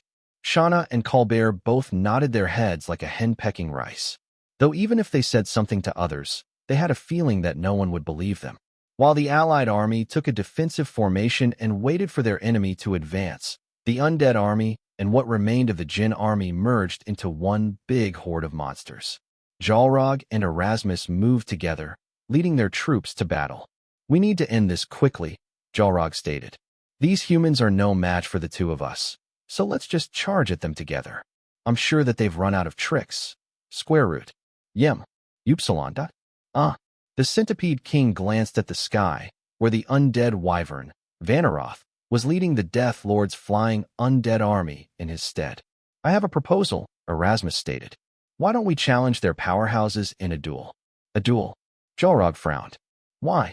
These humans must be expecting that we will charge at them all at the same time, so I'm wary of the strategy that they might use, Erasmus replied. Since earlier, I've been feeling that something is wrong. It's as if we are being played at by someone. I hate that feeling the most. Xylen pondered a bit before glancing at the human army in the distance. You want to challenge their powerhouses in a duel, so our enemy will not be able to use a strategy to defeat us? Is that it? Exactly, Erasmus nodded. I noticed that you're stronger now, so we won't have any problems if you, Vanaroth, and I fought them together. Wouldn't you agree? Xylen chuckled internally because it was indeed stronger than before. In fact, the three monarchs were unable to hold it back for a long time earlier, so it was convinced that it would be able to defeat them after some time.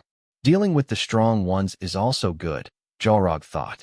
I'm still feeling sluggish, so making the enemy lose morale after their leaders die is a good thing. The Centipede King also knew that without their armies, the battle would be less chaotic, allowing his helper, to create opportunities for it. As if to prove that what it was thinking was right, the wolf it talked to earlier appeared beside it and nodded its head. Very well, Xylen replied. Let's do that. Go and challenge them. Erasmus nodded and made his horse come forward, leaving his army behind. Hold your fire. 13 ordered as soon as he saw the Death Lord move alone. The Alliance watched the Death Lord walk close, while they held their weapons tightly. I challenge the monarchs and thrones of the human army, Erasmus shouted. Xylen, my wyvern, and I will fight you together. Do you weaklings dare accept my challenge? The corner of 13's lips curled up into a smirk. Go and accept it, 13 said to Lawrence. It's time to end this battle once and for all. With Lawrence stepping up to accept the challenge, all the monarchs and the thrones moved to the center of the battlefield and faced the 3 kings of the Rigel continent. As long as they were able to win this battle, only the Earth Dragons would be left. 3 monarchs and 7 thrones versus the Centipede King, the Death Lord, and the Undead Wyvern King. This showdown would go down in the history of the Rigel continent and would be called the Battle of Kings. 13 left his Humvee and looked at the center of the battlefield with a calm expression on his face. The Saintess of the Alliance stood beside him as she looked anxiously at her father and grandfather, who were about to fight a duel. Can we win? Shauna asked. Seeing that she looked nervous, 13 reached out to hold her hand firmly, giving her strength. Don't worry, 13 replied. We will win. Hearing those words, Shauna felt a little better.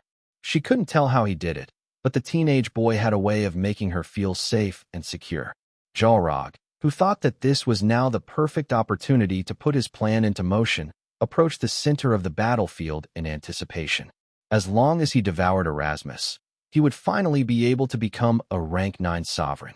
He was confident that he would be able to take down the Earth Dragons one by one. Once he defeated the 3 of them, he would become a Magian prince and finally become the true ruler of the Rigel continent. Chapter 4:27, Alliance Formed, Alliance Broken, Part 6. I never thought that I'd be asked for a duel in this day and age, Lawrence said with a smile. It seems that even the undead has a sense of chivalry. Chivalry is only for the righteous, Erasmus replied. So, are you saying you are righteous? Trevor inquired. Do I look righteous? Erasmus shrugged. Enough talk. Let's fight. The 3 monarchs were currently facing off against the Death Lord. On the other hand, the 3 thrones of the Aldebaran continent, including Tristan, were going to deal with the Centipede King. The 3 thrones of the Dvalin Federation would fight against the Undead Wyvern. Xylen snorted after looking at the weaklings who were going to fight him. However, he soon realized that this lineup might be thanks to his helper within the Allied army. It will be easier to shake off these guys because they are weaker, Xylen thought. Those monarchs will be able to push Erasmus to his limit. As long as he uses his trump card, I will no longer need to fear him. Even with his current strength, the Centipede King didn't dare to attack the Death Lord at this point in time. The reason for that was due to Erasmus' weapon, Reaper's Death Scythe. This was a weapon that ignored defense and dealt true damage to whoever it hit. This meant that Xylen's extremely hard exoskeleton was useless, for the Reaper's Death Scythe was a weapon that could seriously wound it. As long as that weapon was in Erasmus' hand, the victor between the 2 of them was still undecided. Since you want to be chivalrous, then let's do this properly. Lawrence took out a gold coin from his pocket and placed it over the back of his thumb. The moment this coin lands, we start our battle, agreed? Sounds good. Erasmus nodded. Do it. Lawrence didn't even think twice and tossed the coin high up in the air. A strange calmness descended on the battlefield as they waited for the coin to fall onto the ground. It was as if time had slowed down drastically, with everyone paying close attention to the coin, which was slowly going downward. The moment the coin hit the ground, the Wanderers and the Djinns clashed with each other. Despite facing 3 monarchs, Erasmus was calm as he fought against Lawrence and Wendell in close combat. Trevor was supporting them by firing holy arrows, which was one of the weaknesses of the undead. Xylen, who was fighting against the 4 thrones, had the leeway to observe the Death Lord and came to a shocking discovery. This bastard, he is hiding his true strength. Xylen cursed internally. Since there had been no opportunity to see the Death Lord fight on the battlefield, the Centipede King thought that Erasmus was weaker than him. But now that he saw him in battle, He understood that the king of the undead army was a pseudo-rank 9 sovereign, just like him. Because of this, Jalrog's desire to devour Erasmus only grew. It also noticed something quite peculiar with its opponents, making it laugh internally. They are already weak, and yet, they're not fighting me seriously, Jalrog thought as it deflected Tristan's attack with its razor-sharp legs. Maybe this is part of my supporters' agreement.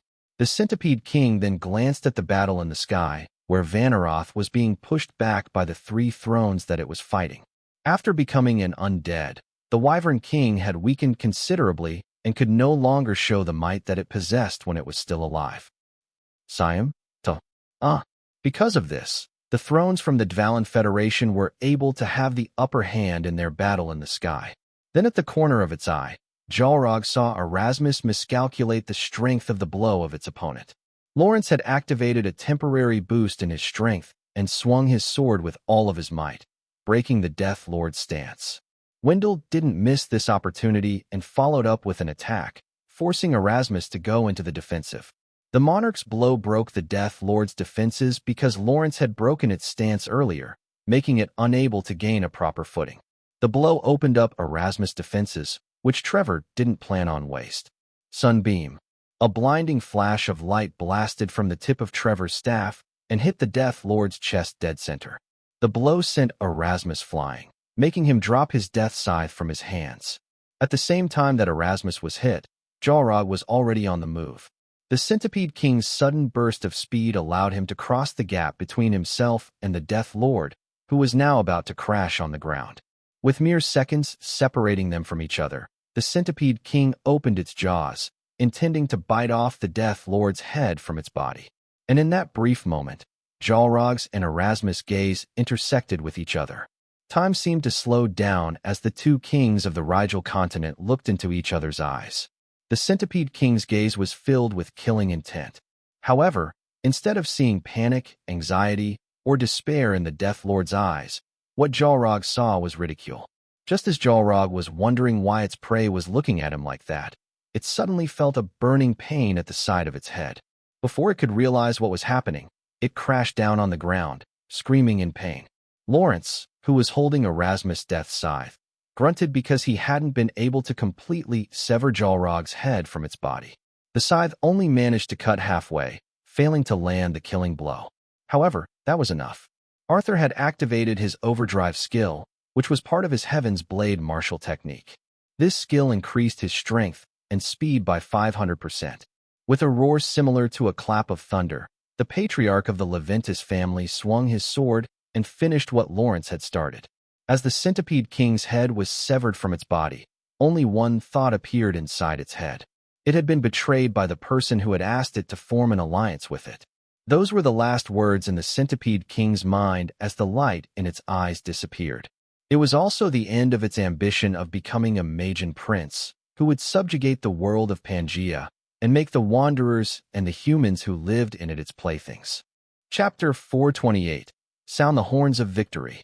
Wendell watched as Arthur dealt the final blow and cleanly cut off Jalrog's head from its body.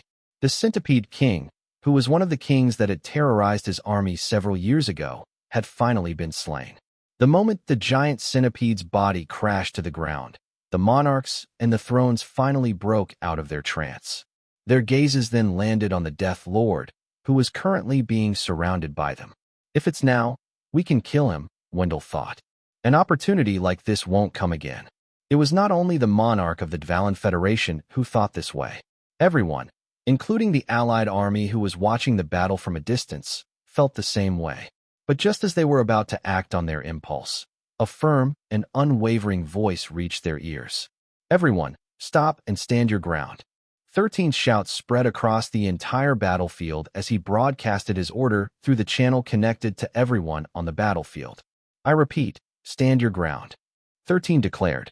Nobody moves if you don't want to die. The teenage boy, the supreme commander of the Alliance, shouted with all of his might, making even the monarchs hesitate to attack the lone Death Lord whom they had surrounded. Do not forget our goal. 13's voice once again rang through everyone's communicators. It is to ensure that the northern regions will remain safe from any threats. This is the first step to make that happen, so don't *ck it up. Erasmus, who had heard 13's orders through the communicators of the people around him, glanced at the teenage boy standing on top of his Humvee. He stared at him for a few seconds before raising his hand. The Reaper's death scythe that was on Lawrence's hand turned into a red mist and reappeared in the hand of its rightful owner. After regaining his weapon, Erasmus casually walked to the fallen Centipede King and raised his hand. "Arise," Erasmus ordered. Immediately, tendrils of blood and flesh reached out toward Jalrog's severed head and reconnected it with its body. The undead Centipede King screeched loudly before bowing to its master, who then jumped on top of its head.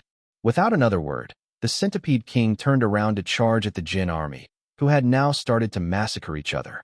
Erasmus' undead army attacked all the other Jinns who were still alive. The giant centipedes, the goblin riders, orc riders, and the remnants of the bug army, as well as the other Jinns that belonged to the other kings who had already perished in the war. The undead wyvern, Vanaroth, led its flying legion to annihilate those who had tried to escape. They didn't plan to let anyone leave the battlefield alive, for Erasmus could only trust them if they were dead. Soon enough, they would become part of his legion. "Hey, are you seeing this, everyone?" the reporter from BBC shouted. "The Jinns are fighting against each other. They are killing each other." The monarchs and thrones, as well as the rest of the alliance, didn't know how to react as the army that they should be fighting was being massacred one-sidedly. With 2 undead kings under his command, Erasmus only needed to watch and wait until everything was over. From the very start, the undead army had already encircled the remainder of the Jinn army and was only waiting for their master to give their orders. And now that the order to kill had been given, the ending was already set in stone. Half an hour later, the battle finally ended, and Erasmus once again mounted his death knight. "Xylen Leventus, you have kept your word," Erasmus said through telepathy, which was heard by the entirety of the alliance. "So I will keep mine. Come with me, and I'll take you where the Earth Dragons are." Whether you are able to. Chapter 429, 13's Strongest Ally. Several weeks before the Allied forces launched an operation to reclaim the northern regions. After 13 had talked to the Centipede King and formed an alliance with it, he also visited another king of the Rigel continent, which was Death Lord Erasmus. Through Zed's and Evavug's story, he had gotten familiar with the Death Lord and thought that there was a possibility to come to a compromise with him. The teenage boy understood that the Centipede King wasn't the most trustworthy of monsters, given that it readily betrayed Evavug so that it could raise its ranks. From the start, he and Jalrog both knew that their alliance was only a way to achieve their goals.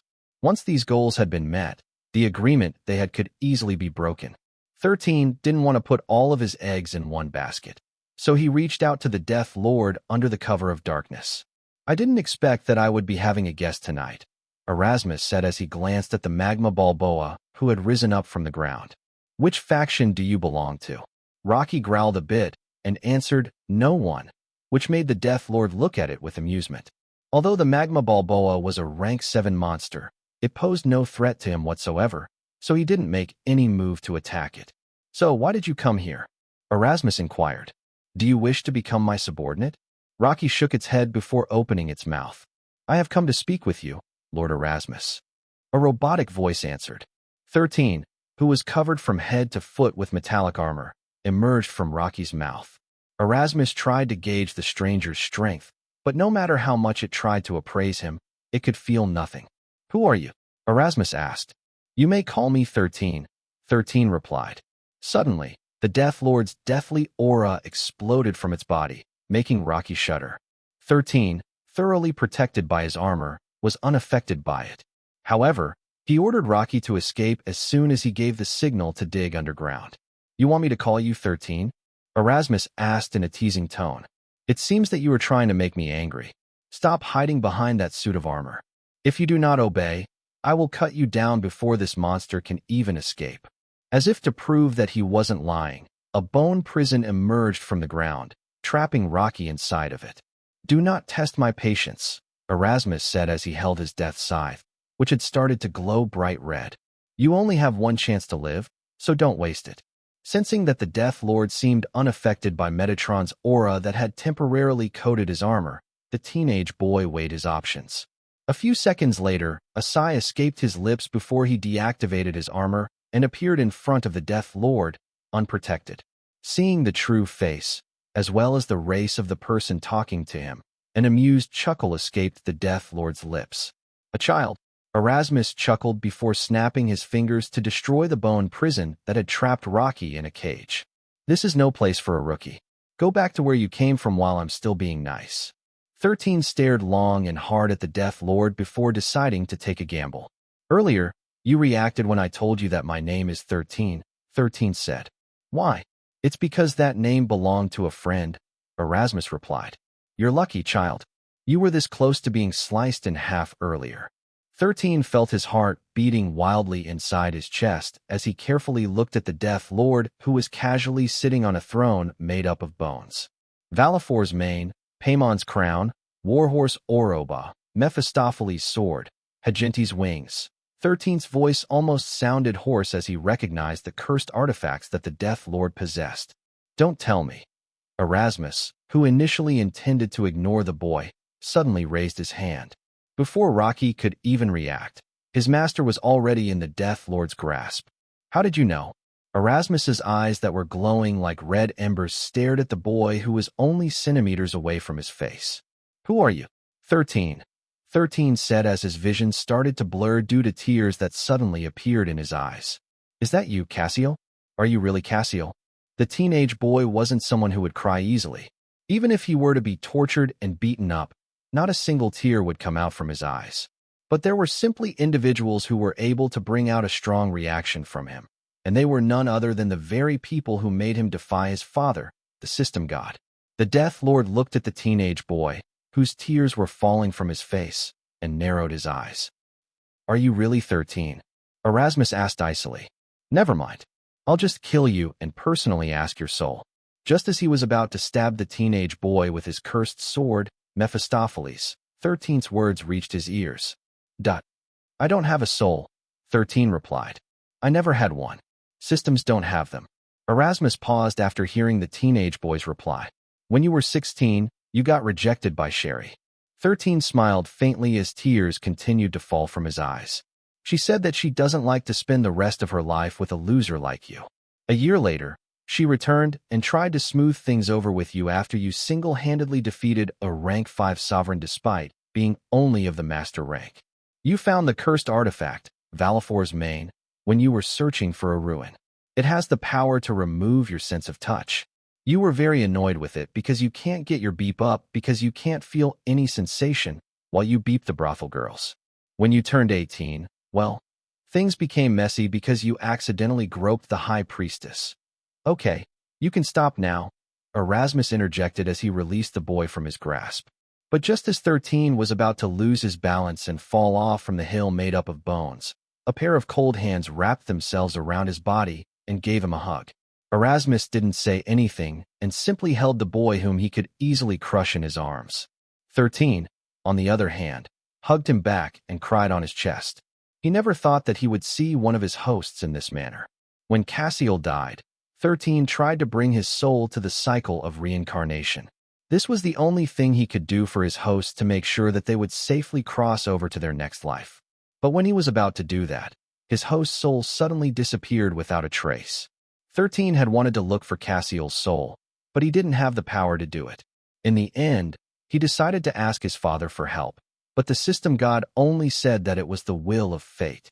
Perhaps that was also the last nail in the coffin that made 13 hate the goddess of fate to his very core. It was what triggered him to rebel, hating how fate toyed with the lives of mortals, who were only doing their best to live their lives to the fullest. And now, the soul he hadn't seen for 300 years was finally in front of him. But Cassiel was no longer part of the living. He was now Death Lord Erasmus, one of the kings of the Rigel continent, and he was born for one thing and one thing only: revenge. A soul that had been corrupted and reborn as an undead skeleton warrior who had killed ceaselessly in order to raise his rank. A monster born out of pure hate and malice toward the people who had betrayed his trust. 13. Let's talk, Erasmus said. Tell me why you have come to see me. The teenage boy nodded and told the Death Lord about the reason for his visit. From beginning to end, Erasmus only listened. He didn't say anything until his old friend, who had supported and accompanied him until his dying breath, said everything he had to say.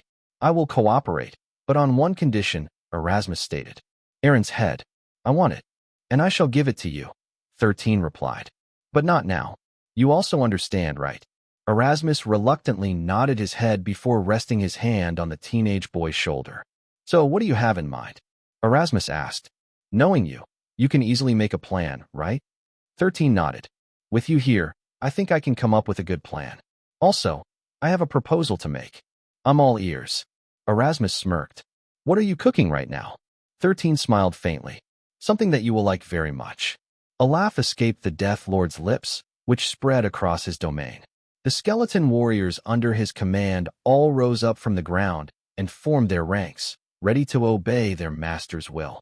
13 glanced at the undead army around him and chuckled alongside his host, who would become his strongest ally, and whom he could trust his back. A person who would never betray him even if the world turned its back on him. The two talked till dawn and brainstormed about how they would be able to cooperate with each other without anyone knowing that they had formed an alliance. An alliance that would not only pave the way for the victory of the Wanderers in the Rigel continent, but also set the foundation of the revenge that Erasmus had dreamed of for the past 300 years as an undead monster. Chapter 430. A predator who had already found her next prey. The Rigel continent wasn't a small continent, and it was even bigger than the Aldebaran continent. This was also the reason why many efforts had been made to reclaim it.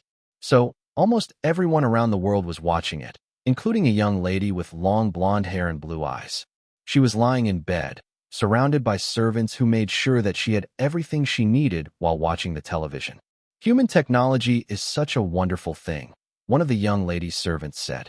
Even though the Rigel continent is so far away, we can watch things happen live. Indeed. Another servant nodded. Especially that boy, Xylen Leventis. He's so young, and his ability supersedes everyone. Maybe we should eliminate him while we still can. However, before someone could answer their question, a chilling voice reached their ears, making their bodies subconsciously shudder. Did I give the two of you permission to talk in my presence? The two servants hurriedly kneeled and begged for mercy. Mistress, forgive us. We overreached our stations. Have mercy. We beg you. The young lady, who seemed to be around Xylen's age, clicked her tongue and ordered the two servants to stand up and remain silent. A moment later, a knock on the door sounded, making the young lady's face scrunch up. Who is it? It's me, Lady Siri. Come in, Roxy. A beautiful lady with long blue hair entered the room and glanced at the 150-inch flat-screen TV that had been recently installed inside their residence. Did the Alliance lose? Roxy asked, since the only thing she could see right now was a commercial. No, the young lady named Siri replied. They have just defeated the Brood Mother, and the rest of the Jinn army, led by the Wolf King, are retreating. What? Roxy looked at her mistress in confusion. They won? The Alliance won. Yes, Siri replied with a smile. I won our bet, Roxy. You were going to make me that pudding I ate last night. No going back on your word, okay? Roxy thought that Siri was only pranking her. When the commercial was finally finished, the reporters once again started discussing the aftermath of the battle. Smoke was rising on the battlefield, but countless charred monster corpses could still be seen in the surroundings. The cheering of the soldiers echoed in the background, which forced Roxy to admit that she had indeed lost her bet with her mistress. But how? Roxy asked. How did they do it? We thought that the humans will need at least 20 more years to reach the rank that they require to defeat the Jinns of the Rigel continent. They have a capable commander, Siri replied. He made it possible. The frown on Roxy's face deepened as the face of the Supreme Commander of the Alliance appeared on the screen. Sir, you have achieved something that many thought impossible. The beautiful reporter, Rain, said with a smile. Can you share with us your thoughts and what you think is the reason why the Allied armies won this battle? They're just rank 8 sovereigns, Xylen Leventis replied. It's not a big deal. Wow. Did you hear that, guys? Rain's bright eyes looked straight at the camera. The Supreme Commander said that rank 8 sovereigns are not a big deal. Well, he's not wrong, Siri commented with a smile. Isn't that right, Roxy? Roxy was still frowning, but in the end, she smoothed out her expression and nodded her head. Yes, rank 8 sovereigns are not a big deal, Roxy answered. It seems that the pace of the advancement of the Wanderers had sped up a bit. I should report this to your mother, my lady. Ciri casually waved her hand, as if shooing the blue-haired beauty out of her room. Don't forget my pudding, Ciri shouted just before Roxy was about to leave the door to ensure that she wouldn't have any excuses later. Ciri's gaze locked on the teenage boy with wavy black hair and green eyes, who was oozing with confidence. I wonder what he will taste like. Ciri muttered as she narrowed her eyes. Well, it's just the first victory. I'm sure that the djinns of the Rigel continent are not stupid. They will definitely mount a powerful counterattack and exterminate those wanderers. Ciri yawned before closing her eyes to sleep. It was already 2 in the morning, and she had been watching the live broadcast since lunchtime. Although she found 13's commanding abilities very impressive, she believed that the second battle wouldn't be as easy. But after a few weeks, the young lady and her steward had agape mouths as they looked at the TV. If their eyes weren't tricking them, it seemed that the Centipede King's head had just been cut off from its body. They then watched as the Death Lord casually turned his former comrade into an undead and mounted its back. They also didn't expect that Erasmus' undead legion would attack their allies, not letting any of them escape alive. He betrayed the djinns. Roxy stuttered. Technically, he was betrayed first when Jalrog attacked him without warning. Ciri, who was just as shocked as her steward, regained her composure faster and answered Roxy's question. Still, I can't believe that he sided with the humans, Roxy stated. I thought the djinns and magents of the Rigel continent were a united army. It seems that their long-time stay in the Rigel continent had weakened their resolve. Ciri pondered a bit before offering her opinion. Maybe he and the Alliance have reached a compromise? Ciri asked. I mean, it's not unheard of for djinns and magents to form a mutual benefit relationship with humans. You're not wrong, mistress, Roxy stated. I just didn't expect that this would happen in the Rigel continent. Fewabnov.co, while the two were guessing the real reason why Erasmus decided to join with the humans, the Death Lord's voice reverberated from the surround speakers inside Ciri's room. Xylen Leventis, you have kept your word, Erasmus said through telepathy, which was heard by the entirety of the Alliance. And I will keep mine. Come with me, and I'll take you to where the Earth Dragons are. Whether you are able to convince them or not will depend on your luck. It's really happening. Roxy's expression became solemn. Will those Earth Dragons really compromise? Or is this just a trap they have set to capture Xylen Leventis? He better not do anything funny. Ciri glared at the Death Lord on the screen. I already marked him as my prey. Calm down, my lady. This is just speculation on our part. Maybe they will really reach an agreement with the humans. Tisk. Ciri locked her gaze on the young man who was standing on the Humvee with a calm expression on his face. Maybe it was because they were of the same age that she felt some sense of rivalry against the teenage boy who had led the Wanderers to 2 consecutive victories. Also, if his talks with the Earth Dragons really bore fruit, then for the first time since the djinn invaded Pangaea, the humans would have officially had managed to secure a victory that no one expected to happen. Roxy, tell Mother that I have made a decision, Ciri declared. Young lady, do you mean? Roxy looked at her spoiled miss in disbelief. Yes, I am going to Solterra after the War of the Rigel continent has concluded, Ciri stated. I want you to prepare for my departure. Make sure that everything is ready. Do you understand? Why yes, my lady, Roxy stuttered. I'll inform your mother at once. Good. Ciri smiled sweetly. I'll show him that what he can do, I can do better. The servants inside the room shuddered uncontrollably as their mistress' gaze landed on their bodies. Those weren't the eyes of a teenage girl. Those were the eyes of a predator who had already found her next prey. Chapter 431. Heroes and villains must always have a cape. Christopher, it might get dangerous from this point. Stay with Rocky for the time being, 13 ordered. I'll make sure to inform him once my meeting with the Earth Dragons is over. Yes, young master, Christopher replied. A moment later, Rocky rose up from the ground and opened his mouth, allowing his master's right-hand man to enter his mobile fortress. Hide deep underground for now, Rocky, 13 said. I'll call for you once I'm done. The Magma Balboa nodded in response before submerging back to the ground. Once 13 was certain that there were no military drones following them, he activated his soul armor, instantly covering his entire body in a black suit of armor.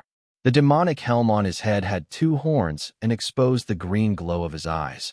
making him look quite sinister. The creation sphere, which was embedded in his chest, glowed bright green. "Where's the cape?" Erasmus asked in a teasing tone. "Heroes and villains must always have a cape. That's the trend 300 years ago," 13 replied. "Times have changed. Besides, I am no hero or villain. I'm just a cannon fodder." Erasmus chuckled and patted 13's shoulder. "Fine, but you should at least wear a cape. You have these pointy horns, so you might as well play the part of a demon lord or something. You just want the two of us to match, right? Since you're wearing Valifor's mane," 13 pointed out. "Of course," Erasmus admitted. "Even when I was still human, I always wore capes. You know that, right?" The Death Lord then pointed at the cape on his back. "Valifor's mane serves as a defensive and offensive cursed artifact. The only downside is that it takes away your sense of touch. But since I'm an undead, this curse is negated. The same is true for other cursed items since they're a set meant to be worn by an undead. I have taken all the cursed artifacts I have hidden here in the Rigel continent, except Soul Eater. I might be an undead now, but I still have a soul, so I can't use that artifact. Fortunately, Evavug wasn't stupid and kept it locked up in its chest." "Good thing you didn't take it," 13 replied. "You know, the armor I'm wearing right now is Soul Eater." Erasmus looked at the teenage boy with an amused smile on his face. FREOWebnovel.com. 13. "You really think I'm gullible, huh?" Erasmus smirked. "Anyone who wears that armor will be dominated by it. There's no one who can control Soul Eater." "Correction, it can only dominate those who have a soul," 13 replied. "I don't have a soul, only a soul core, so its side effect is useless against me. Also, this is no longer a cursed artifact. I already modified it so that it won't eat anyone's soul ever again." Erasmus was still half in doubt, but he knew that 13 wouldn't lie to him, especially when it came to the Soul Eater. "The Soul Eater has the ability to increase the strength of its wearer," Erasmus stated. "How strong are you right now?" "I'm still not finished with the modifications," 13 replied. "I still need 3 things to make this armor truly powerful." The things he would need could be obtained from Camarasipa's 6th layer treasury. However, 13 couldn't possibly ask the Magian princess to give them to him for free. Besides, she could only get one artifact once a year, so the chances of him obtaining those items from her anytime soon were non-existent. For the time being, he could only make do with the treasures that he could obtain from his treasury. Unfortunately, since he had already used up his quota for the next year because of the cloning sphere, he would have to wait for 2 years before he could once again access his treasury. "Even without the modifications you're talking about, how strong are you, really?" Erasmus asked as he eyed the teenage boy. "Others may not know, but I am someone who could see the power residing inside your body." The Death Lord rubbed his chin. "I've been paying close attention to you since the time that we met, and I can tell that you didn't take the normal route before crossing over to the rookie rank. Did you absorb a rank 5 sovereign core before becoming a rookie? But this power doesn't belong to a rank 5 sovereign. It seems stronger than that. However, anything higher than rank 5 will make a wanderer without a rank implode. I didn't get a rank 5 sovereign," 13 stated. "I absorbed the core of a Magian prince." "Sure, and I am a celestial." Erasmus chuckled. "I already told you earlier that I am not a gullible child. How can the core inside your body belong to a Magian prince? It's simply not possible." However, Erasmus wasn't able to say whatever he was going to say next because 13 removed his armor and looked up to him. "Enter my sea of consciousness then," 13 said. "You will know the truth once you see it for yourself." "You sure are fearless." Erasmus nodded. "Very well. Let's see what really happened." The Death Lord tapped the teenage boy's forehead with his finger and looked through his memories. 13 guided him to the battle against Arundel the Destroyer, allowing his former host to see everything that happened. The Death Lord was shocked. These memories couldn't have been forged. With this, he finally understood that his former system was telling the truth. The teenage boy also showed Erasmus his journey to Solterra and introduced him to his current family. Finally, when his memories touched the Order of the Apocalypse, Erasmus saw how Metatron gave 13 the Magian Prince's soul core. When everything finally ended, a sigh escaped the Death Lord's lips before patting the teenage boy's head. "You've been through a lot," Erasmus said. "Also, you have a loving family. Cherish them well." 13. "Maybe it's about time you know how to truly live. Maybe after our revenge is over," 13 replied. Until then, I don't think I can truly be happy. Indeed. Erasmus nodded. As long as that scum is alive, I won't be resting anytime soon. I clawed my way out of Gamara to come back here to Pangaea. But I won't be satisfied with just killing him. I will destroy everything he has until he begs me to kill him. Flames erupted from Erasmus' eye sockets, showing how much he truly despised Aaron Ashford. One step at a time, 13 commented. Even if he is a scum, he is still needed at this point in time. Erasmus rained down his anger before nodding his head. Let's go. Erasmus looked in the direction where the Earth Dragons were located. Wear your armor and make sure to add a cape. Fine. 13 shook his head helplessly. It all goes back to the cape. 13 walked forward, and a black cape materialized behind his back, making him look like a demon lord made up of black steel. Do you think you can convince them? Erasmus asked as he summoned Jalrog, so that 13 could ride on the Centipede King's back. It's just 3 rank 9 sovereigns, 13 replied. They're not a big deal. A chuckle escaped Erasmus' lips before he nodded his head in agreement. After seeing what the boy had faced during his 3 years in Solterra, Erasmus no longer doubted 13's words. There was only one rookie in both Pangaea and Solterra who could say those words, and that was none other than his old friend who had reunited with him after 300 years. Chapter 432, How to Train, Air Scam Earth Dragons, Part 1. The 3 Earth Dragons had always been guarding the Golden Dimensional Gate, which was located at the center of the Rigel continent. Many years had passed, and no one had dared to challenge them. Until now, that is. Currently, the 3 Earth Dragons were looking at the guest Erasmus had brought to them. That way, both sides could reach a compromise. I am a good friend of the Supreme Commander of the Alliance, and you may call me 13, 13 said. The reason why I came here is to negotiate a non-aggression pact. And you think we will agree to it? The leader of the Earth Dragons asked. It had been trying to appraise the mysterious individual's strength since the latter arrived, but no matter how much it tried, all its attempts failed. The 2 other Earth Dragons had done the same, but just like their leader, they failed to gauge the strength of the armored individual in front of them. Do you even have a choice? 13 asked. The humans have already pushed you this far. You can't even leave this spot because my people are targeting this dimensional gate of yours. At the mere mention of their dimensional gate, the 3 Earth Dragons glared at 13. The leader didn't even bother hiding its killing intent and was about to attack their guest. But before it could do that, it sensed something, and all the 3 Earth Dragons immediately went into defensive action. A powerful beam of light flew at them from the horizon, targeting the dimensional gate they were defending. Summoning a gigantic earth wall that was hundreds of meters thick, the 3 Earth Dragons used their bodies to block the path of the attack, which led to a massive explosion. 13 casually hid behind Erasmus' back, using the Death Lord as a shield so that he wouldn't get blown away by the aftermath of the attack. When the dust cloud subsided, the leader of the Earth Dragon could be seen a kilometer away from the dimensional gate, laying on its back. Not bad, 13 thought as he looked at the extent of the damage in his surroundings. When he and Erasmus had arrived at the location of the Earth Dragons, the place was already a wasteland. It looked like countless battles had taken place on it, destroying the topography of the surroundings. So, do you still want to fight? 13 asked in an arrogant tone. If I join hands with my friend, the Supreme Commander of the Alliance, do you think you can protect that dimensional gate even if all 3 of you work together? As soon as the leader of the Earth Dragons had managed to right itself up, it glared at the armored devil. So you were the one who has been shooting at our dimensional gate, the leader of the Earth Dragons, whose name was Rog, stated. The one and only, 13 replied. So now, are you willing to listen to the proposal my friend wants me to pass on to you guys? Rog glanced at the 2 other Earth Dragons, asking for their opinion. Half a minute later, the 2 reluctantly nodded their heads. Frankly, they were already exhausted from defending the dimensional gate from the one-sided attack that kept coming from far out into the sea.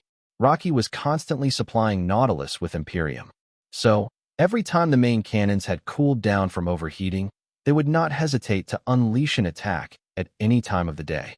The Earth Dragons couldn't even rest because 13 made sure that the attacks were done in an irregular, unpredictable interval, making the Earth Dragons stressed out and always feeling anxious.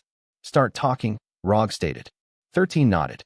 As I was saying earlier, the Supreme Commander of the Alliance, Xylen, asked me to negotiate a non-aggression pact with the three of you. The northern regions, which is composed of Zeds, Jalrogs, and Amos territories, will belong to the Alliance. As for the southeast region, where Evavog's territory is located, it will belong to me. In exchange for this non-aggression pact, the humans will stop their advance to the center of the Rigel continent. That means that the attacks from my subordinates will also stop. This war will finally come to an end, and you will no longer have to worry about your dimensional gate being destroyed by our combined forces. The three Earth Dragons exchanged glances with each other before telling 13 that they would discuss it with each other first. Half an hour later, the three Earth Dragons decided that it was too dangerous to have two enemies stationed at the north and the south, sandwiching them from two sides. They told 13 that they would agree to the non-aggression pact with the Wanderers at the north, but the south was off-limits. Is that your final answer? 13 asked. This is what we have agreed on, Rog stated. We have already compromised enough. I see. 13 nodded. I guess another demonstration is in order. As soon as he finished talking, the Earth Dragons sensed that the threat they had been defending against for the past few weeks was once again headed in their direction. This time, the output of the main cannons from Nautilus was raised to its highest level, making the Earth Dragons roar in pain as two of them were sent flying. Erasmus had already taken 13 away to a safer place, and yet, the impact of the blast still caught them and blew them away from the center of the explosion.